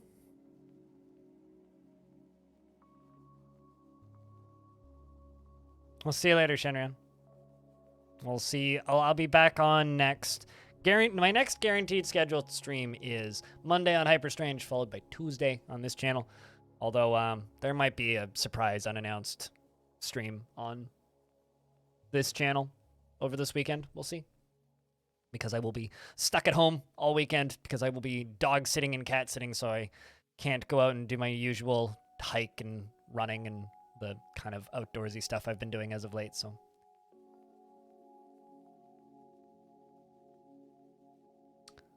The Guild of Silkiness has many members in Stonewater and now requires a Craftsdwarf's Guild. I guess. I will give them a Craftsdwarf's Guild. Do I really have that many craft? I guess actually I want a Glassmaker's Guild, not a Craftsdwarf's Guild. Dog and cat sitting. It just means that I will have to get up at 4:30 in the morning because that's the first time of day that the cat is used to being fed. And he will sit under my bed and meow until I feed him. He's my elderly cat that I lived with when growing up. We got him when I was 7. So he's 21. Very old cat. And my mom's dog, who's like, she's like 10 or something. She's a Moyen poodle, a small-ish poodle, not quite a miniature poodle, but not a standard poodle. So she's a small poodle. And she's good. She's just a very easily panicked, easily stressed, anxiety-riddled little stress attack waiting to happen. Which is adorable. But the problem with her is she has this annoying habit of barking, howling, screaming, crying, whining, and acting like the world is fucking ending if she gets left alone. Which is okay for my parents because they have a house. So, you know, they can leave her alone and she's okay. She's also used to that environment. But when she's left alone in my apartment, she howls. Which means I basically won't be able to leave my apartment from Friday morning when my parents drop the dog off and the cat off until Sunday late when they come to pick them up. Or alternatively Monday morning, depending on when they get back. So I won't be able to leave my house for like a day and a bit, aside from taking the dog for walks, obviously.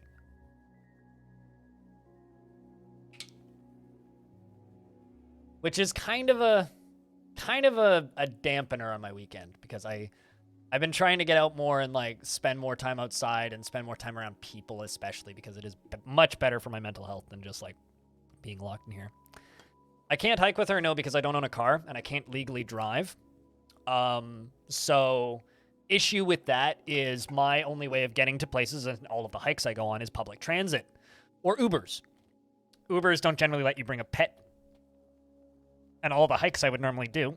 Why the hell is this so sealed? I'm trying to get in my coffee, but... Like, seriously, this is like... Wow.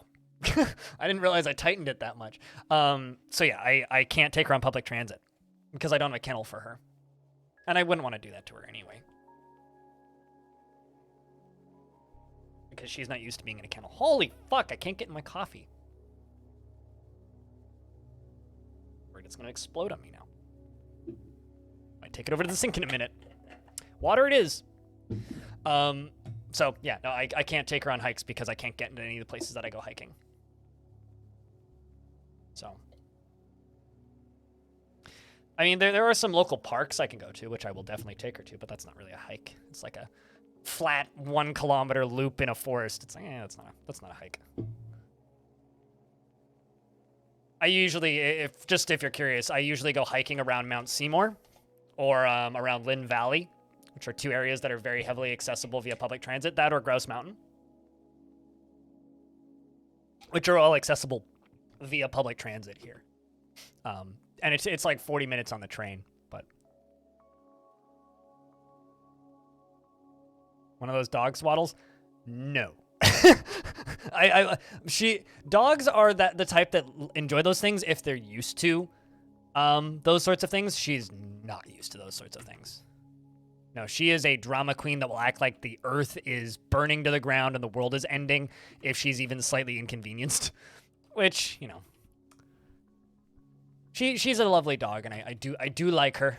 I do like her quite a bit, but she's certainly like not used to apartment life, and she's definitely not used to like being transported and stuff like that. So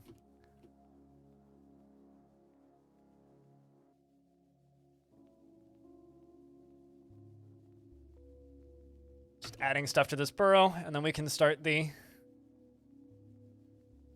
oopsies. As I started one. Now that we've done that, let's see if the gold doors work. Let's see if the red doors work. Oh, shit. Did I do the gold doors twice? I did. All right, well, I can close that. Still need to do the green doors, but that's fine.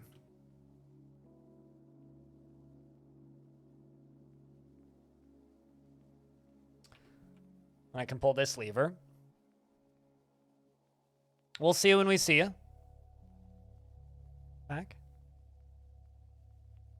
The spend of the construction of the water wheel. They can spend it in the construction of a lot of things.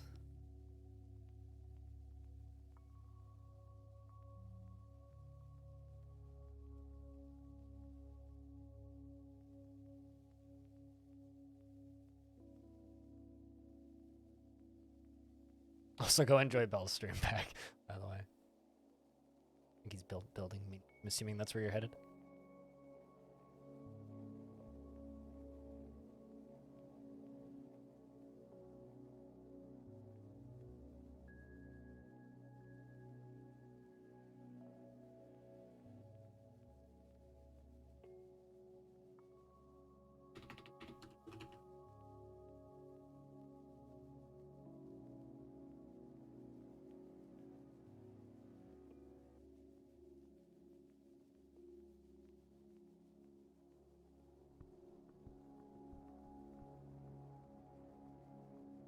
Zalasaur, it's good to see you. We're about to do some interesting things. All right, well, that whole thing works. And then the bottom lever's been pulled, which means this is going to start flowing.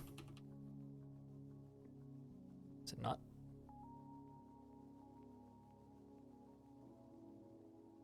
But that's what that lever did. You're playing Dwarf Fortress as well. What a twist.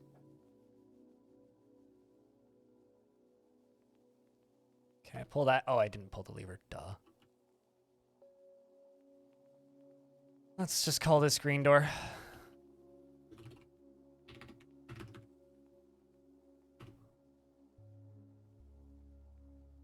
Year 14 of your fort? I've lost count of what year we're on with this fort.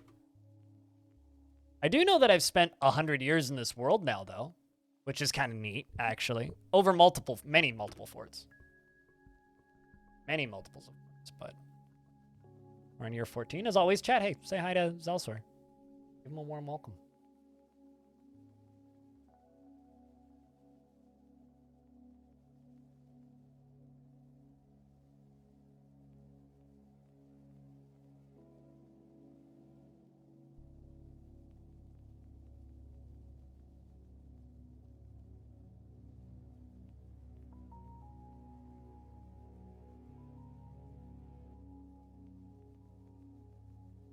So we get that lever pulled. Should start the lava flowing.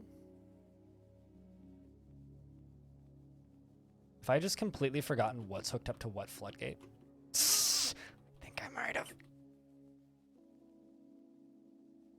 Oh, never mind. I super do know what I... Top. It's the lava drain. Okay, so I did pull that. Okay, then where the fuck did I hook that lever up to? Hey, Onyx. Have you seen them closer than just, like, talked about in theory? Last tower door. Oh, never mind. That's the lever I need to pull. Lava flow south. Stop. Lava flow. Ah, okay. That's what I need to pull. All right, let's get this going. Let's get this flowing. And we also get to find out if it's going to, you can label levers. You can actually label anything. Control N. Literally select building thing and then Control N. The problem is you only have so many characters, and I forget what I labeled what. You can name a table. Like, you can name a door and call this glass, tower, door, blah, blah, blah, blah, blah, blah. Yeah, literally just hit Control N on literally anything. Control plus N.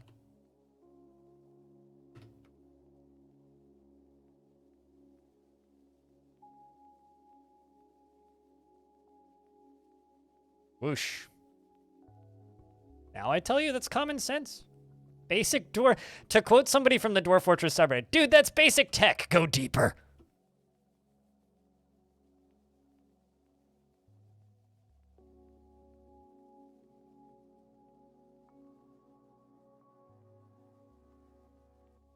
All right, so far so good.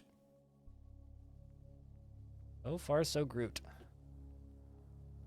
Hopefully this doesn't overflow. Shouldn't. But, you know, stranger things have happened. How unfortunate. There's a tree in our path of flow. So the lava, just for full clarity's sake, is flowing on this side down here over my manufactured waterfall and up here. So you've got like this 3-pronged flow. This looks badass. I gotta say. It has to be one of the cooler things I've constructed in the fort. You know, also our tavern has built-in heating. Right above it, lava flow. It's got me nice and warm down there.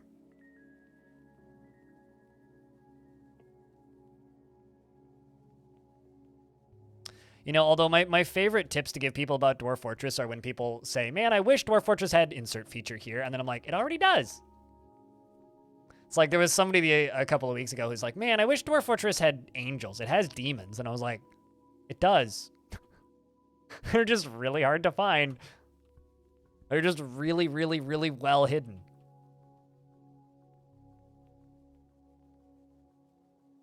All right, let the burning begin. Oh, that's gonna burn a lot. Unless it stops at the corner. It might.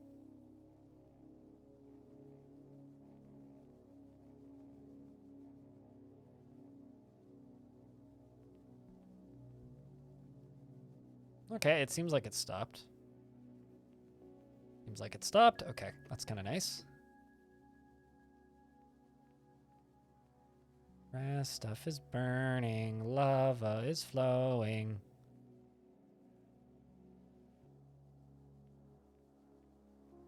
On this side, it's still flowing too.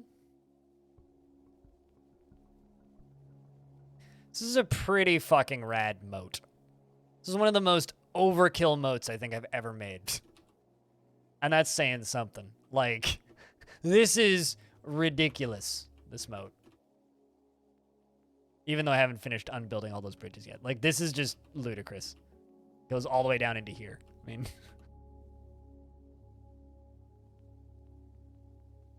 I think that we need to wish these the dwarves of Stonewater a grand success for enslaving the volcano to do our bidding. What do you think, chat? Round of beers? Can you limit what a mason should cut blocks out of? So if there's two ways to do it, but I'll show you one. If you make rock block, right? Let's just say 30, right? You select it and then hit D. You can select what material you want. So let's say we'll make 30 granite blocks, right? Then from here, you can increase the priority. And from workshops, you can actually also specify what dwarf is going to do it.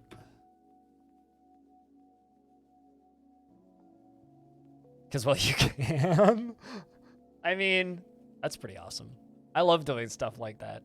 I mean, all of the bedrooms in this fortress have glass furniture because it's free and infinite. So, I mean, why wouldn't I do that? You love gold? Well, I love turtles. All right, you know what? I can actually turn off the dwarves' locations. Let's go to the jobs menu. I had somebody a while ago that was shocked that this menu exists. And they'd apparently played this game for like a decade. And they're like, I had no idea that that menu existed. What? It's like, yep.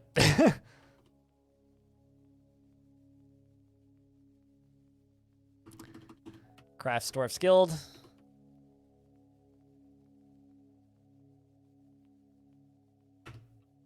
A rough bridge, sure.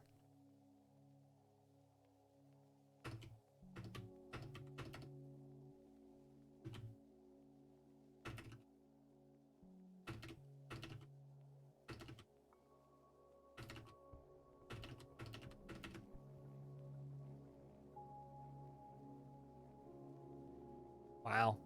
It's a lot of burning.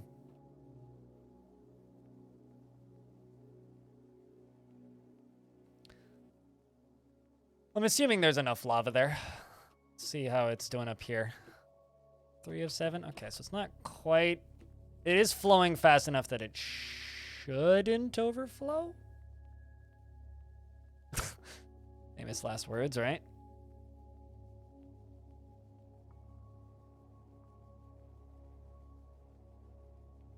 Your dormitory is a royal bedroom?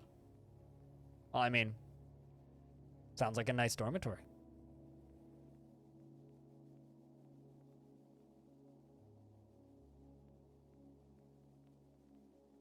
Lava hasn't quite reached base level yet, but it's getting there. On this side, every stuff's just burning.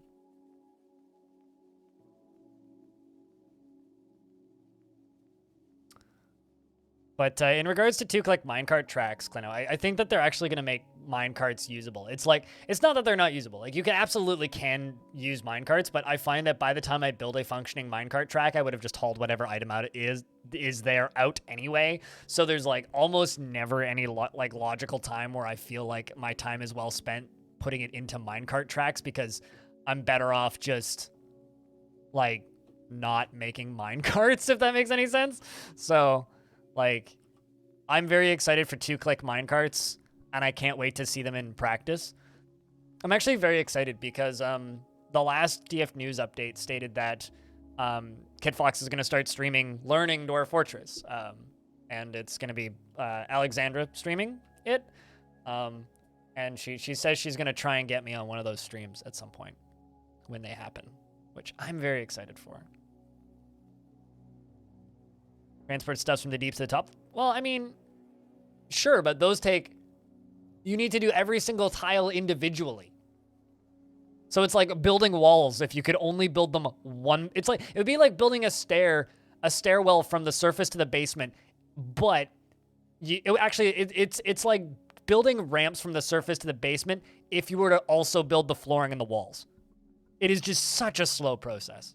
It's like, I would rather just build a stair. I don't even care if it takes longer. It's such a finicky, slow process that it's like, there's almost never a point where I'm like, yeah, my time is well spent doing this.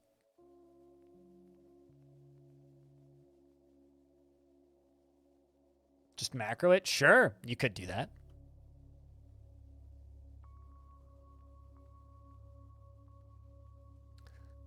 Now we see if this lava is actually going to get here. It hopefully will. It should.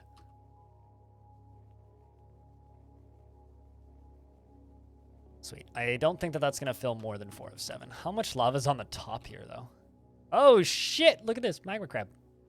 Magma Crab is making a valiant exit. Good luck there, Magma Crabby.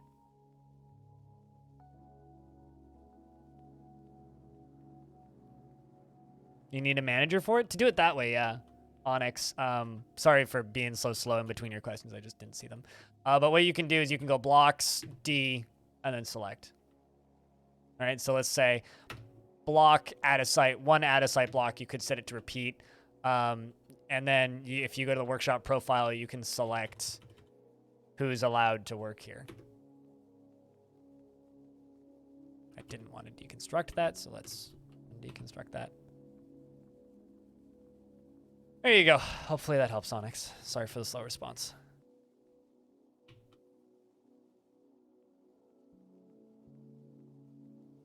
But I don't know. Manager's like one of the first things I assign in Dwarf Fortress, so.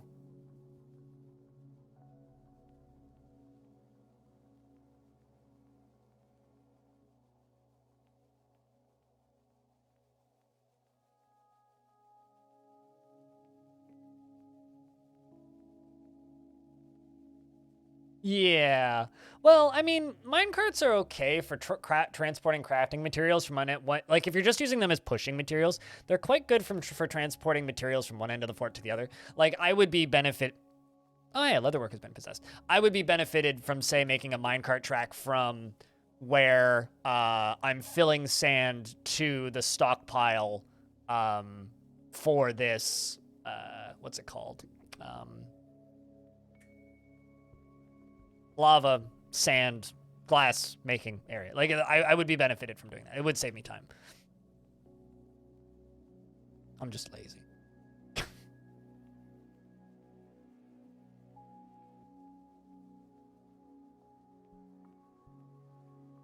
Yeah, you just need a chair and a table and a dwarf.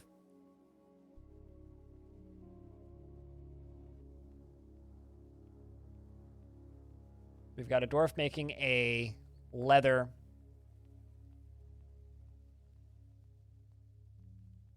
workshop. But yeah, no, I'm very excited for 2-click minecarts.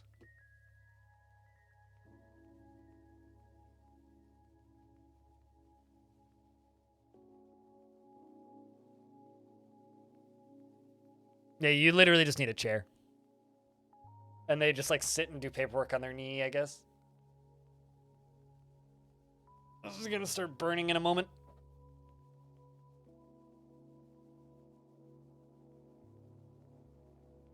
It doesn't even need any value either, so it doesn't even really need to be a throne room. It just needs to be a one room, a room with a throne in it. There goes the burning. Look at that. Beautiful. Stone, you have a good night. Sleep well. I'm gonna out somebody who just followed me a couple minutes ago. Bedtime just followed me like 5 minutes ago. So it's very funny. It's like, bedtime. Stone's going to bed. Good night. Sleep well, dude.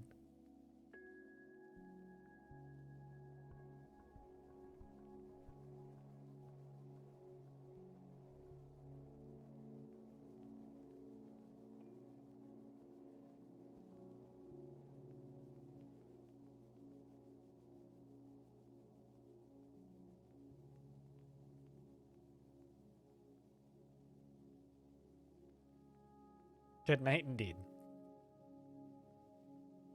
Go to bed, you rock. What? Just a very apt name.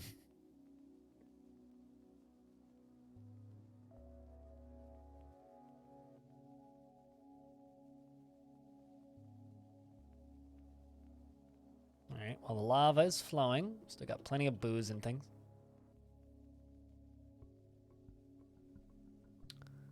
Up here, it's filling exactly where I need it. There is a magma crab, like, right there, which is fun. Who seems to be just kind of caught in the lava flow. I wonder if we're going to end up with magma crabs in my basement. That might actually end up happening. How deep is it right here? All right, still good.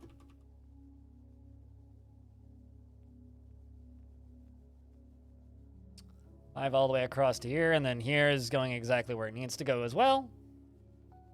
Yeah, magma crabs are pretty chill. Some people get like weirdly stressed out about magma crabs. It's like, they're kind of like bears. Just give them their space and they're fine. They just need their space. They're generally pretty chill, and they usually just kind of want to walk off the map.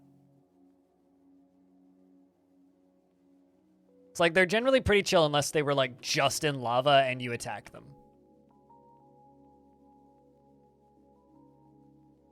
That's what I want to see. I want to see it flowing up and over at the end there, because that means it'll keep flowing. And then when it hits here, then it'll flow into this, which will help finish this up.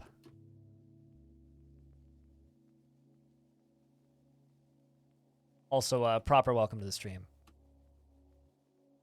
Bedtime. Hope you're doing well. I do gotta say, this is one of the cooler moats I've made in my life.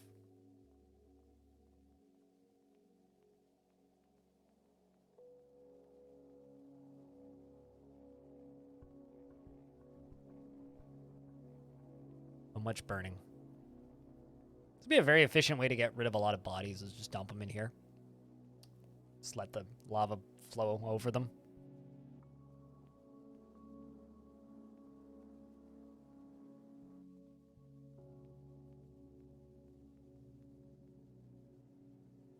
Your usual dwarf can usually punch them and they burst into gore and already has been opened by the attack. Yeah, I mean, if it's like...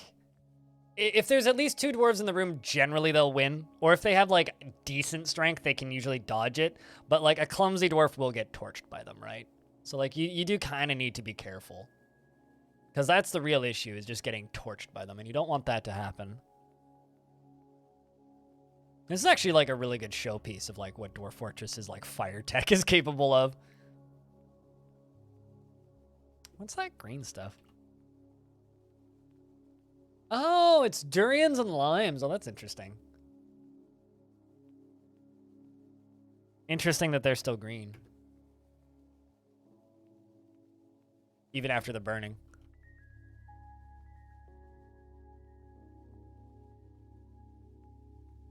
We need to build this layer and then this layer for those two. It's gonna take forever.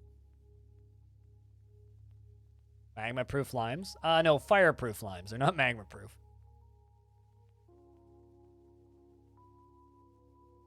The fire went over top of them deep, not the lava. Lava will hit them sooner rather than later, but just yet. All right, well, let's work on this.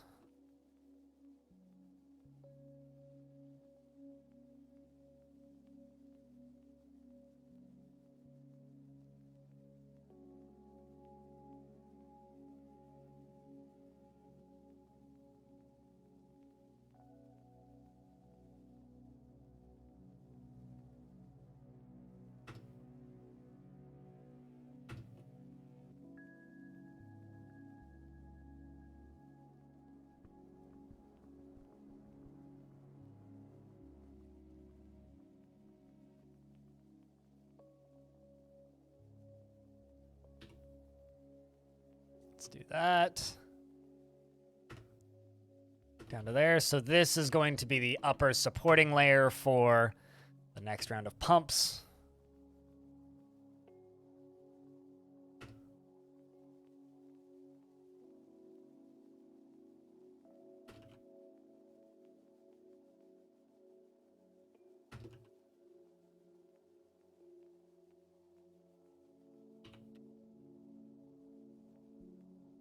Still not 100% sure how I'm going to get power to this.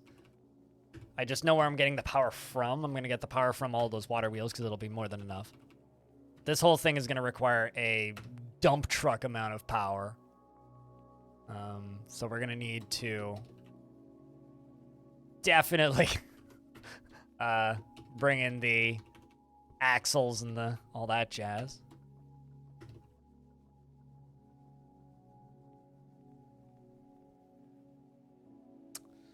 Where did... There's andesite and diorite are both fine for this. Planning to flood the world? Well, you can't flood the world. Not planning on flooding the world, no. Just the walkway beneath them.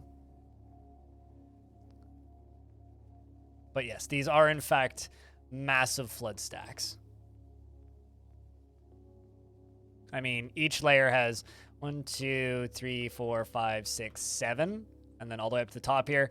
Then these are floodgates around the top, so they're going to be pumping from the lava down here all the way up to here. And then when the baddies walk around the edge and I close all those bridges, they'll be stuck on there, and then I'll pull the lever and then... And it'll be a good time. For us, not them. Oh no. Speaking of magma crabs, why is there a...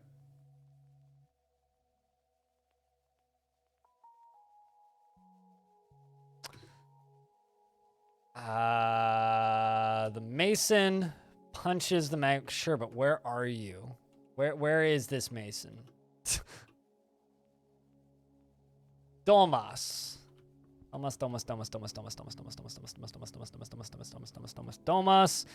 Dumbass. Where are you?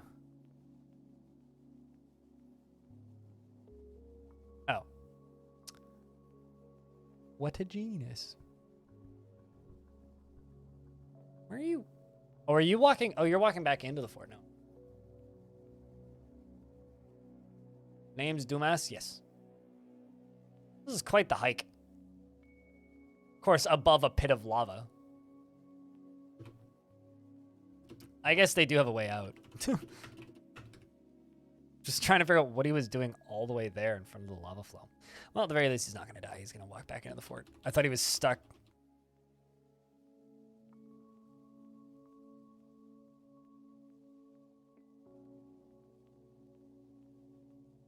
Okay, well, this is filling up, actually. That's actually pretty good. That this is filling up. I just hope that this layer doesn't fill up, because then it will start pouring over. So we are gonna... Okay, no, that shouldn't fill up. That would be weird if it did, actually. That means that this is still pouring. This is gonna take a while. A long while. So we'll work on this in the center.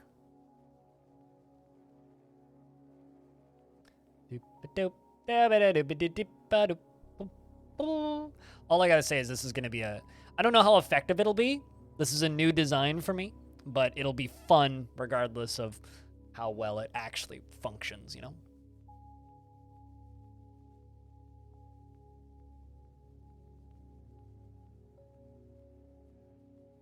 That part is the truth. It'll be fun regardless of how well it actually functions.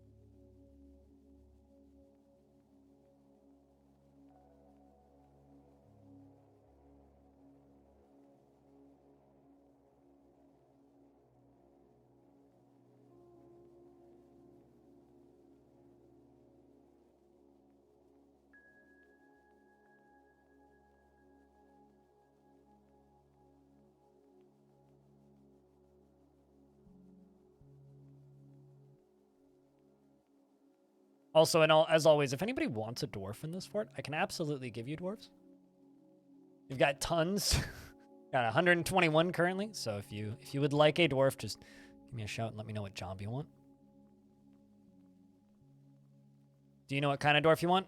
Or is it just give me a random one? You would like 1 unit of dwarf? Any? Okay. Close my eyes and looking up and blah blah blah blah blah. 1 3 3 5 4 3 2 1. You're Urist. Go figure. Urist, Mr. Mac. She was dejected after a lack of decent meals for too long. Felt self-pity after being unable to fight, and felt self-pity after being away from family. But was interested after watching a performance, felt enjoyment after watching a performance, blissful remembering sleeping in a great bedroom, fondness after making a friend, and was interested near a very fine table. 84 years old, born on the 27th of Slate in the year 168, is a worshiper of Ral. What?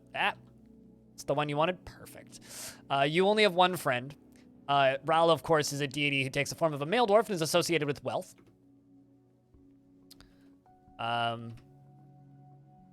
You're 84 years old, born on the 27th of Slate in the year 168. She has a broad body, made broader still by no shortage of surrounding lard. Her very long hair is tied in a ponytail, and her nose bridge is incredibly concave, and her slightly protruding gold eyes are close set. Her narrow head is extremely tall, and her hair and her dark peach skin is wrinkled. Her eyebrows are somewhat high, and her hair is pale chestnut with a touch of gray.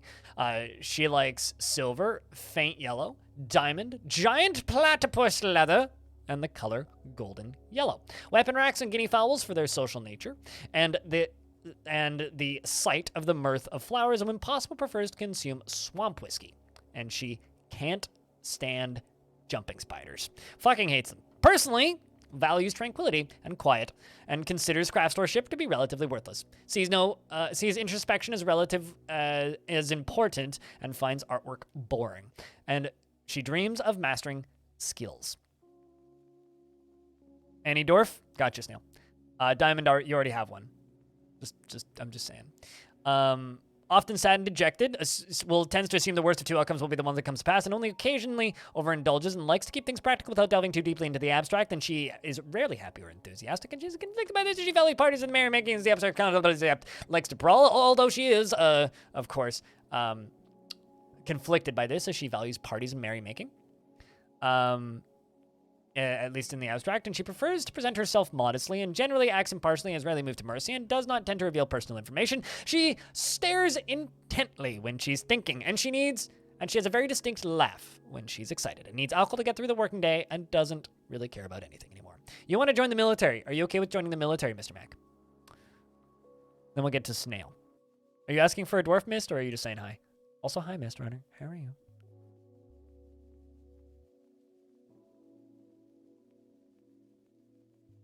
Mill you up, baby. Get millified. Well, welcome back then. One dwarf. Coming right up for one snail. Dabbity dabbity dabbity doobity doobity doobity die. Lytast, the miner.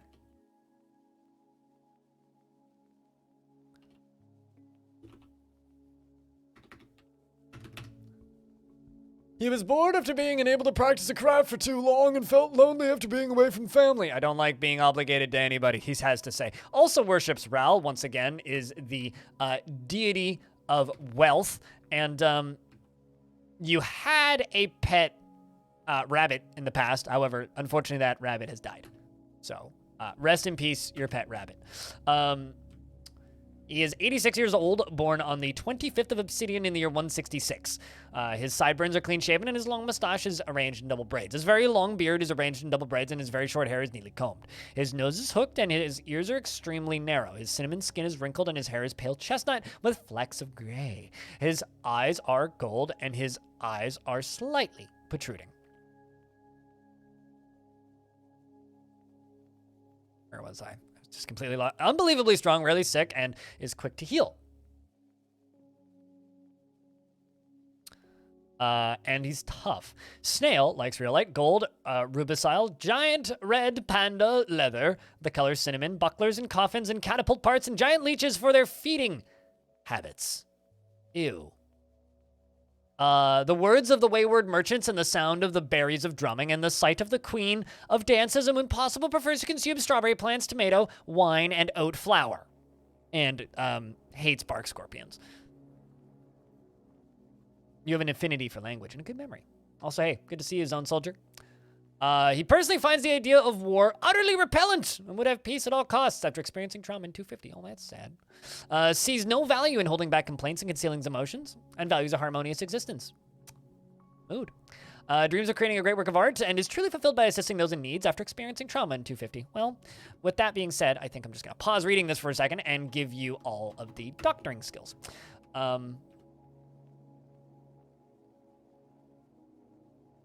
Dislikes obligations and will avoid being bound by them.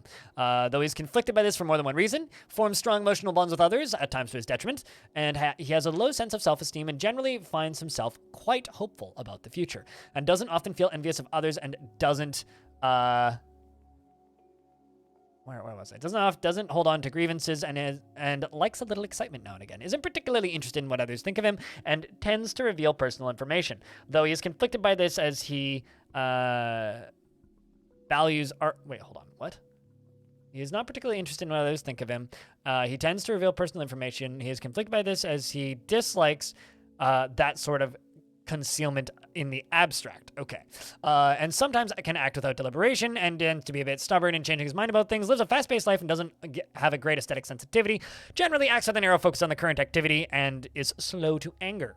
Inhales sharply and begins to stammer when he becomes exasperated. Needs alcohol to get through the working day and doesn't really care about anything anymore. Vamporophile dwarf? I guess. Leeches for their feeding habits. Dude, people who have pet leeches and feed them are some of the strangest people in the world to me. YouTube follower here. Well, hello! I hope your channels and income grows as they release on Steam. Cheers, man. Well, cheers. I mean, let me tell... I'll be honest with this. It could not grow in the slightest and I'd still be here. 800 MTV. It could not grow in the slightest and I would still be here. Hopefully it does, though. That would be nice. Everybody likes a raise. And in this industry, it's not that easy to get. Gosh. My throat just like gave up for a second there. It's all of the reading of the Dwarf's descriptions.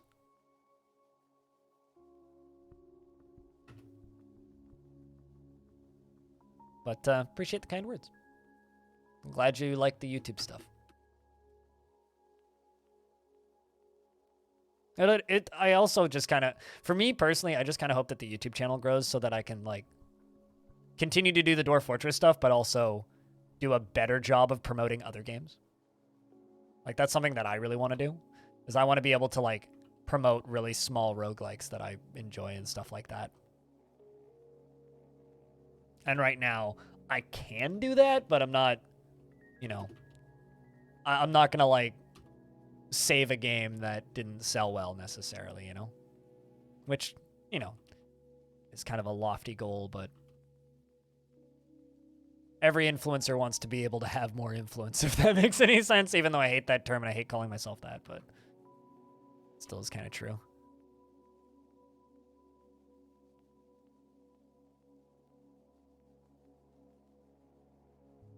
Well, let me tell you this.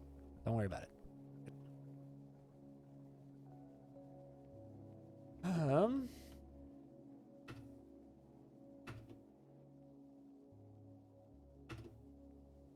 Take care of yourself.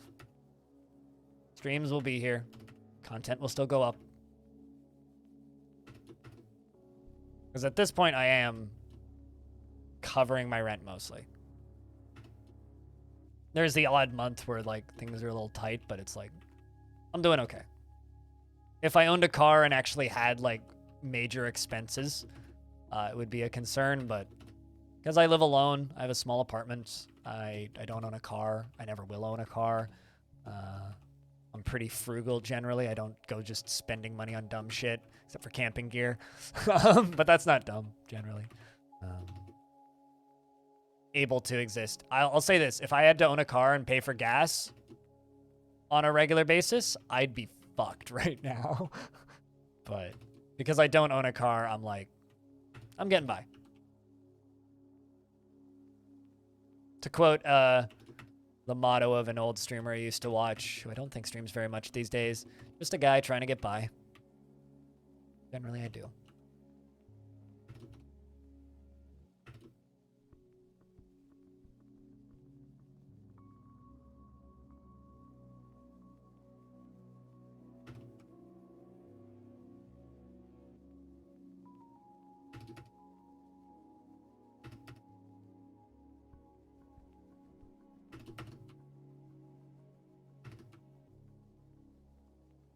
Although one of my favorite things, Chups, is when dwarves like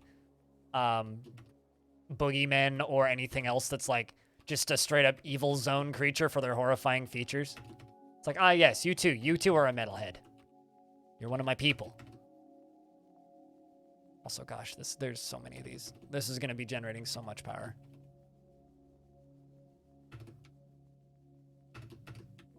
This, for anybody who doesn't know, is a set of water wheels that we're going to use to power those pumps. Now that we've got the lava flow running, we've got a much... no. It will be limited power, but it will be a large amount of power. But saying unlimited power doesn't sound anywhere near, or sounds way more cool than saying relatively large amounts of power.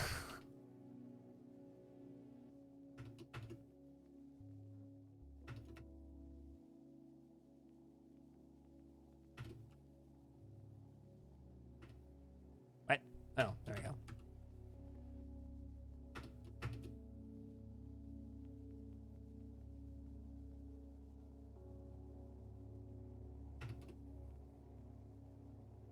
Quite interesting number of watts, exactly. Instead of 1.21 gigawatts, or gigawatts, not gigawatts. And then I need one more water wheel. Apparently they canceled that one for some reason. Dwarves are all doing construction stuff.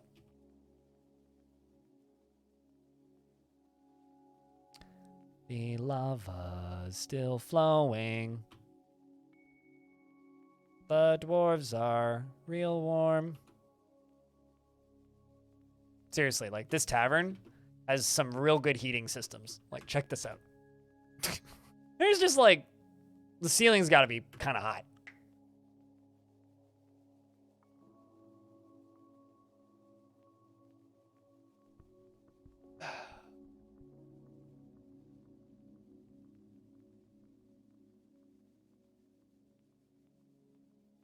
That's a nice way of doing water wheels. The water wheels are... So there's a stream right here. Right? This is the stream. Twitch.tv/BLINDIRL. But also, one layer down, I basically channel out 3 dots, and then, or 2 spots, and then fill them in. And then underneath it, I channel down a layer, and it goes all the way to here. And then I, one layer down, fortify the last wall bit. So basically I just channel a trench, and it's sealed so the enemies can't get into it. It's safe, and it generates virtually enough power to power anything. I was going to say unlimited power again. Enough power to power anything I need to power. It's a whole lot of power. And if I need to double it, I can. I can just go around the other side and then double it.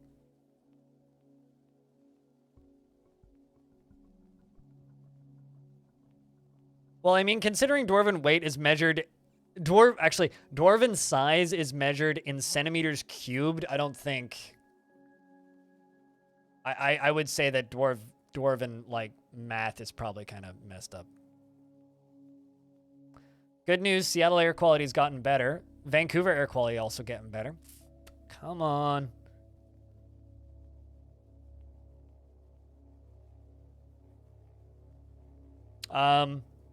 Building this massive defensive structure and then going to war with a bunch of goblins.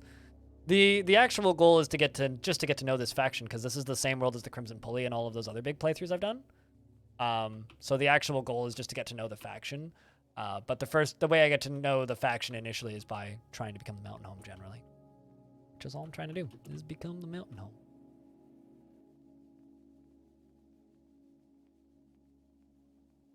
By, you know, building massive, ridiculous mega builds. Mostly just kind of having fun, fucking around with lava. Playing with class. It's been a long time since I've done a volcano fort, so we're also doing a volcano fort.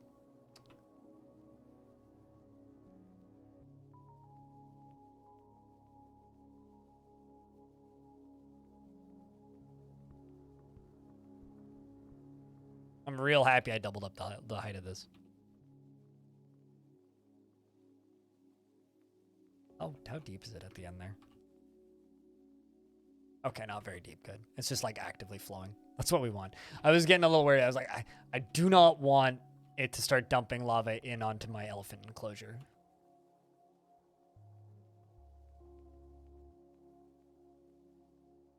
They're just fun, really. I mean, they're not super... They're not as, like, big and complicated as people make them seem. They're just fun, really. Like, they're just... It's fun to just mess around and make a big fort, you know? That's all that mega builds really are, is they're generally just big forts.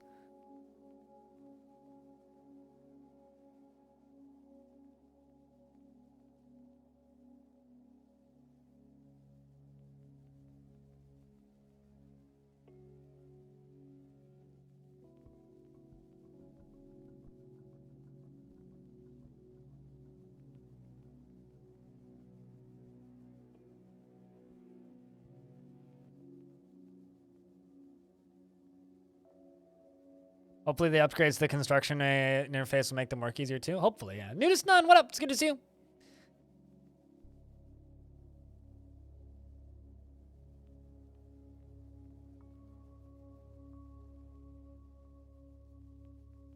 Ugh, God. Fucking yawns. I've slept so poorly the last few days.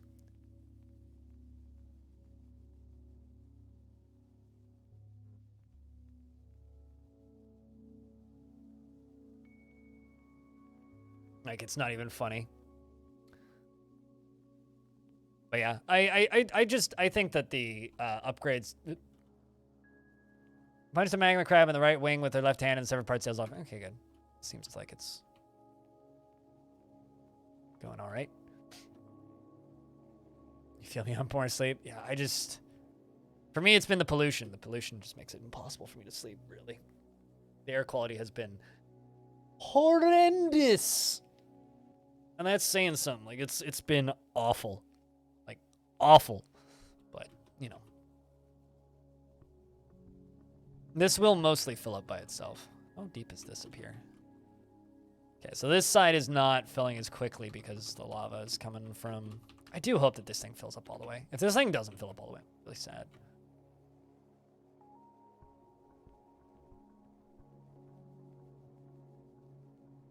We'll just have to bring more lava down here, worst case scenario. I have a question. For those of you who don't play Dwarf Fortress as much or at all, how hard is it to follow this fort? I've been trying to build it in a way that, like, is easy for more casual players to follow. Kind of hoping that it's been on the easier side to follow.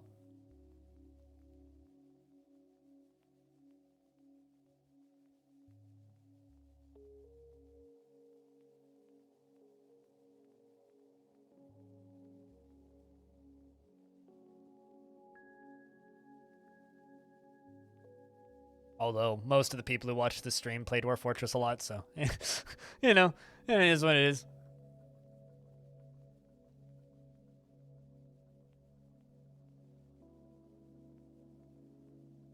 You enjoy the babblings about fort happenings? I mean, right now it's just lava flowing slowly towards a place where the lava needs to flow towards. That's all it really is right now. Except there, where we're mostly just watching lava flow right now.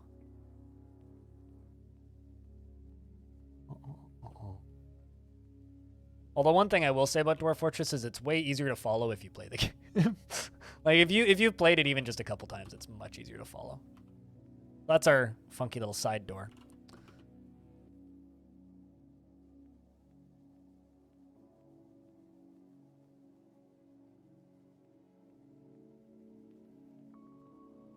I don't even know what that is, Spewer, so I don't understand the reference. It's like listening to Norwegian metal. What the fuck is going on? As somebody who can, like, understand harsh metal vocals generally, because I listen to a lot of metal, and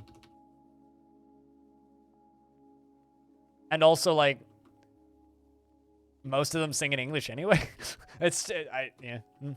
Actually, it's the best example I have for that from metal would be it's like listening to Korpiklani if you don't speak Finnish, which I don't, and I do listen to Korpiklani.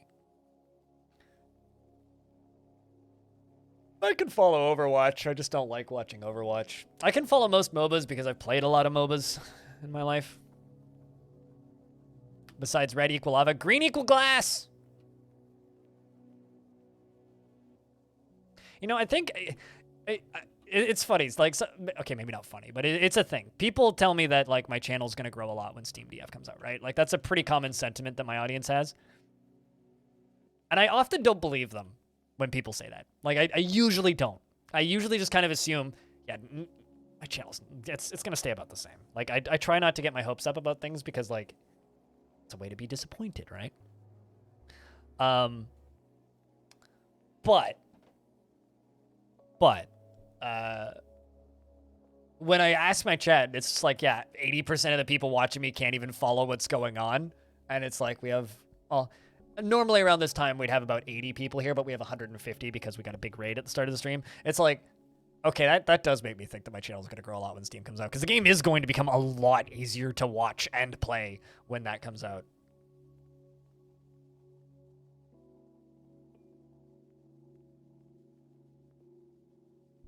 T90 official? Yeah, I know T90 official.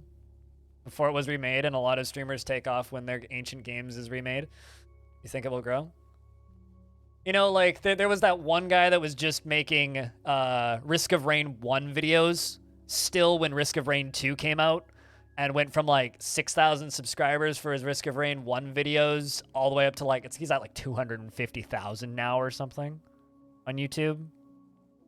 There was, like, Disnoff, who's a friend of mine, who streams only on Twitch, doesn't have content anywhere else, but he doesn't even have a Twitter account, which blows my mind. But he streams on Twitch full time, and he was like a 30 to 40 viewer streamer on RimWorld before it released on Steam, and then when it released on Steam, it went up to like 150 viewer streamer. Then when it released out of early access, he went up to like an 800 to 1,000 viewer streamer, and he holds that still. Like a troll falling into lava. Damn right! But no, I hope it does, but I try not to get excited. I think that the difference between me and most, though, Mistrunner, is a lot of those big guns will dive into Dwarf Fortress for a bit, and then they're going to leave. But I'll still be here when they leave. That's the big difference, is I will still be here. No, we got a 1,000 view raid at the start of the stream, Diamond.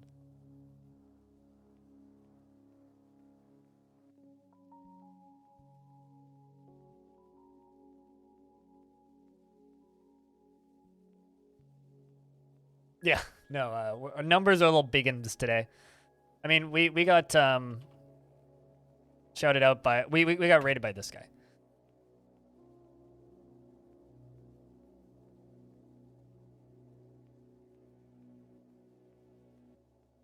Five hours and 20 minutes, sir.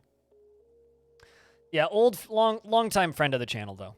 Like, he's kind of an OG, but he's somebody who I've watched since probably longer than I've streamed. I've watched that guy.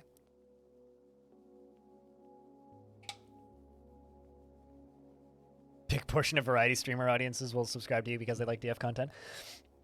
I think the advantage that I have is I have the YouTube channel. And, I mean, I spoke to him about I spoke to Zach and Tarn about this at PAX, but at PAX, they basically stated it's like, yeah, 2 to 3 weeks after launch of Premium, they'll come onto the channel and we'll do a Q&A. Because, you know, we've been doing those for the past year. We've done 8 of them. I'll probably pester them late November about doing another one if there isn't a release date in sight yet. And then whenever it releases, we'll do one a couple weeks after release, after they're done kind of most likely patching stuff, I would assume. Unless like it launches super smoothly and they don't need to patch a lot of stuff, which would be amazing. But and when I have Zach and Tarn on, channel usually goes from, you know, my 80 to 100 normal days to like 300. So if we can do that pre-release, imagine what this channel will do post-Steam release. That's my big advantage. I think we'll do just fine. But, you know, I'm still trying to not get my head a bit too cocky, if that makes any sense.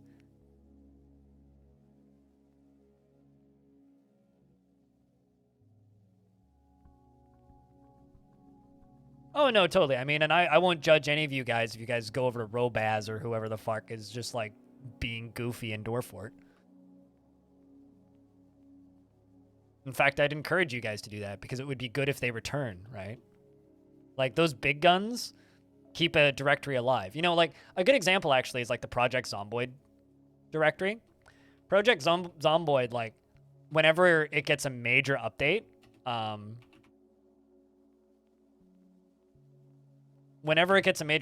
all of the big streamers dive into that directory for a bit. And the rest of the time, it just looks like this. You know? Like, and that's what I want the Dwarf Fortress directory to look like. And if we can just be the person at the top of this directory with, like, you know, 250 concurrent, I'm golden. And that, like, largely wouldn't be that much growth, but it would be more than enough that it would keep me going and funded.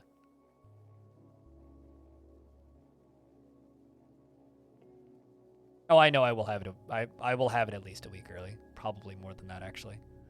It's kind of funny because, like, the community manager at KitFox sent me a DM, and she's just like, "You're gonna be really busy in a couple of weeks," and I was like, "Oh, that's me."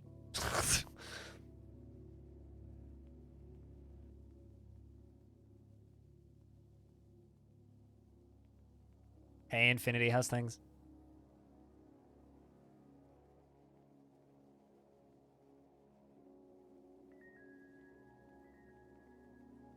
What they do with the games if they decide to play them? You have a few streamers you're looking forward to seeing what they do with the games if they decide to play them. You mean Dwarf Fortress streamers or just like variety people? Oh, okay. Game would make a lot more sense in that sense than games. Also, Age of Empires 4, pretty damn great game. I've got like a weirdly large amount of time on that game now. Play it casually off stream, PvE with a friend. From time to time. Good times. It's nice that one of the games from my childhood finally got a good follow-up. Once Steam release hits. But see, here's the thing, right? Post-Steam release, I might actually be able to have a big enough audience that I'll be able to boost small people. Like, I hope I can boost people like Tekid, you know? Like the most stressful career you can choose today? I don't know. I think it's less stressful to be a community manager than to be like a frontline recruit in the Russian army. I mean, like the most stressful career you could have? Beg to differ.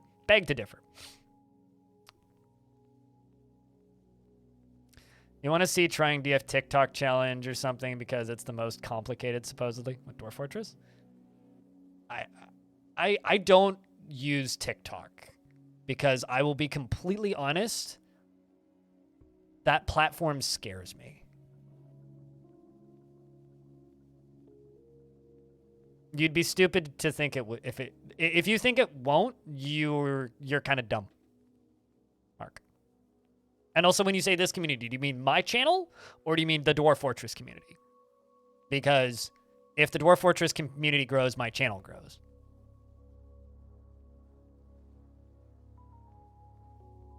Shorts are black. I hate shorts. I literally just make them because it puts my channel into the algorithm. You're an idiot if you think Dwarf Fortress's wider community isn't going to grow when Steam releases.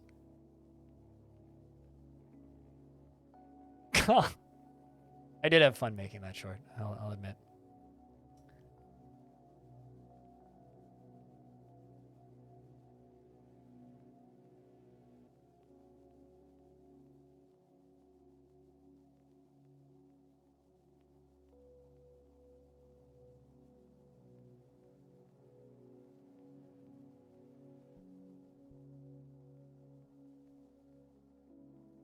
Anyone can tell me why anyone wants TikToks and shorts to loop? You owe me a cookie.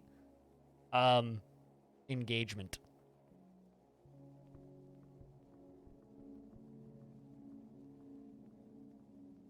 I mean, it is certainly interesting, but like, you know, okay, so to give you an idea, I have relatively frequent, like, micro crises, I guess, where I sit here and worry that I'm having a negative impact on people's lives. And if you're not sure what I mean by that, I mean that I relatively frequently sit here and I worry that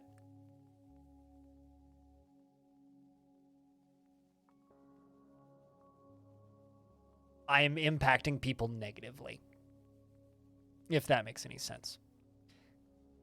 I don't want to... I never want to.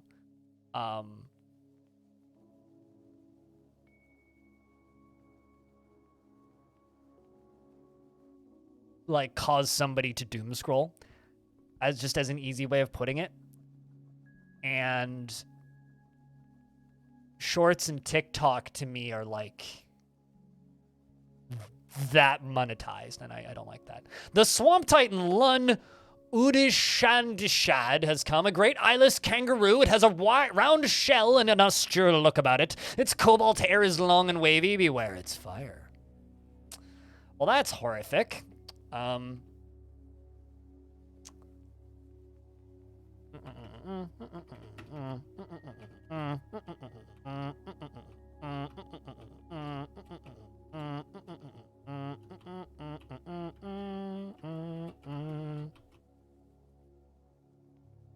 right, well, let's see where he goes.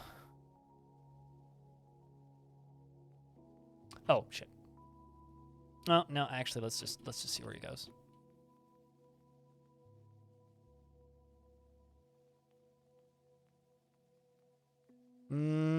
I suppose so.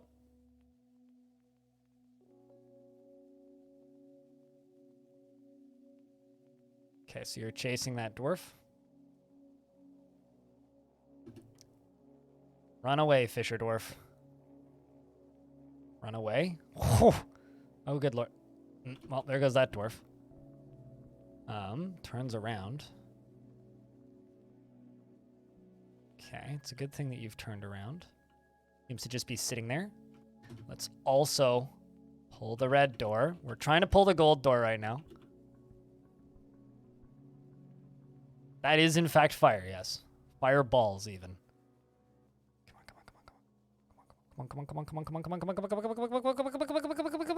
Fuck. Shit. Well, this is bad.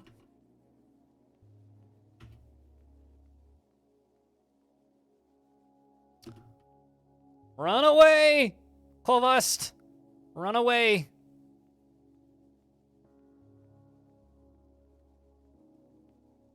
All right, well, here comes Adil the Mace Lord, who is equipped with more or less entirely iron.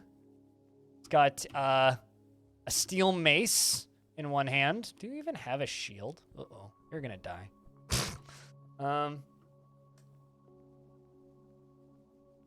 Good luck there, dwarf. Be a hero. Save us now.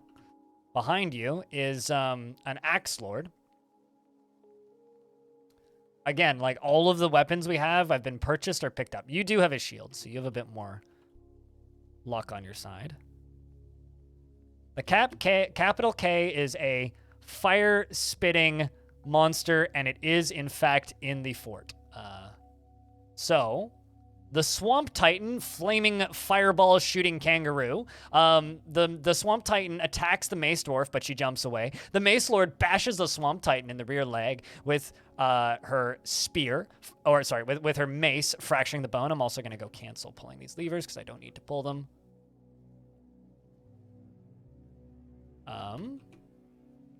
Fracturing the bone. The Titan missed the Mace Lord. The Mace Lord then bashes him again. If they take one hit, the Mace Lord's dead, by the way. The fireball shoots off and hits the wall. All the dwarves seem to dodge it. The Mace Lord bashes him again. The Swamp Titan misses twice. Let's just move one turn at a time while the Axe Dwarf comes running in as quickly as they can. Fortunately, they seem to be firing fireballs instead of... Okay. They seem to be firing fireballs instead of just walls of fire, which is much better for us. I'm going to have less mouths to feed? Not necessarily. I've only lost one dwarf so far. And And the Swamp Titans seems to be missing the Mace Lords repeatedly, which is good. Let's just speed up time briefly. Charges at the Clydes, knocked him over. They seem to just be missing each other. Uh-oh, I see a dwarf on fire. That Mace Lord is on fire. Her head is oozing blood, and her head is melted. Melted, not melting.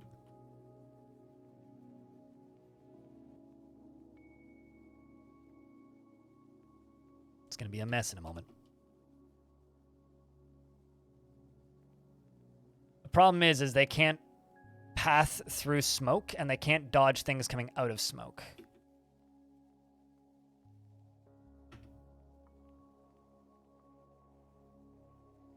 And I literally only have one squad because I have no weapons. Mace Lord's been found dead.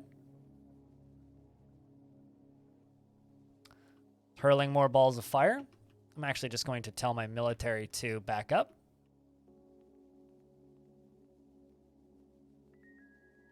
Another dwarf is on fire. 2 other dwarves are on fire.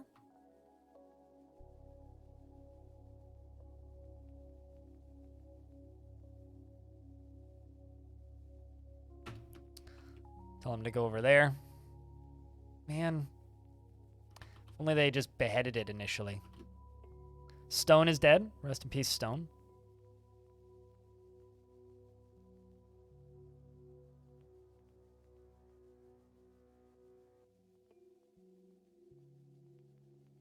I don't even know where the Swamp Titan is now. Oh, okay, so it's right there. Okay. Looks like my dwarves were able to get into melee range with it briefly. The Mace Dwarf strikes the Swamp Titan in the left front leg with an iron shield, bruising the muscle. The Axe Lord hacks at the Swamp Titan in the upper body with their axe. Multiple hacks at it. They seem to have just bruised it, though. Oh, God. Let's just move a couple turns forward. A few more balls of fire go out. It seems to be tired. This dwarf is ablaze, kick roast, but best of luck there. 2 of my dwarves appear to be on fire. Uh-oh, hold up. I don't even see the Swamp Titan anymore. Where is it? Okay. Oh, there it is. It's still moving. Still alive. It's chasing another one of my dwarves who's now on fire, I think. Another one's coming in. Dwarf has gone berserk. That's fantastic. I'm actually not sure what caused that. Oh, were you trying to make an artifact? Well, that's suboptimal. No, this is not Long Death. No, absolutely not. This is why you should read the title.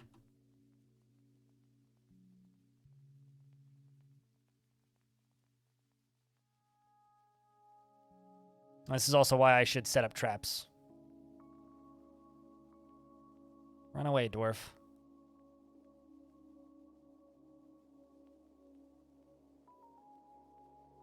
All right, how many dwarves have I lost? Like 9? How many dwarves have I lost in my military? Okay, still good. How did you die without burning to death there, dwarf? That's impressive. Still fighting. They're not really getting any hits in. They can't fight in smoke, and that's the absolute actual shame here. It's like a cartoon where you can't see what happens. Pretty much, actually. It's not too far off. There's Mist Runner. It's one of my more recent additions to the military. There's just a long... Soul Shinery is dead, unfortunately. Dwarves are kind of coming down in here, although I do need distractions, and I do need Mist Runner to get back up here and be a hero from the back. So come on, Mist Runner, be a hero.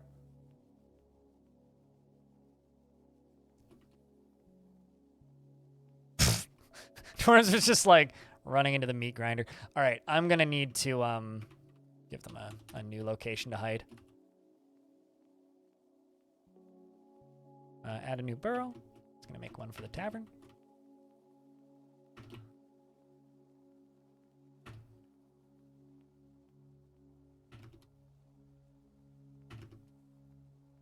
Need to stop sending dwarves in.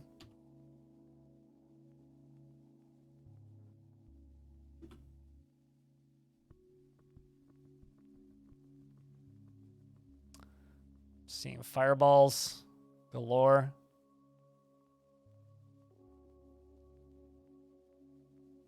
Well, its upper body is cut open and fractured.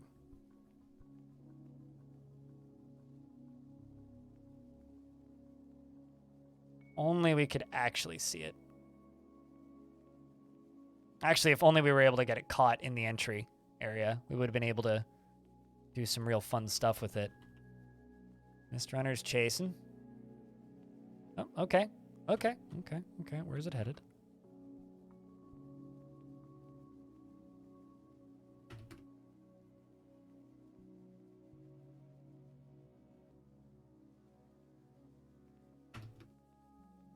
How many military doors do I have left? Literally just Mist Runner.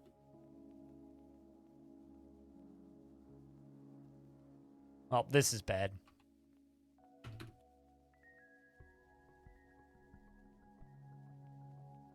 This is real bad, actually.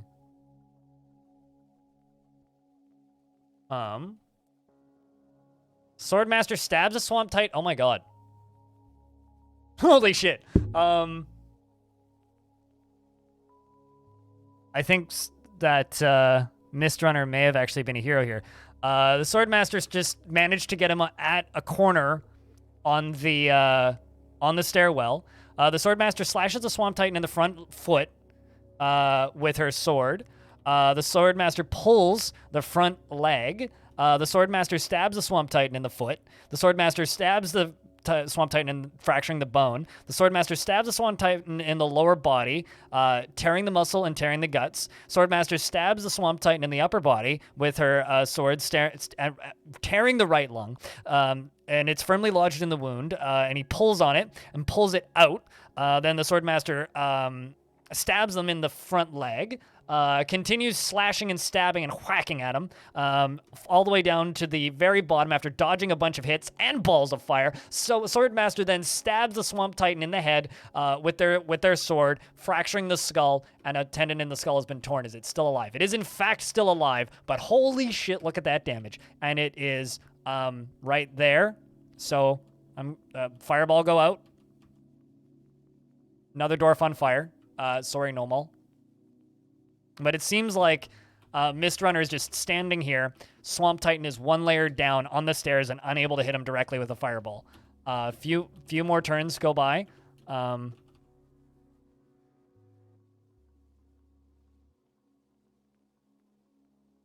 Pops up. One layer. Is downed. Mist Runner's probably still stabbing it. Slashing at him. Swordmaster slashes the Swamp Titan in the right front foot, fracturing the bone. A sensory nerve has been torn. The force pulls the leg. Mist Runner is on top of it now, or it's on top of Mist Runner. It's hard to tell. And it fires another ball of fire out. Come on, man. The Titan bites off the furnace Oh, okay. The Titan bites off the furnace operator's head, and the severed part sails off in an arc. That was the last dwarf that was on fire. Swordmaster says, I was attacked. You know my ferocity. The Swordmaster slashes the Swamp Titan in the front foot. Once again, a sensory nerve has been torn. Come on, man. She feels ferocity after being attacked and afraid after experiencing trauma. What kind of sword is this even? It's a silver short sword. Not even a very good sword. Let's just move a couple more turns forward. More fireballs go out. Oh, no. Okay, you know what? I'm going to do the dumb thing. I'm going to release the dwarves. I need like, distractions. Let's just unpause the game. Swordmaster stabs the Swamp Titan once again in the left rear leg, fracturing the bone. It's on top of it, just stabbing. Swordmaster scratches the Swamp Titan in the head, tearing the muscle. The force pulls the neck. Swordmaster stabs the Swamp Titan in the shell. You have a shell? Still alive. So's the Titan. Just stabbing and fighting. And it's dead. Although we did lose 20-something dwarves. Oh, please tell me the child got the kill. Please tell me the kid got the kill. Cloaksack. Cloaksack, Cloaksack, Cloaksack, Cloaksack. Woodburner seems to be doing his job too effectively here. No, okay. Did Mistrunner get the kill? Yep. Not only did you survive, but you're not on fire. So yes, you did in fact survive.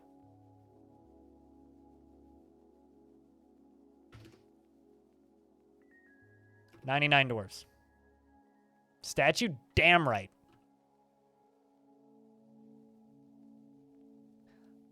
So, Lun.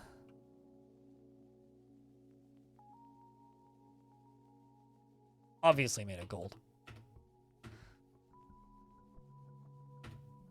Mistrunner.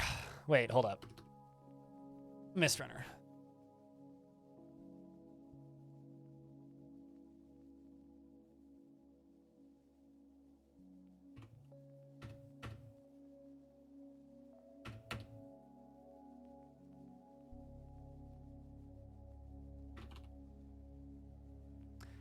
Wow.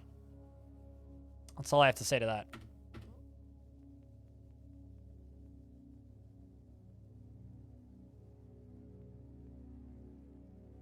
Swamp Titan was the only one of his kind in Eyeless Kangaroo. Yeah, there we go. Oh, that was an interesting think to see. I think so too.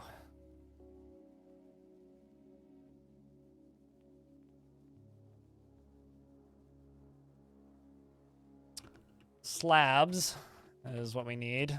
30.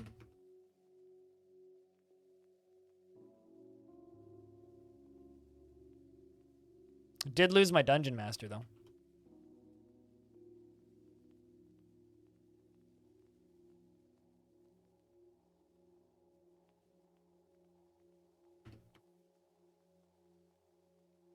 I have no crossbows now. I almost never use crossbow squads because I find them just more annoying than they're valuable, so I very rarely use them.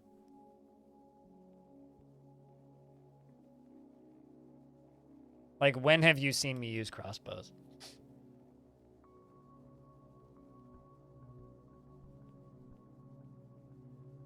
It's very rare that they're actually beneficial, so I usually regret not having them.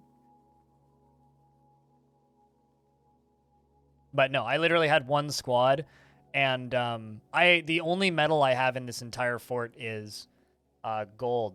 So if I were to have a crossbow squad, they'd be using wooden bolts. Are we trapping? What do you mean, are we trapping? The creature's dead, so how would we trap it?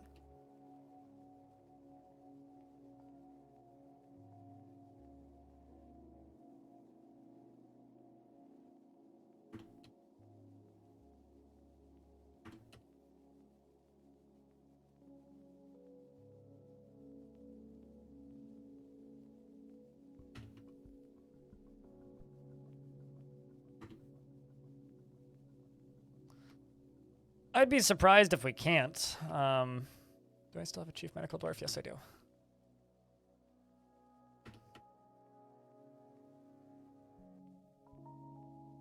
I mean, it's possible we might not be able to. Yeah, it's a corpse. We can. If it was, look at how much blood is in there. It's all that thing's blood. If it was mangled, we wouldn't be able to.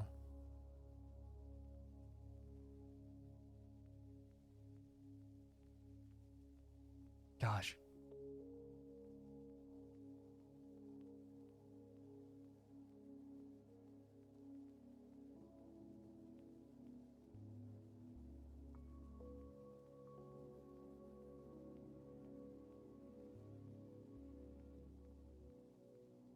Just make sure nobody's coming to pick it up.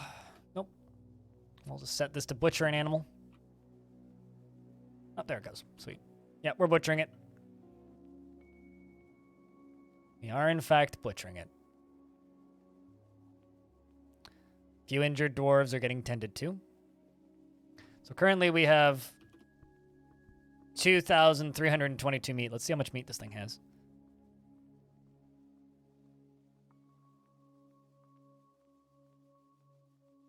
Discovered that you have lots of forgotten beasts. So, yeah, that's something that I'm currently lacking in is soap. I could pretty quickly whip some up, though. I just need to make some ash. And lye. Pre-BBQ meat? Oh, we're going to cook the hell out of it, let me tell you. Okay, about 300 meat. Not bad.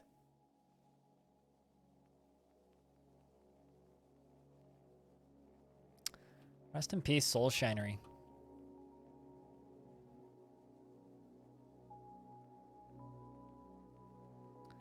Someone's got to be engraving those slabs. Don't see anybody doing that.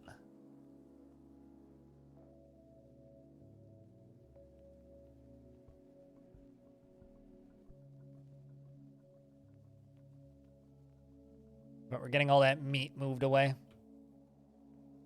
I'm put into the food storage. I don't even know where I have my food storage. Oh, there it is. It's up there.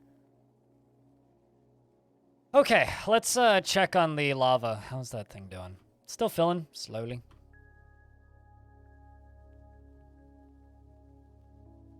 I do hope that this thing fills enough. Otherwise, if it doesn't, I'm going to have to use pumps.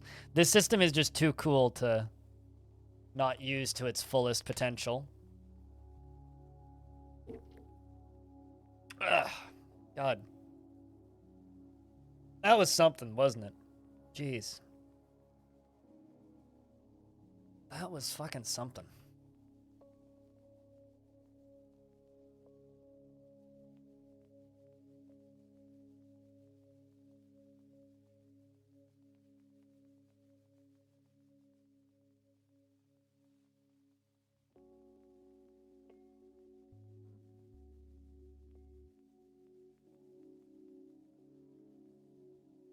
I'm starting to think it's not going to be enough flow to actually fill that thing up, which means I'm going to need to make a separate flow that's more pump oriented, which I don't really want to do, but if I have to make it pumps, then I'll do it.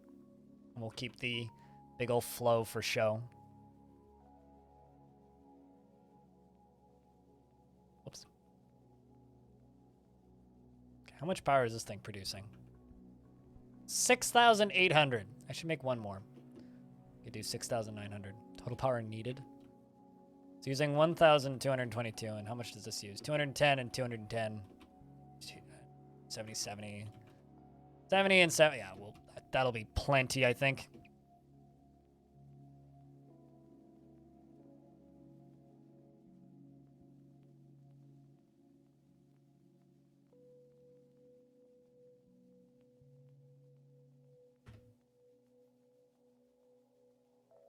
You know, it's been a while since I've seen a Titan, so that was actually really cool. It's nice to fight a Titan for once, I would say. That was a good deal of fun.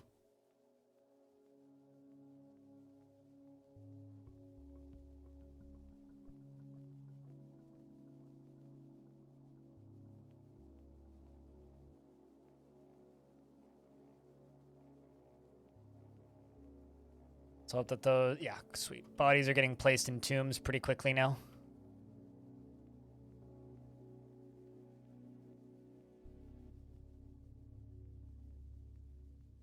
Yep. Need people to start engraving slabs. And start putting bodies away.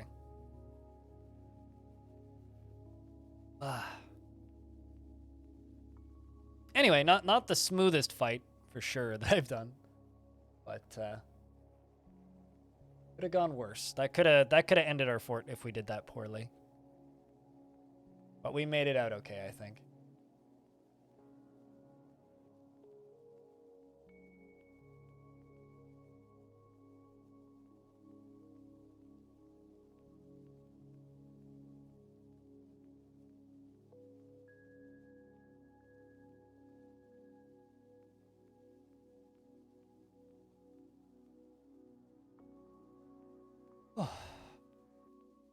Hey, Rolf, you just missed some excitement.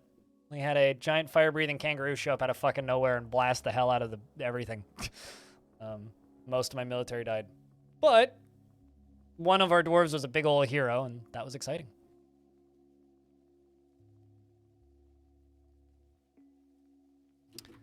And I'm gonna place those two statues up there once they're ready to go. Dwarf Titan. More like Crypt D would be Dwarf. But yes. How's things, Tredge, though? It's good to see you, man.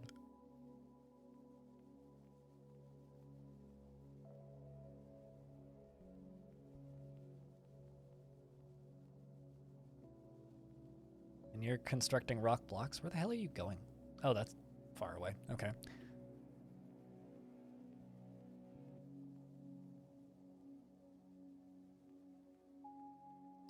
This is going to be pumped from the west. Glass. Yes. Yes. Glass. Yes. Yes. Glass. Yes. Yes.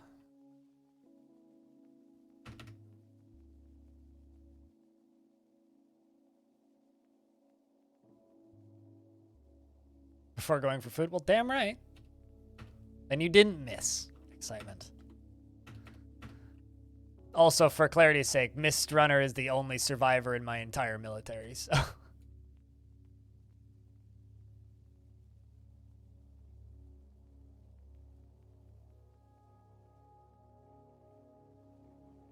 While impressive, still is a great loss for our dwarves.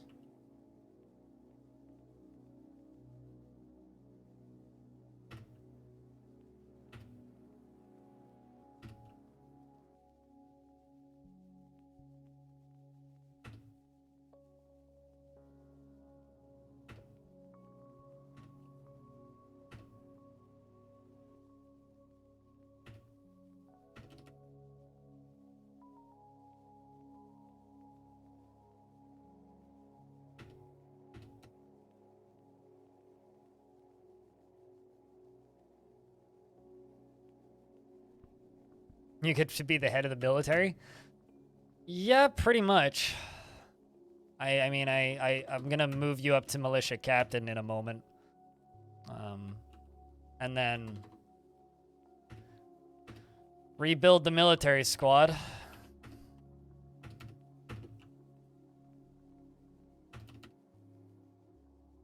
The impressive thing about that, though, is like you did that with kind of what I would describe as a crappy material for a sword. It was a silver sword. Like, that's not a good material for swords. Like, it'll work, but it's not good. It's certainly better than copper, but like, not by much. It's not very sharp. It's very heavy. Requires a lot of strength. But what you did was what I would describe as a feat of dwarven strength, so it'd be admired. Melt it down and make it a hammer? I could, but it's named. So your dwarf would be sad.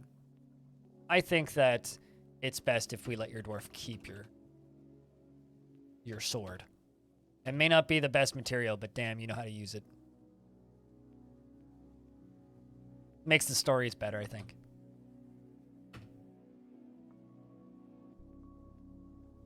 Although I do have some steel that I've acquired, which I could also make into weapons. Probably will. It would look great on a pedestal someday. Exactly.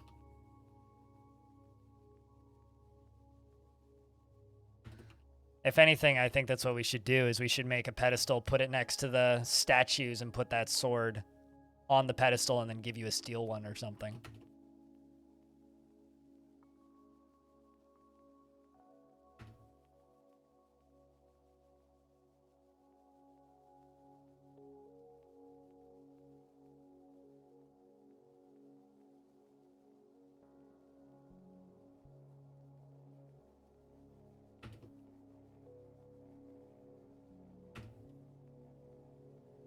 Let's just finish queuing all these up.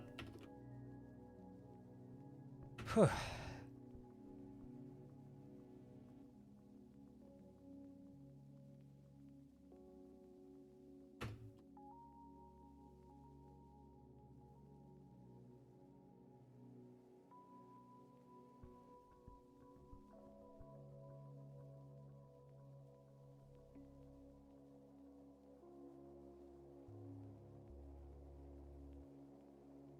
Anybody started engraving slabs? Not yet.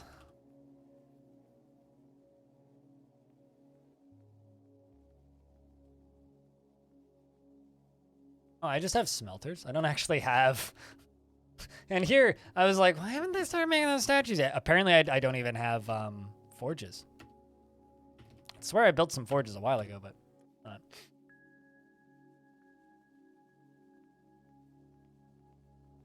Being able to make a trophy room is great. Yeah, or being able to like add trophies to rooms where they make sense.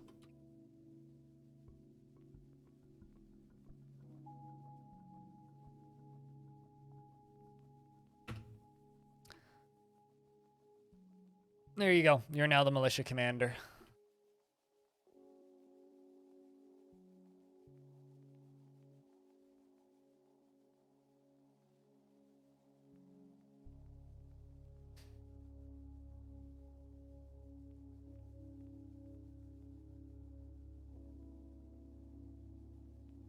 Can you translate that into English, Diamond? I don't know what you're trying to say.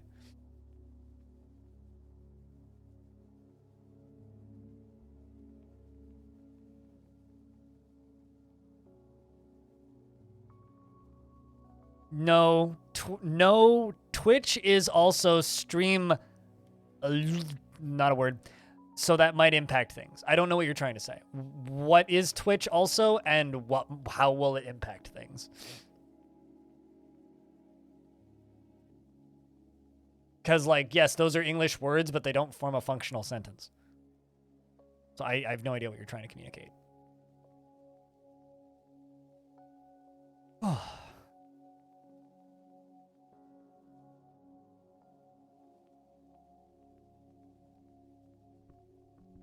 Now we just hope that we get more stuff, more migrants from the mountain home.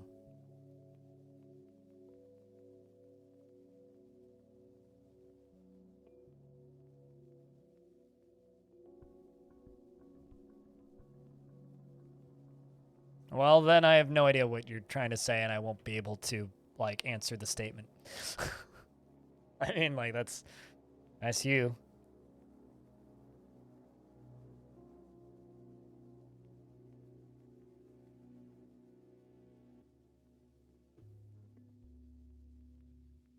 Besides, we all know that you don't form English sentences. You form minerals.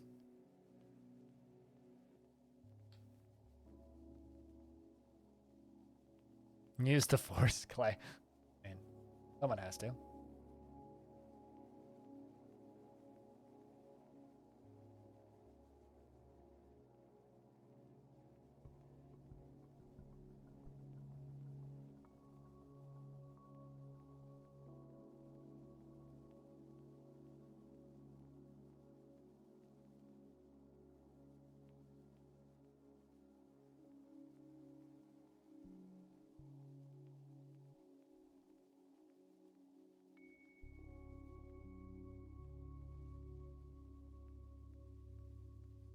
Use force, breaks keyboard and desk in process.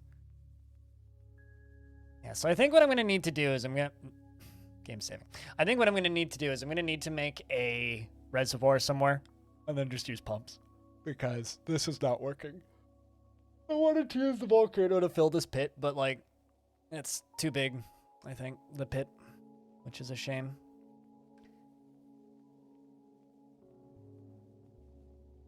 That or I need to make the way into the pit a lot thinner so that I don't lose as much lava because a lot of it is evaporating on the way in. And we're losing flow from the top because there's too much. So it's kind of a shame.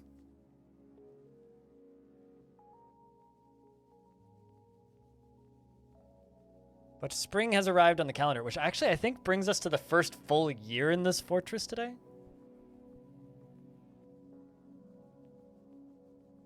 So hopefully we get more migrants. Good lord. I need to pour coffee.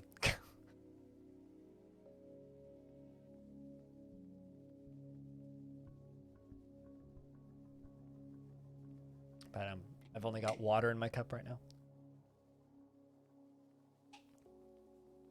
Game saved.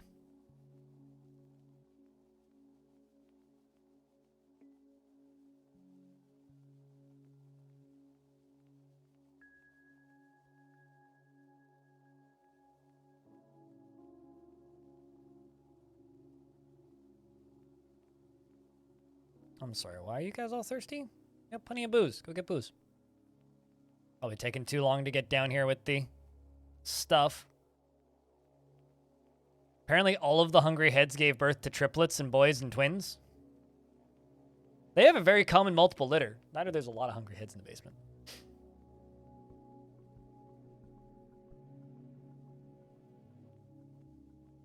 Ah, God. All right, chat. I'm yawning incessantly. I've been streaming for 6 hours and my tummy is rumbling. We've had a very exciting event and we've made a lot of progress. I think now is a good time for me to pause the game and take a real quick break. Let's see, are all of these dwarves resting? Yes, they is. But I'm going to queue up some more of these. Stream's not done. Very far from it, in fact. Stream's probably about halfway done, but I need to eat some food because I am very hungry. So I think I'm going to go do that. So now, time for launches? Exactly. Except not launches into space. But because we're of the fort that we're playing, I'm going to pause the game. I'm going to give you guys some music to listen, all right? I'm going to give the game a real quick hole up, full screen, and then I'm going to go over to